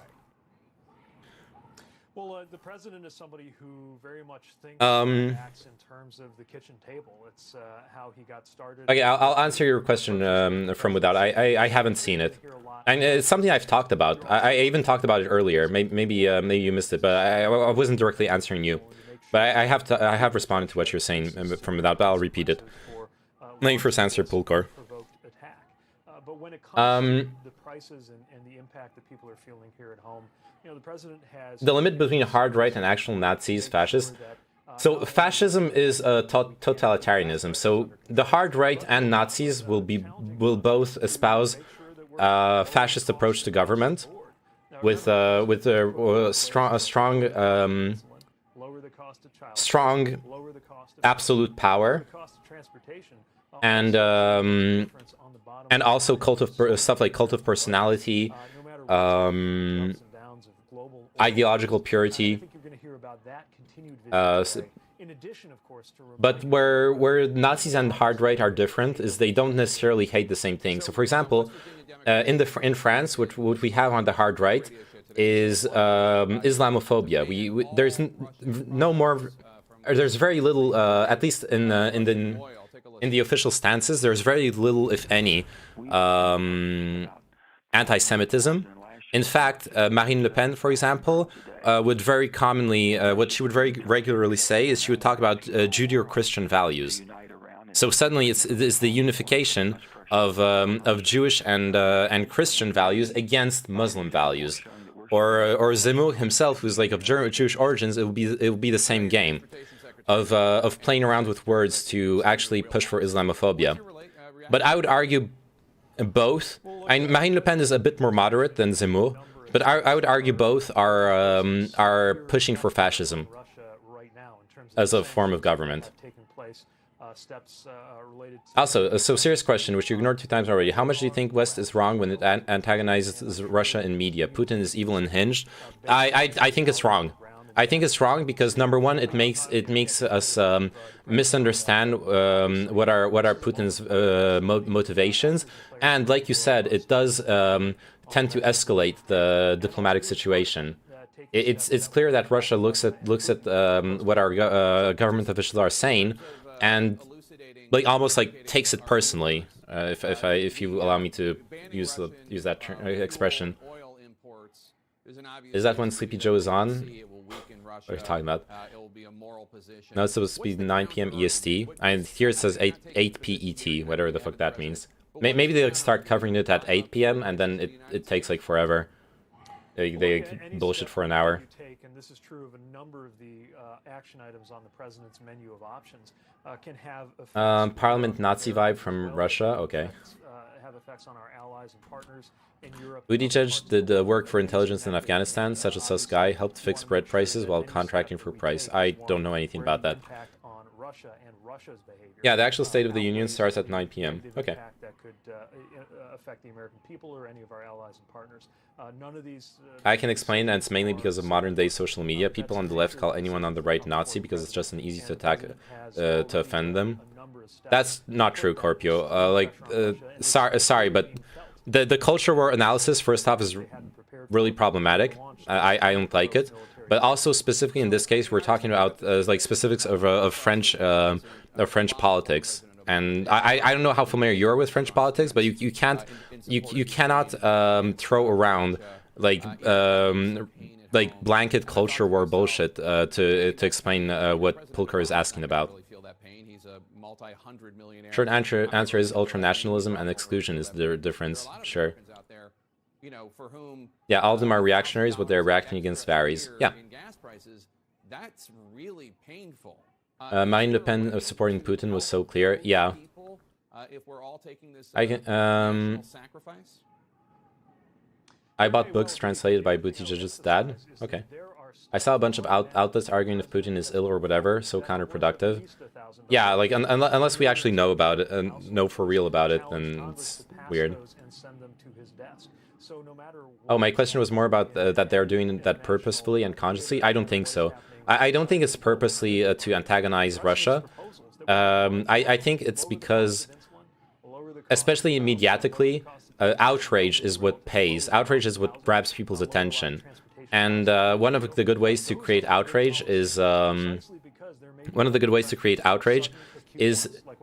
to piss people off or to hype them up. And so you have the reality that the virtue signaling, for example, how like evil Putin is going to be very popular right now. What's your opinion on Dolmas? I have no idea what you're talking about. Rise of Nazi right and populist politics in Europe helps Putin. It's financed by Putin. Like, let's be real. Russia finances far-right groups in Europe. How is the mood in France? Are you feeling an urge to man up and fight Russia in society? Politically, yes. France is pretty united behind Ukraine, as far as I can tell. As far as the people are concerned, a lot of people are skeptical of escalation. A lot of people do want the situation to de-escalate. They do want peace. There are some pro-Russian people as well. The French are reasonable. What are you talking about? Are you talking about being Islamophobic? That's not being reasonable. Transportation Secretary Pete Buttigieg, enjoy your good seats at the State of the Union this evening. I think when people are referring to Russia, they're referring to Putin, and I wish they could differentiate the two. I agree as well. There's a huge problem with people not differentiating between Russia, the Russian government, and Putin as an actual leader. President Trump and his children are trying to block a judge's order that would force them to answer questions under oath. The latest legal wrangling. That's next. Thank you. Just proved my point that you can't blanket cover it and every country is different. So glad you said that, because so many times Americans I've spoken to seem to think every country is the same as them and it, if not, should act like them. Yeah, that's something I've seen as well. I take issue with that. I sympathize with you, Corpio, on that.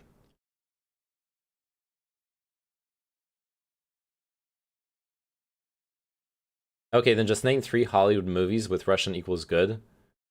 Not Putin, just regular Russians. Fuck, I don't know, man. Streaming is your battlefield. Oh god, no. If you're incapable of... I don't think that's a good example from Without, because we're talking... Okay, so you see, the problem I have with your logic here... People tend to be very egocentric. People care, for the most part, about their own lives and their own interests. So when I'm talking about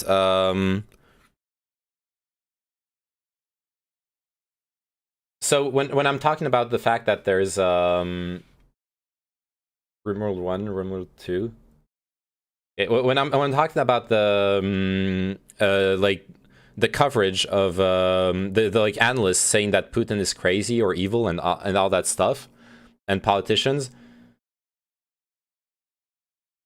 I guess who they're talking to is their own people, their own side, is what I'm trying to say.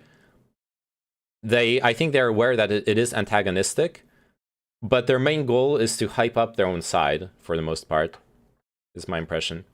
And you can disagree with that. That's an interpretation. But we have this human fallacy of always interpreting things as targeting us. When more often than not, people just think of themselves when they're saying things. That's why I'm explaining it by saying that, like, it's in your political interest right now to talk shit about Russia in the West. If you're a politician and you say Putin is evil, people are gonna like, Putin is evil. That's all I'm saying. So that doesn't mean they want to antagonize Russia.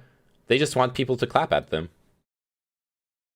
And Hollywood movies has nothing to do with that. Oh, you meant when the French don't throw around blanket culture or bullshit in politics? Well, it's because I genuinely think that when people are accusing Marine Le Pen and Zemmour of being fascist, I think it's justified.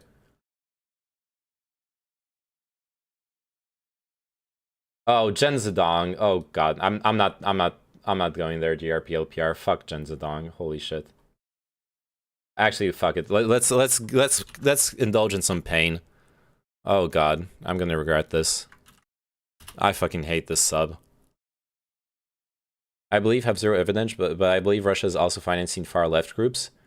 There are some far left groups that seem very like pro-Russian. You read Ulbek? I know I've seen some like interviews with him, but I haven't read his books. No. Not watching the United Nations meme. Oh, there is one. I'll check it out right after. I don't think he should differentiate because he acts in the interest of 50 plus people in Russia when he tries to fight off. Oh, okay. Here in Germany, I can feel and see that a big change is happening. Ever since I can remember, everything to do with military has been downgraded more and more. Oh yeah, it's a huge change in military, in like German culture. Thanks for your point of view. I'm kind of supporting some independentists looking for more autonomous movements in Brittany and close to the regionalist right. And the head of these movements are criticizing Le Pen, Zemmour as fascists, Jacobinists.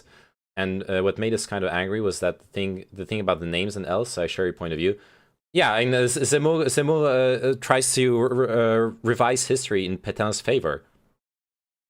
I hope it will bother you that it is that hard for you to find even one movie about regular good Russians. Not because I don't like you, but because I do, and I want to show you my perspective. I agree, but the thing you must understand, I'm not a big movie watcher. Like, I genuinely, I don't watch that many movies. I read like books and stuff. Unironically, I really don't watch that many movies. So like that's also why I also like name 3 movies where there's like Russians are portrayed positively. I know I've seen like at least 1 or 2 movies about that, but fuck me, dude. I have not like it's like a dumb question for just for me personally. I'm not you know what I mean? And like what I said, it doesn't matter for the argument I was making. On est en ligne avec But yes, honestly, it bothers me when like another new Hollywood action movie comes out where the bad guys are Russians. I think it's stupid. I've thought it was stupid for years. I'll agree with you on that. I 100% agree. Victoria, vous êtes ukrainienne, vous avez vécu 25 ans là-bas et je crois comprendre que vous êtes en contact avec votre famille qui vivait à Kiev et qui a fui. C'est bien ça ? Pas tout à fait, non. Elle a pas fui du tout. Alors, racontez-nous, alors, quelle est votre situation? Je précise un petit peu aussi, j'y reviens depuis 4 jours, en fait, de l'Ukraine. Bon, personne n'y croyait, ça c'est clair, dans ces événements-là. Alors, pour narrer un petit peu, parce qu'on dit un petit peu beaucoup de choses, exode, ceci, cela, pour narrer un petit peu le problème qui nous concerne, c'est que le conflit dure depuis 2014, ça on le sait. Il s'agit quand même de la population ukrainienne qui est martyrisée au quotidien, 2 millions de personnes, voilà. Que les problèmes de chauffage, c'est l'hiver, sont difficiles, le salaire moyen, voilà, vous m'entendez? Oui, très bien. Voilà. Pour se chauffer actuellement, dans ces mois d'hiver, c'est plus de moitié que les ménages doivent consacrer à ça. Donc la vie est très très compliquée. Donc je vois pas qu'est-ce qu'on défend. Le président et le gouvernement fantoche là actuellement, que je trouve fantoche, et pas du tout celui que Poutine soi-disant va mettre. Vous parlez là de emporté contre tout ce qu'on entend là actuellement, les pauvres Ukrainiens, mais les pauvres Ukrainiens, ils y sont, avec ces gouvernements successifs, avec cette misère, avec cette économie délabrée. Elle parle de Zelensky. Oui, mais vous parlez de Zelensky, vous parlez de qui? Vous parlez de Zelensky, oui. Oui. Donc vous, Ukrainienne, vous considérez que Zelensky, le chef d'État dûment élu d'Ukraine, est à la tête d'un gouvernement fantoche? Fantoche, d'une chose, et puis la deuxième chose, c'est une personne pas du tout démocratique. Il y a quand même 4 chaînes oppositionnistes qui étaient fermées. Il y a des journalistes qui sont tués. On décrit ça pour la Russie, mais ça se passe aussi en Ukraine. Il y a quand même 4 journalistes qui sont tués depuis quelques années. Il y a tas de choses qui se passent qu'on ne sait pas et qu'on ne dit pas. Oui. Donc ce que vous dites, vous, attendez, ça m'a.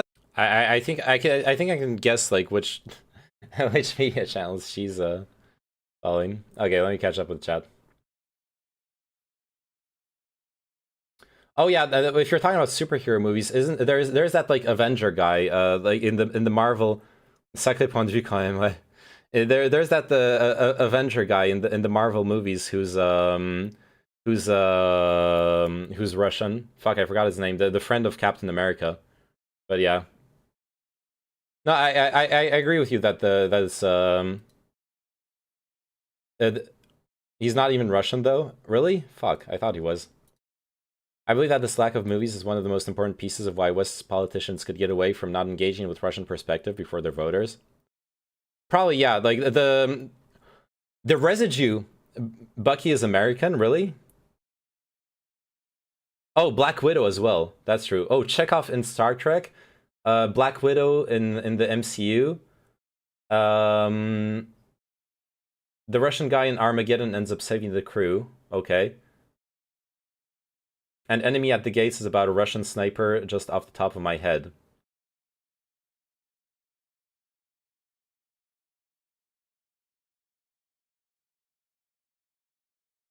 It feels pretty weird that lady... You think she's reading from a paper? She could be, yeah. But I'm not assuming that. your Pulkor is wondering if there above her head she has the photo of Putin.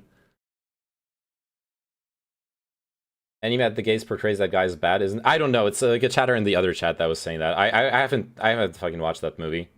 I said I don't fucking know movies, okay? This is not. I know some movies, but this is not. This is not anything that. This is not a discussion I want to have. Like, yes, the portrayal of Russian people is problematic. The Cold War. The Cold War and the Tarkovsky. Yeah, I fucking watched Tarkovsky. Tarkovsky's awesome. I love it. I love his movies. But we're talking about pop culture bullshit. Anyways, let me sum it up, okay? And then we can move on, please. The ideological residue of the Cold War, the Red Scare, and all that stuff has honestly damaged U.S. culture for like a fucking 100 years. Literally brain damaged. Where the moment you say socialism or communism, like 50% of Americans start having a fucking brain aneurysm and dying and shit. And like, yes, they always need to put evil Russians in movies and all that shit. And I agree, that is truly problematic. Okay? That's what I have to say on this subject. I've tried to look at Tarkovsky movies, but I fell asleep every time. They're very slow, but they're very beautiful. You have to be in the right mood for them, but I highly recommend them. Stalker is a masterpiece. And Solaris is really beautiful, too. Those are the only two I've watched, though, to be fair. Isn't the guy from Die Hard a good Russian guy? I don't know. I don't fucking know. Let's move on, please. I'm feeling way too ignorant in this discussion.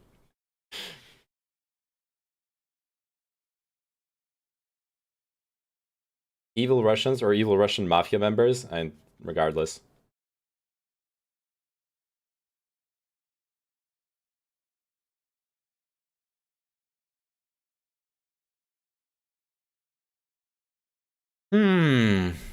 Okay.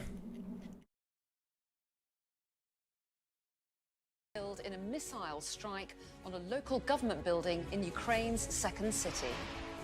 The conflict edges towards the heart of the capital. Russia targets a TV tower near the city centre and tells residents to leave.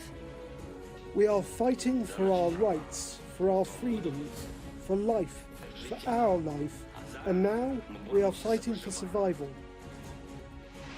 Life underground, the Ukrainian families taking cover from the aerial bombardment as Boris Johnson is challenged. You say you did not watch a single movie in the last 15 years, but we cited some movies. You're not coming to Kiev, Prime Minister. You're not coming to Lviv. Because you are afraid. Because NATO is not... And you just moved the goalposts, like... Because NATO is afraid of World War III, but it is already started. Black Widow doesn't count because she then lives in the US. Donations pile up as the British public do what they can. But she's Russian. The victims of the conflict. Over the next hour, we'll be discussing today's news with our reviewers, the Observer's chief leader writer, Sonia Sobolev. But yeah, let's fucking move on. Telegraph's associate editor for politics, Christopher Hope. And later, we'll have a full run-through of tomorrow's front pages.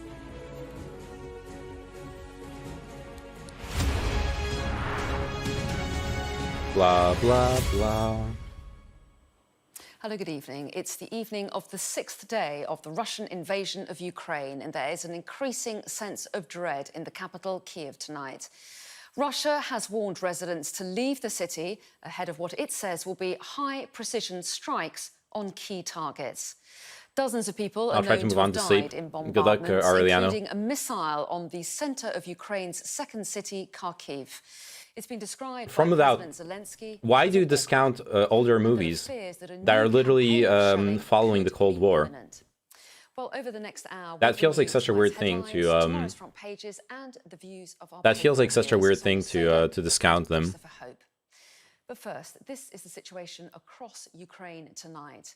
Russia holding ground across areas Peace, Aureliano. Thanks for hanging out. And east, with clashes and bombardments reported in and around several major cities. This morning, a massive explosion hit a regional administration building in Kharkiv's main square, killing at least 10. Because in the Cold War there was pro-Russian sentiment. And tonight, an attack. You can't. Okay, I'm sorry. You can't complain about. You can't complain about Western propaganda, and then look at Cold War media and be like, oh yeah, during this time they were really favorable to Russia. Western media was fucking horrible towards the USSR.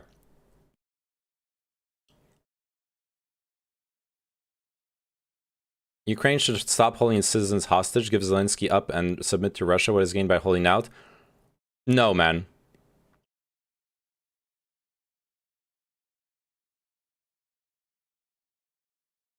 If you genuinely think that, then you misunderstand what a people who want to determine their own country's future feel like.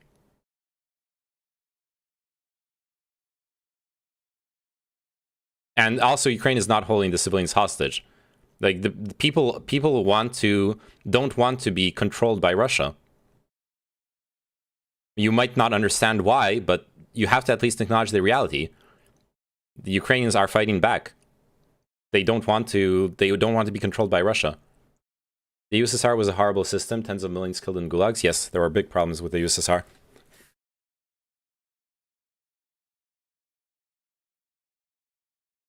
Ukraine has drafted all men of military age and prohibited them from leaving the country. That is not holding them hostage. That is literally drafting the men of military age. Every country does that. I understand why you call it like this, but this is literally normal in wartime. This is fucking normal.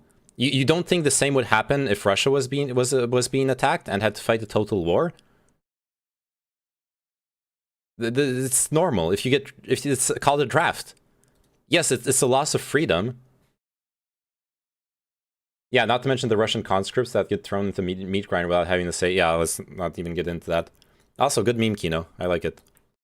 I don't know I don't know what to say about it, but I like it. I'll save this image. Soldier Mannen.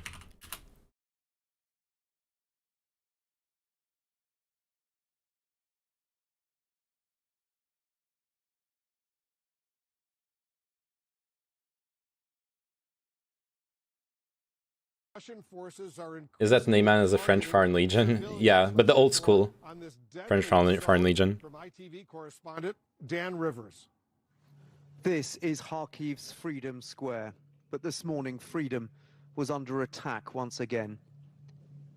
Missiles slamming into the main local government building. President Zelensky has called this open, undisguised terror. Oh, they've actually stricken the government building. I feel like they were avoiding that for a while. Now, it is a glimpse into the grim future which seems to await this country. The search for survivors and recovery of the dead took place amid the constant threat of secondary attacks. So far, at least 10 people are confirmed to have died, and many more have been injured. There was a strong explosion from the square that blew off all the glass. Everyone who was near window was seriously hurt. I was okay. We were all heading downstairs to the basement when second missile came and hit the roof.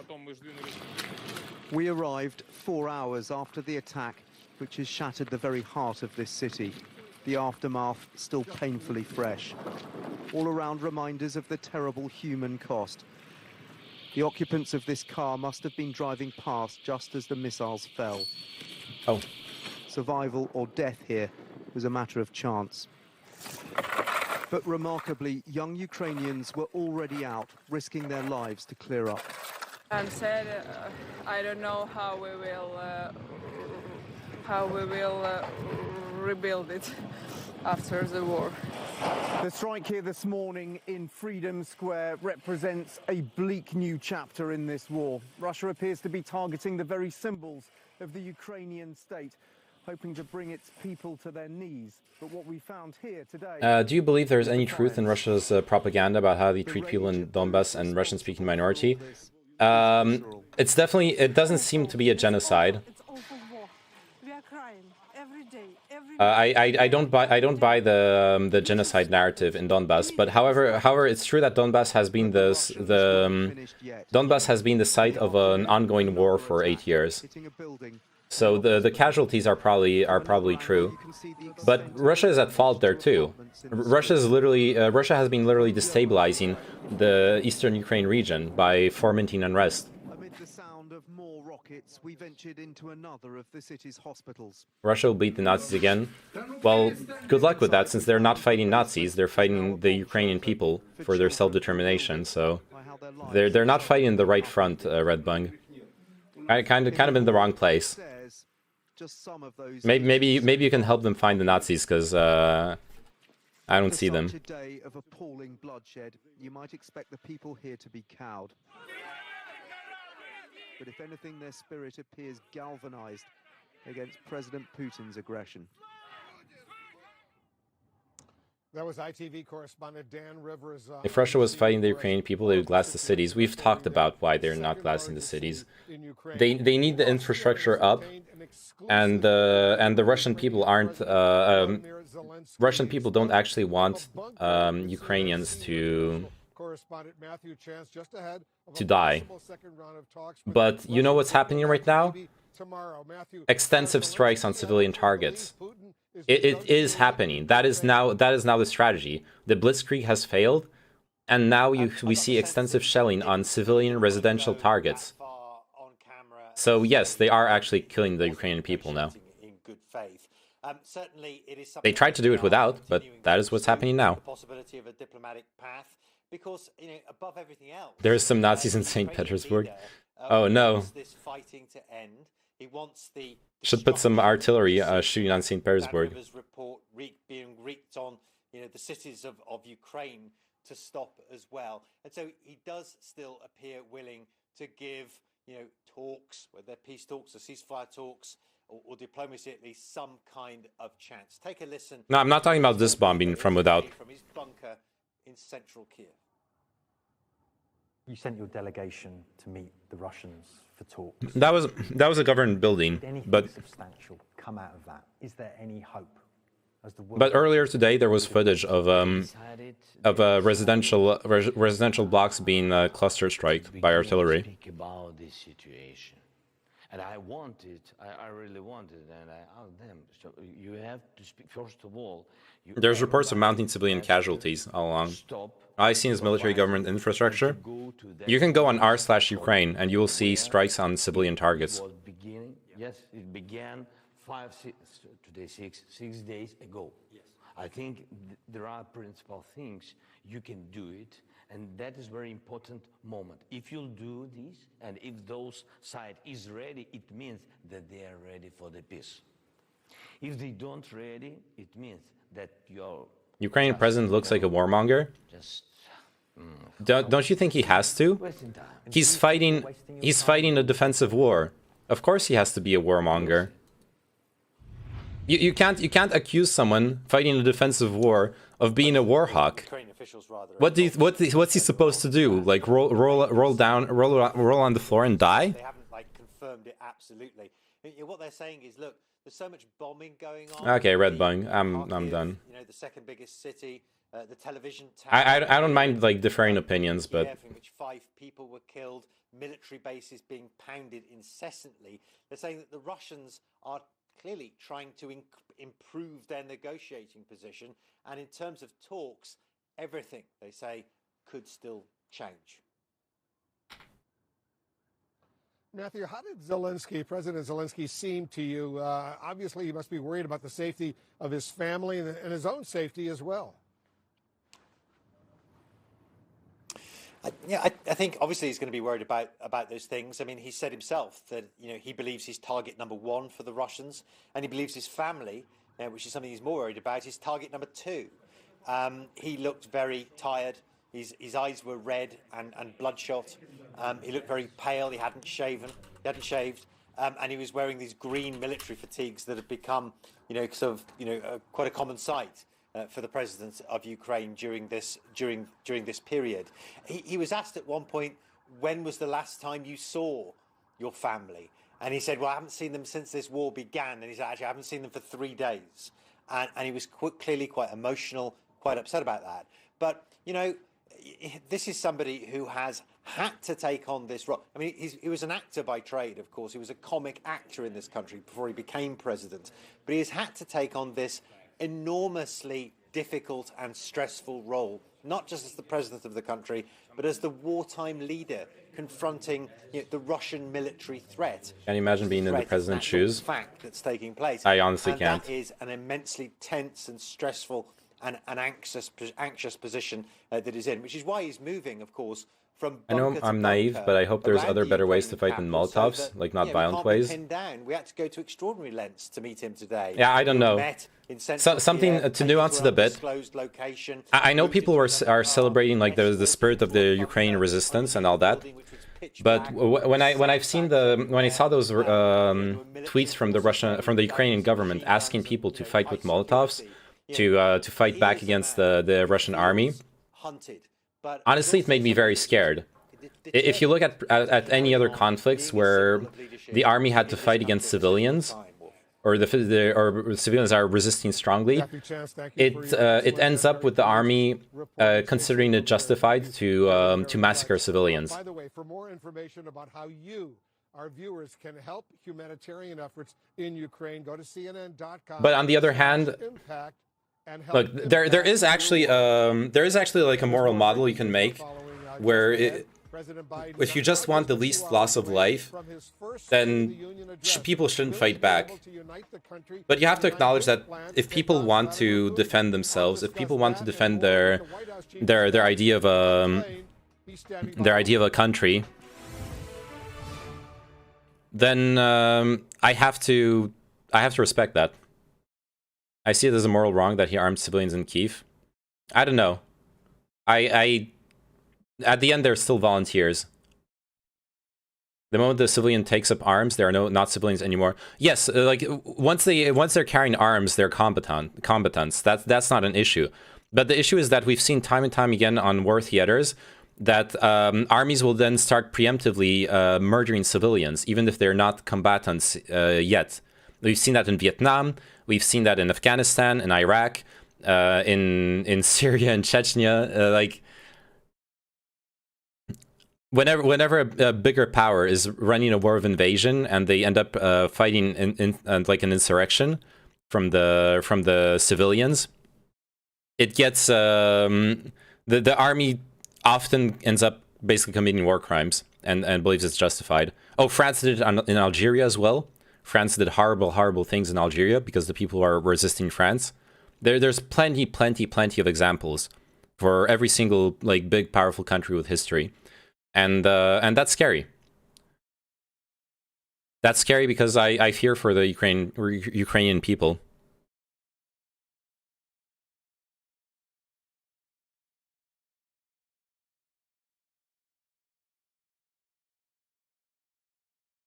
If they want to do that, then they should enroll, not just give AKs away. I think it's a bit too late to give them, proper military training and everything, but yeah.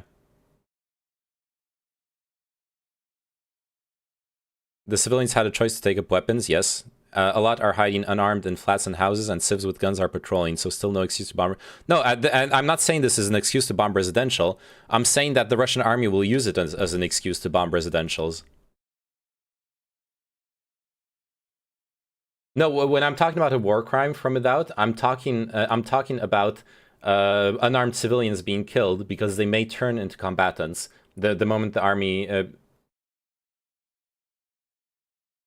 It's something that happened with like the Russian government. I would need to find the tweet again, but the Russian government already tweeted out, for example, that they believe that the Ukrainians are hiding artillery in cities. Yeah, I know you are, but I was explaining to others using it as an excuse. Okay, sorry. I thought I wasn't clear, like, what I was... I thought I wasn't clear in what I was trying to explain. That's obviously not the motive of the Ukrainian government, though. Ukrainians want civilian victims, and now they got what they wanted, which further forwards xenophobia against Russian people all over the world, which they've been trying to achieve for years on end. That's not true. That's actually...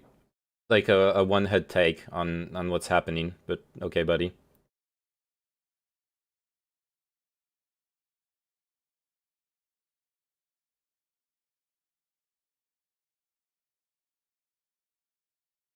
All I'm saying is that when wars become hybrid wars with where civilians civilians switch to combatants to run insurrections, armies have notoriously done horrible things in response. That's what I'm saying. And it's not justified, but that is sadly the history.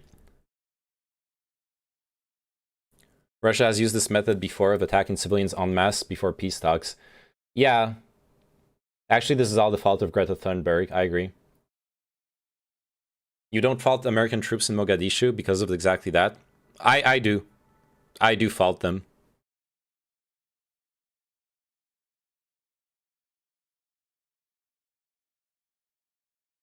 But these civilians would not die if Russian troops would not kill them, so the moral wrong is on the Russians in the end. Yes.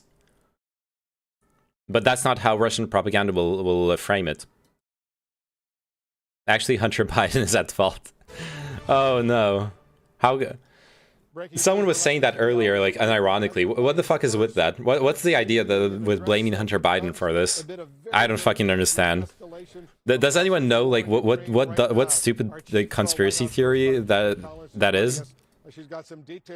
I don't fucking get it. To call out Vladimir Putin, and I'm quoting him, Vladimir Putin's premeditated and unprovoked invasion.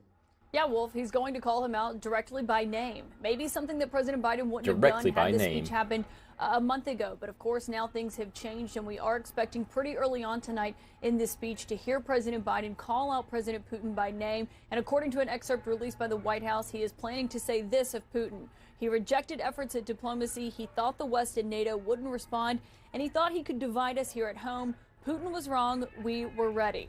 And of course, Wolf, what he is referencing there, saying we were ready, is this invasion of Ukraine that has taken place and now... I don't know what Hunter Biden did, but that was a reason as to how Trump blocked aid to Ukraine. Yeah, there was the Trump Ukraine aid thing, yeah. It is inhumane to expect Americans to not shoot at civilians who are mixed with insurrection forces. Putin has his sights set on the capital city of Kyiv and wants I'll concede that it's a rough situation, but... And so that is going to be a much heavier focus of President Biden's speech tonight. I almost want to say, like, they shouldn't be there in the first place, in the end. And I also think like, American troops just shouldn't be there in the first place at that point. Biden talking about the actions that he's taken in response to this, because another thing that he does plan to say tonight is that when dictators do not pay a price for their aggression, they cause more chaos. Of course, Wolf, we know part of that price. Will we see World War III is the big question we should be talking about? I don't think so. No, it is inhumane. That the White House has warned could cause collateral damage. Talking about no human being should be asked to die if he can fight. No, I understand your point. I understand your point. But I'm saying that if you're in a country and the people and the people are ready to die and are resisting that hard, you probably shouldn't be in the country in the first place. Which is an extremely important and very beautiful gesture indeed. Like, the US shouldn't have been in Vietnam, the US shouldn't have been in Afghanistan and in Iraq, and France should have let Algeria go free. And Russia shouldn't be in Ukraine. Like, I'm against imperialism, honestly. Russia's invasion, but President Biden has ruled out then more atrocities is only on commanders. I don't quite get that. Not actual soldiers. Oh, in that sense. Well, first of all, Wolf, what you'll hear the president talk about is Caitlin. No, not always. There are plenty of war atrocities that can be set to the soldiers' feet. But for what we're talking about right now, yes, I agree with you. Then the fault is on the commanders for putting the soldiers in that situation in the first place. I think I agree with you in that. The Biden-Ukraine conspiracy theory is a series of unevidenced claims centered on the false allegation that while Joe Biden was vice president of the United States, he engaged in corrupt activities relating to the employment of his son, Hunter Biden, by the Ukrainian gas company Burisma. It takes 110 of them to buy $1. Oh. The Russian stock market's been closed for days. So what you hear the president tonight talk about is this coalition he's helped assemble, he's led in assembling, along with the next steps, further tightening the sanctions on the oligarchs who buck up Putin, who benefit from Putin's regime. And also, wait, is that they're talking about refusing aid to make Ukraine fire a prosecutor? That useful message that the president oh God, I don't have money directly by the for this. From Ukraine. who will be the President and First Lady's guest at the State of the Union tonight. And as I said, that's an important So even if that Russian paratrooper did shoot civilians, he was correct that they do not do that in that sense. I mean, it depends on the context. If they just get dropped and start shooting civilians, then that is a war crime. That is on them. But if they get dropped in a hybrid war, Well, I'm not going to get into and like there are ambiguous situations, say like civilians are driving at their base and they shoot them after warning them to stop, then that is not a war crime by the soldiers. They're defending themselves. But like it really depends on specific contexts. I'm also against imperialism, but we do need global cooperation. Yeah, I'm pro-globalism in a certain sense, but in a non-imperialist manner, ideally. If Russia just thinks any NATO member could be at fault for blowing up a lot of Russian convoy vehicles, World War III would start, yes. Ukraine could make it look like NATO did it to make them have to take up arms. They could, but that would be fucking insane. It would be fucking insane to try that. It's not going to happen. It annoys me people are blaming Ukraine as Russia and Belarus were the ones to attack, invade, and kill. I agree. It annoys me too. Ukraine is defending, and the fact that the peace talks didn't stop Putin to attack, he kept bombing. Yeah, normally when you do peace talks, you also have ceasefires for the peace talks, but hey, that's not what happened. Well, I think on the economy, yeah, there's no way Ukraine is intentionally dragging the entire world in and starting World War III. It's just not happening. Our economy's grown more this year than any time in 40 years. It's the first time. And honestly, if they try, and it's uncovered that it's a false flag attack, which is also very likely, they kind of ruin all of the goodwill they have. Honestly. I just saw that Lukashenko did some presentation about the war and accidentally leaked the map that the plan is also to invade Moldova. No way. Oh no. Oh no. Look at this. There's an offensive towards Transnistria. And we already kind of knew that was going to happen, but oh no. Now, if you want to blame only Russia, then you have to say what Russia could have done if West does not back down in negotiations, not invade Ukraine. You will hear him talk tonight about the next phase where we are in COVID. You know, COVID cases are down about 90%. Maybe not Ukraine, but in the army are now a lot of untrained people with big NATO weapons. Oh yeah, there's plenty of NATO weapons running around. And then what? Allow NATO on their border? Yes. Okay, I've talked about this previously. I understand why Russia sees NATO as a threat. I understand it. I truly do. I've looked into the history of between NATO and Russia and all the issues between them. But in the present world, NATO is not a threat to Russia's sovereignty and integrity. NATO will never invade or attack Russia. Why? Because we don't want to fucking die in a nuclear hell. I'm not saying it's because we're the good guys. NATO is not the good guys. I don't believe that. It's just because we don't want to fucking die. It's called mutually assured destruction. Russia is a nuclear country, which makes it impossible for NATO to attack it. If Russia was not a nuclear country, then honestly, yes, it probably would be attacked. But it's not. Russia is a nuclear country. It's impossible for NATO to attack Russia. There's other ways that NATO would fuck with Russia if they do have bases there? No. Please tell me, how? How could they fuck with Russia in ways that they can't fuck with Russia anyways? I don't see it.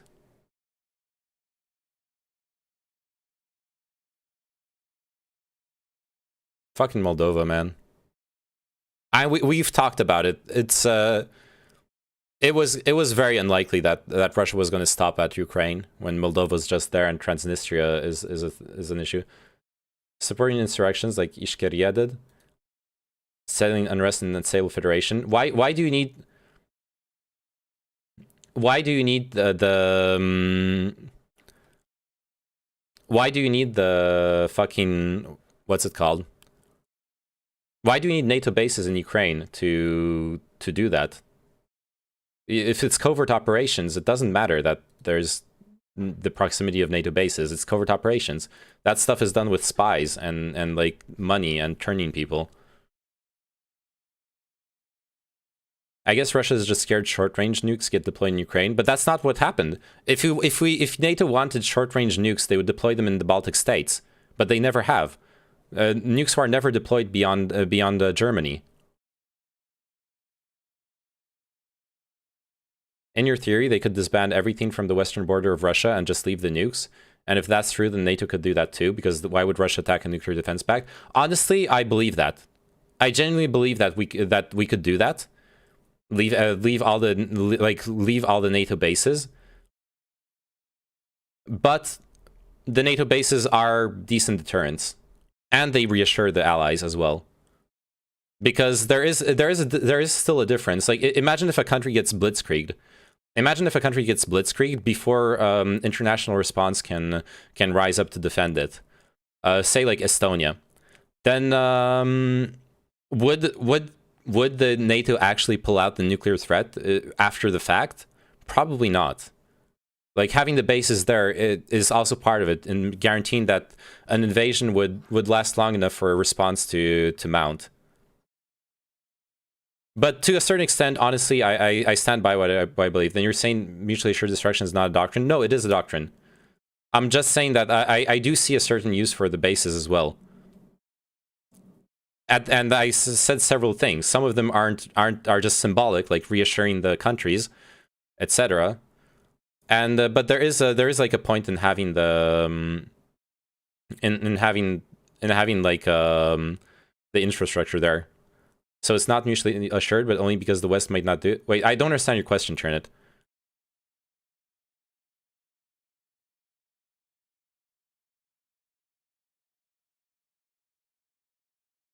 I don't understand your question. It's very confusing to me. There's ways to fuck with Russia if you have one more country near Russia's border. I don't see them, but I'm welcome. You're welcome to explain them to me, please. But if those countries don't want to be border states but real independent, well, then you go out of the realpolitik and into ideology, which I feel you. Like, I'm for self-determination, but right now we're talking like the pragmatic nitty and gritty. If NATO does not actually do mutually assured destruction because of an attack on a member, what's the point of mutually? Oh, that's what she meant. Oh, because of me describing that scenario where like Estonia gets taken over and no one reacts on time. No, yeah, you make a good point. You're right. I'm wrong about that. Like, NATO has to react regardless, even if the country's already taken over. Yeah, you're right.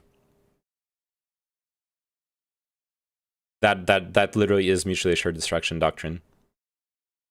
So yeah, the NATO bases aren't really useful. From at least for against Russia. And honestly, I was thinking about it. Doing the settling unrest in federations is the biggest one. I genuinely don't see it. Like, how it changes anything. The US can try to. How are NATO bases useful for doing that? Maybe for like sneaking in, agents, but you don't need a NATO base for that. You just need an embassy. Governments do that all the time, like giving spies diplomatic status and stuff like that. Wolf, they're telling me that they are simply exhausted. They're overwhelmed. Would the administration let us know that a nuke is coming? Would they have time, or would they just not say anything until they deflect it? I don't know. According to Polish authorities, are ending up in Poland, and many of them are transiting through Lviv, the westernmost. What do you guys think? Would Russia invade all of Europe without NATO? Probably not all of Europe. It's almost impossible to board a train out of the country unless you are a woman or a child, and even for them, it is logistics for material and people to cross covertly. I guess it does good for logistics, yeah. That is a fair argument. Okay. Anyways, honestly, the main problem is also, if we're talking about, for example, Russia's demand that bases be removed from Eastern Europe before the war started. Honestly, in an ideal world, I would have liked to accept that, like pulling NATO bases out of Eastern Europe, but keeping them within NATO. They have NATO protection, they just don't have bases. I would have liked to see that, and in exchange, like, Russia gets the fuck out of Ukraine. But however, that would be extremely problematic from the perspective of the Eastern European states. The Eastern European states, most of them have absolutely no confidence in being protected from Russia if NATO does not posture fully. They would have felt abandoned, and that would be a big problem for the alliance as well.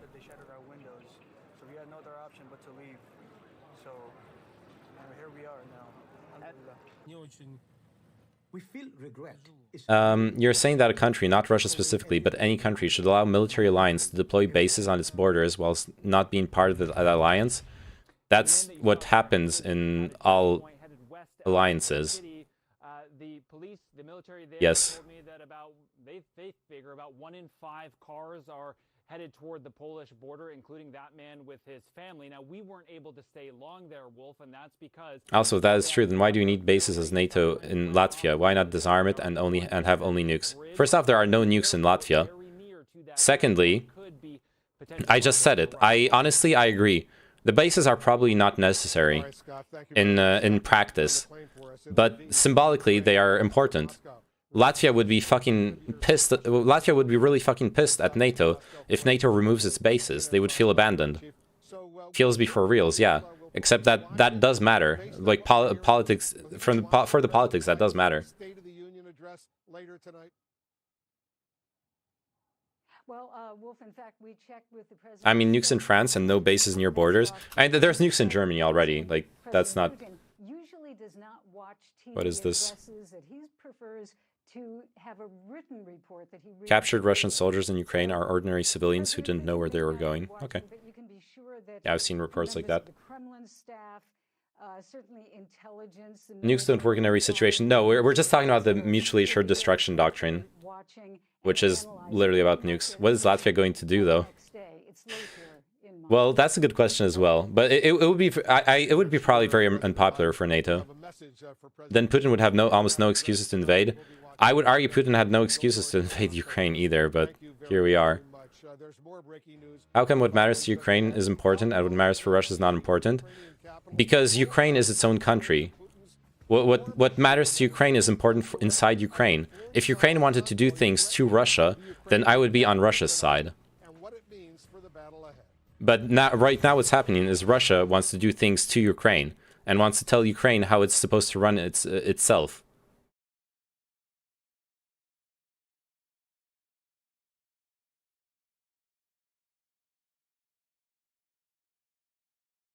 Yeah, I saw the video of the captured Russian calling his mom, telling him he had no idea like where he was sent and stuff. Yeah, I remember seeing that that video. The thing is that army soldiers are trained to lie when captured. I think it's pretty clear at this point that most of the army soldiers are conscripts. They haven't received like hardcore training and whatnot. And if they're gonna lie, they probably wouldn't lie in ways that make Russia look bad. Russia is not defending Ukraine. Ukraine is defending itself from Russia. It's Russia declared war on Ukraine. Yeah, you got your priorities upside down, Golden State. Well, you wouldn't be on Russian side because West wouldn't cover it. Maybe, but if I learned about it, I would be on the Russian side. If Ukraine was like mounting insurrections in Russia and fucking around with Russian politics and possibly invading Russia, I would be on Russia's side.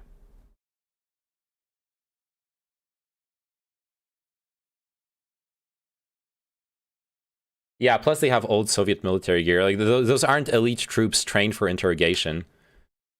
Have a good night, Lotusbaum. See ya.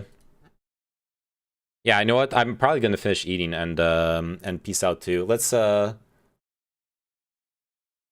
raid someone.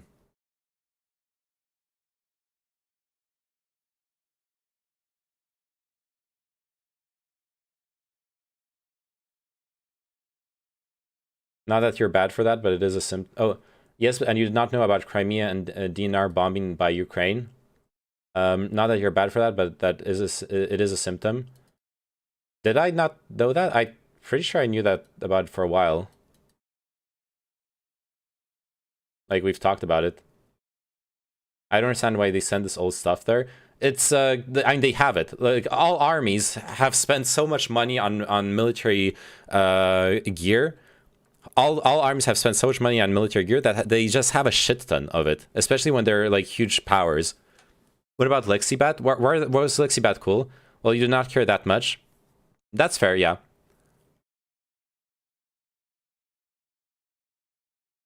I certainly wasn't covering it, that's for sure. But like the open warfare did catch my attention in a much higher way. And you know what? I regret it. But honestly, also, if we're talking about Western coverage versus Russian coverage, does Russian coverage point out that that they were encouraging people dying in Donbass as well? They're funding it, etc., etc. Yeah, I know Lixibat's online, but I'm just asking if you enjoyed the content last time when I rated her. I think I'll rate I'm really important. I gotta switch it around anyways. Anyways, sorry. I know we're disagreeing a lot, but I love y'all anyways. I appreciate the debate from without as well, and the different perspective on things.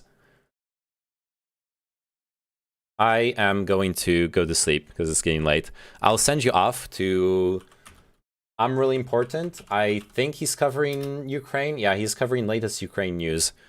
You can go argue with him too. Both sides spin. Yeah. Good night, Fire. Stay safe.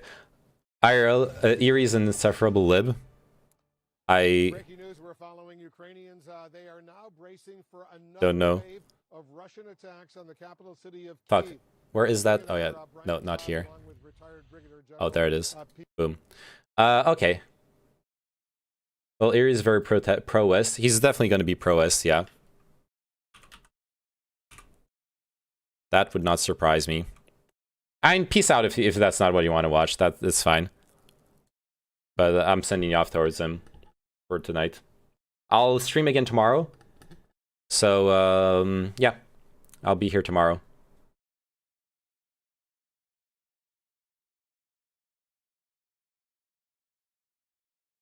Good night. Love y'all.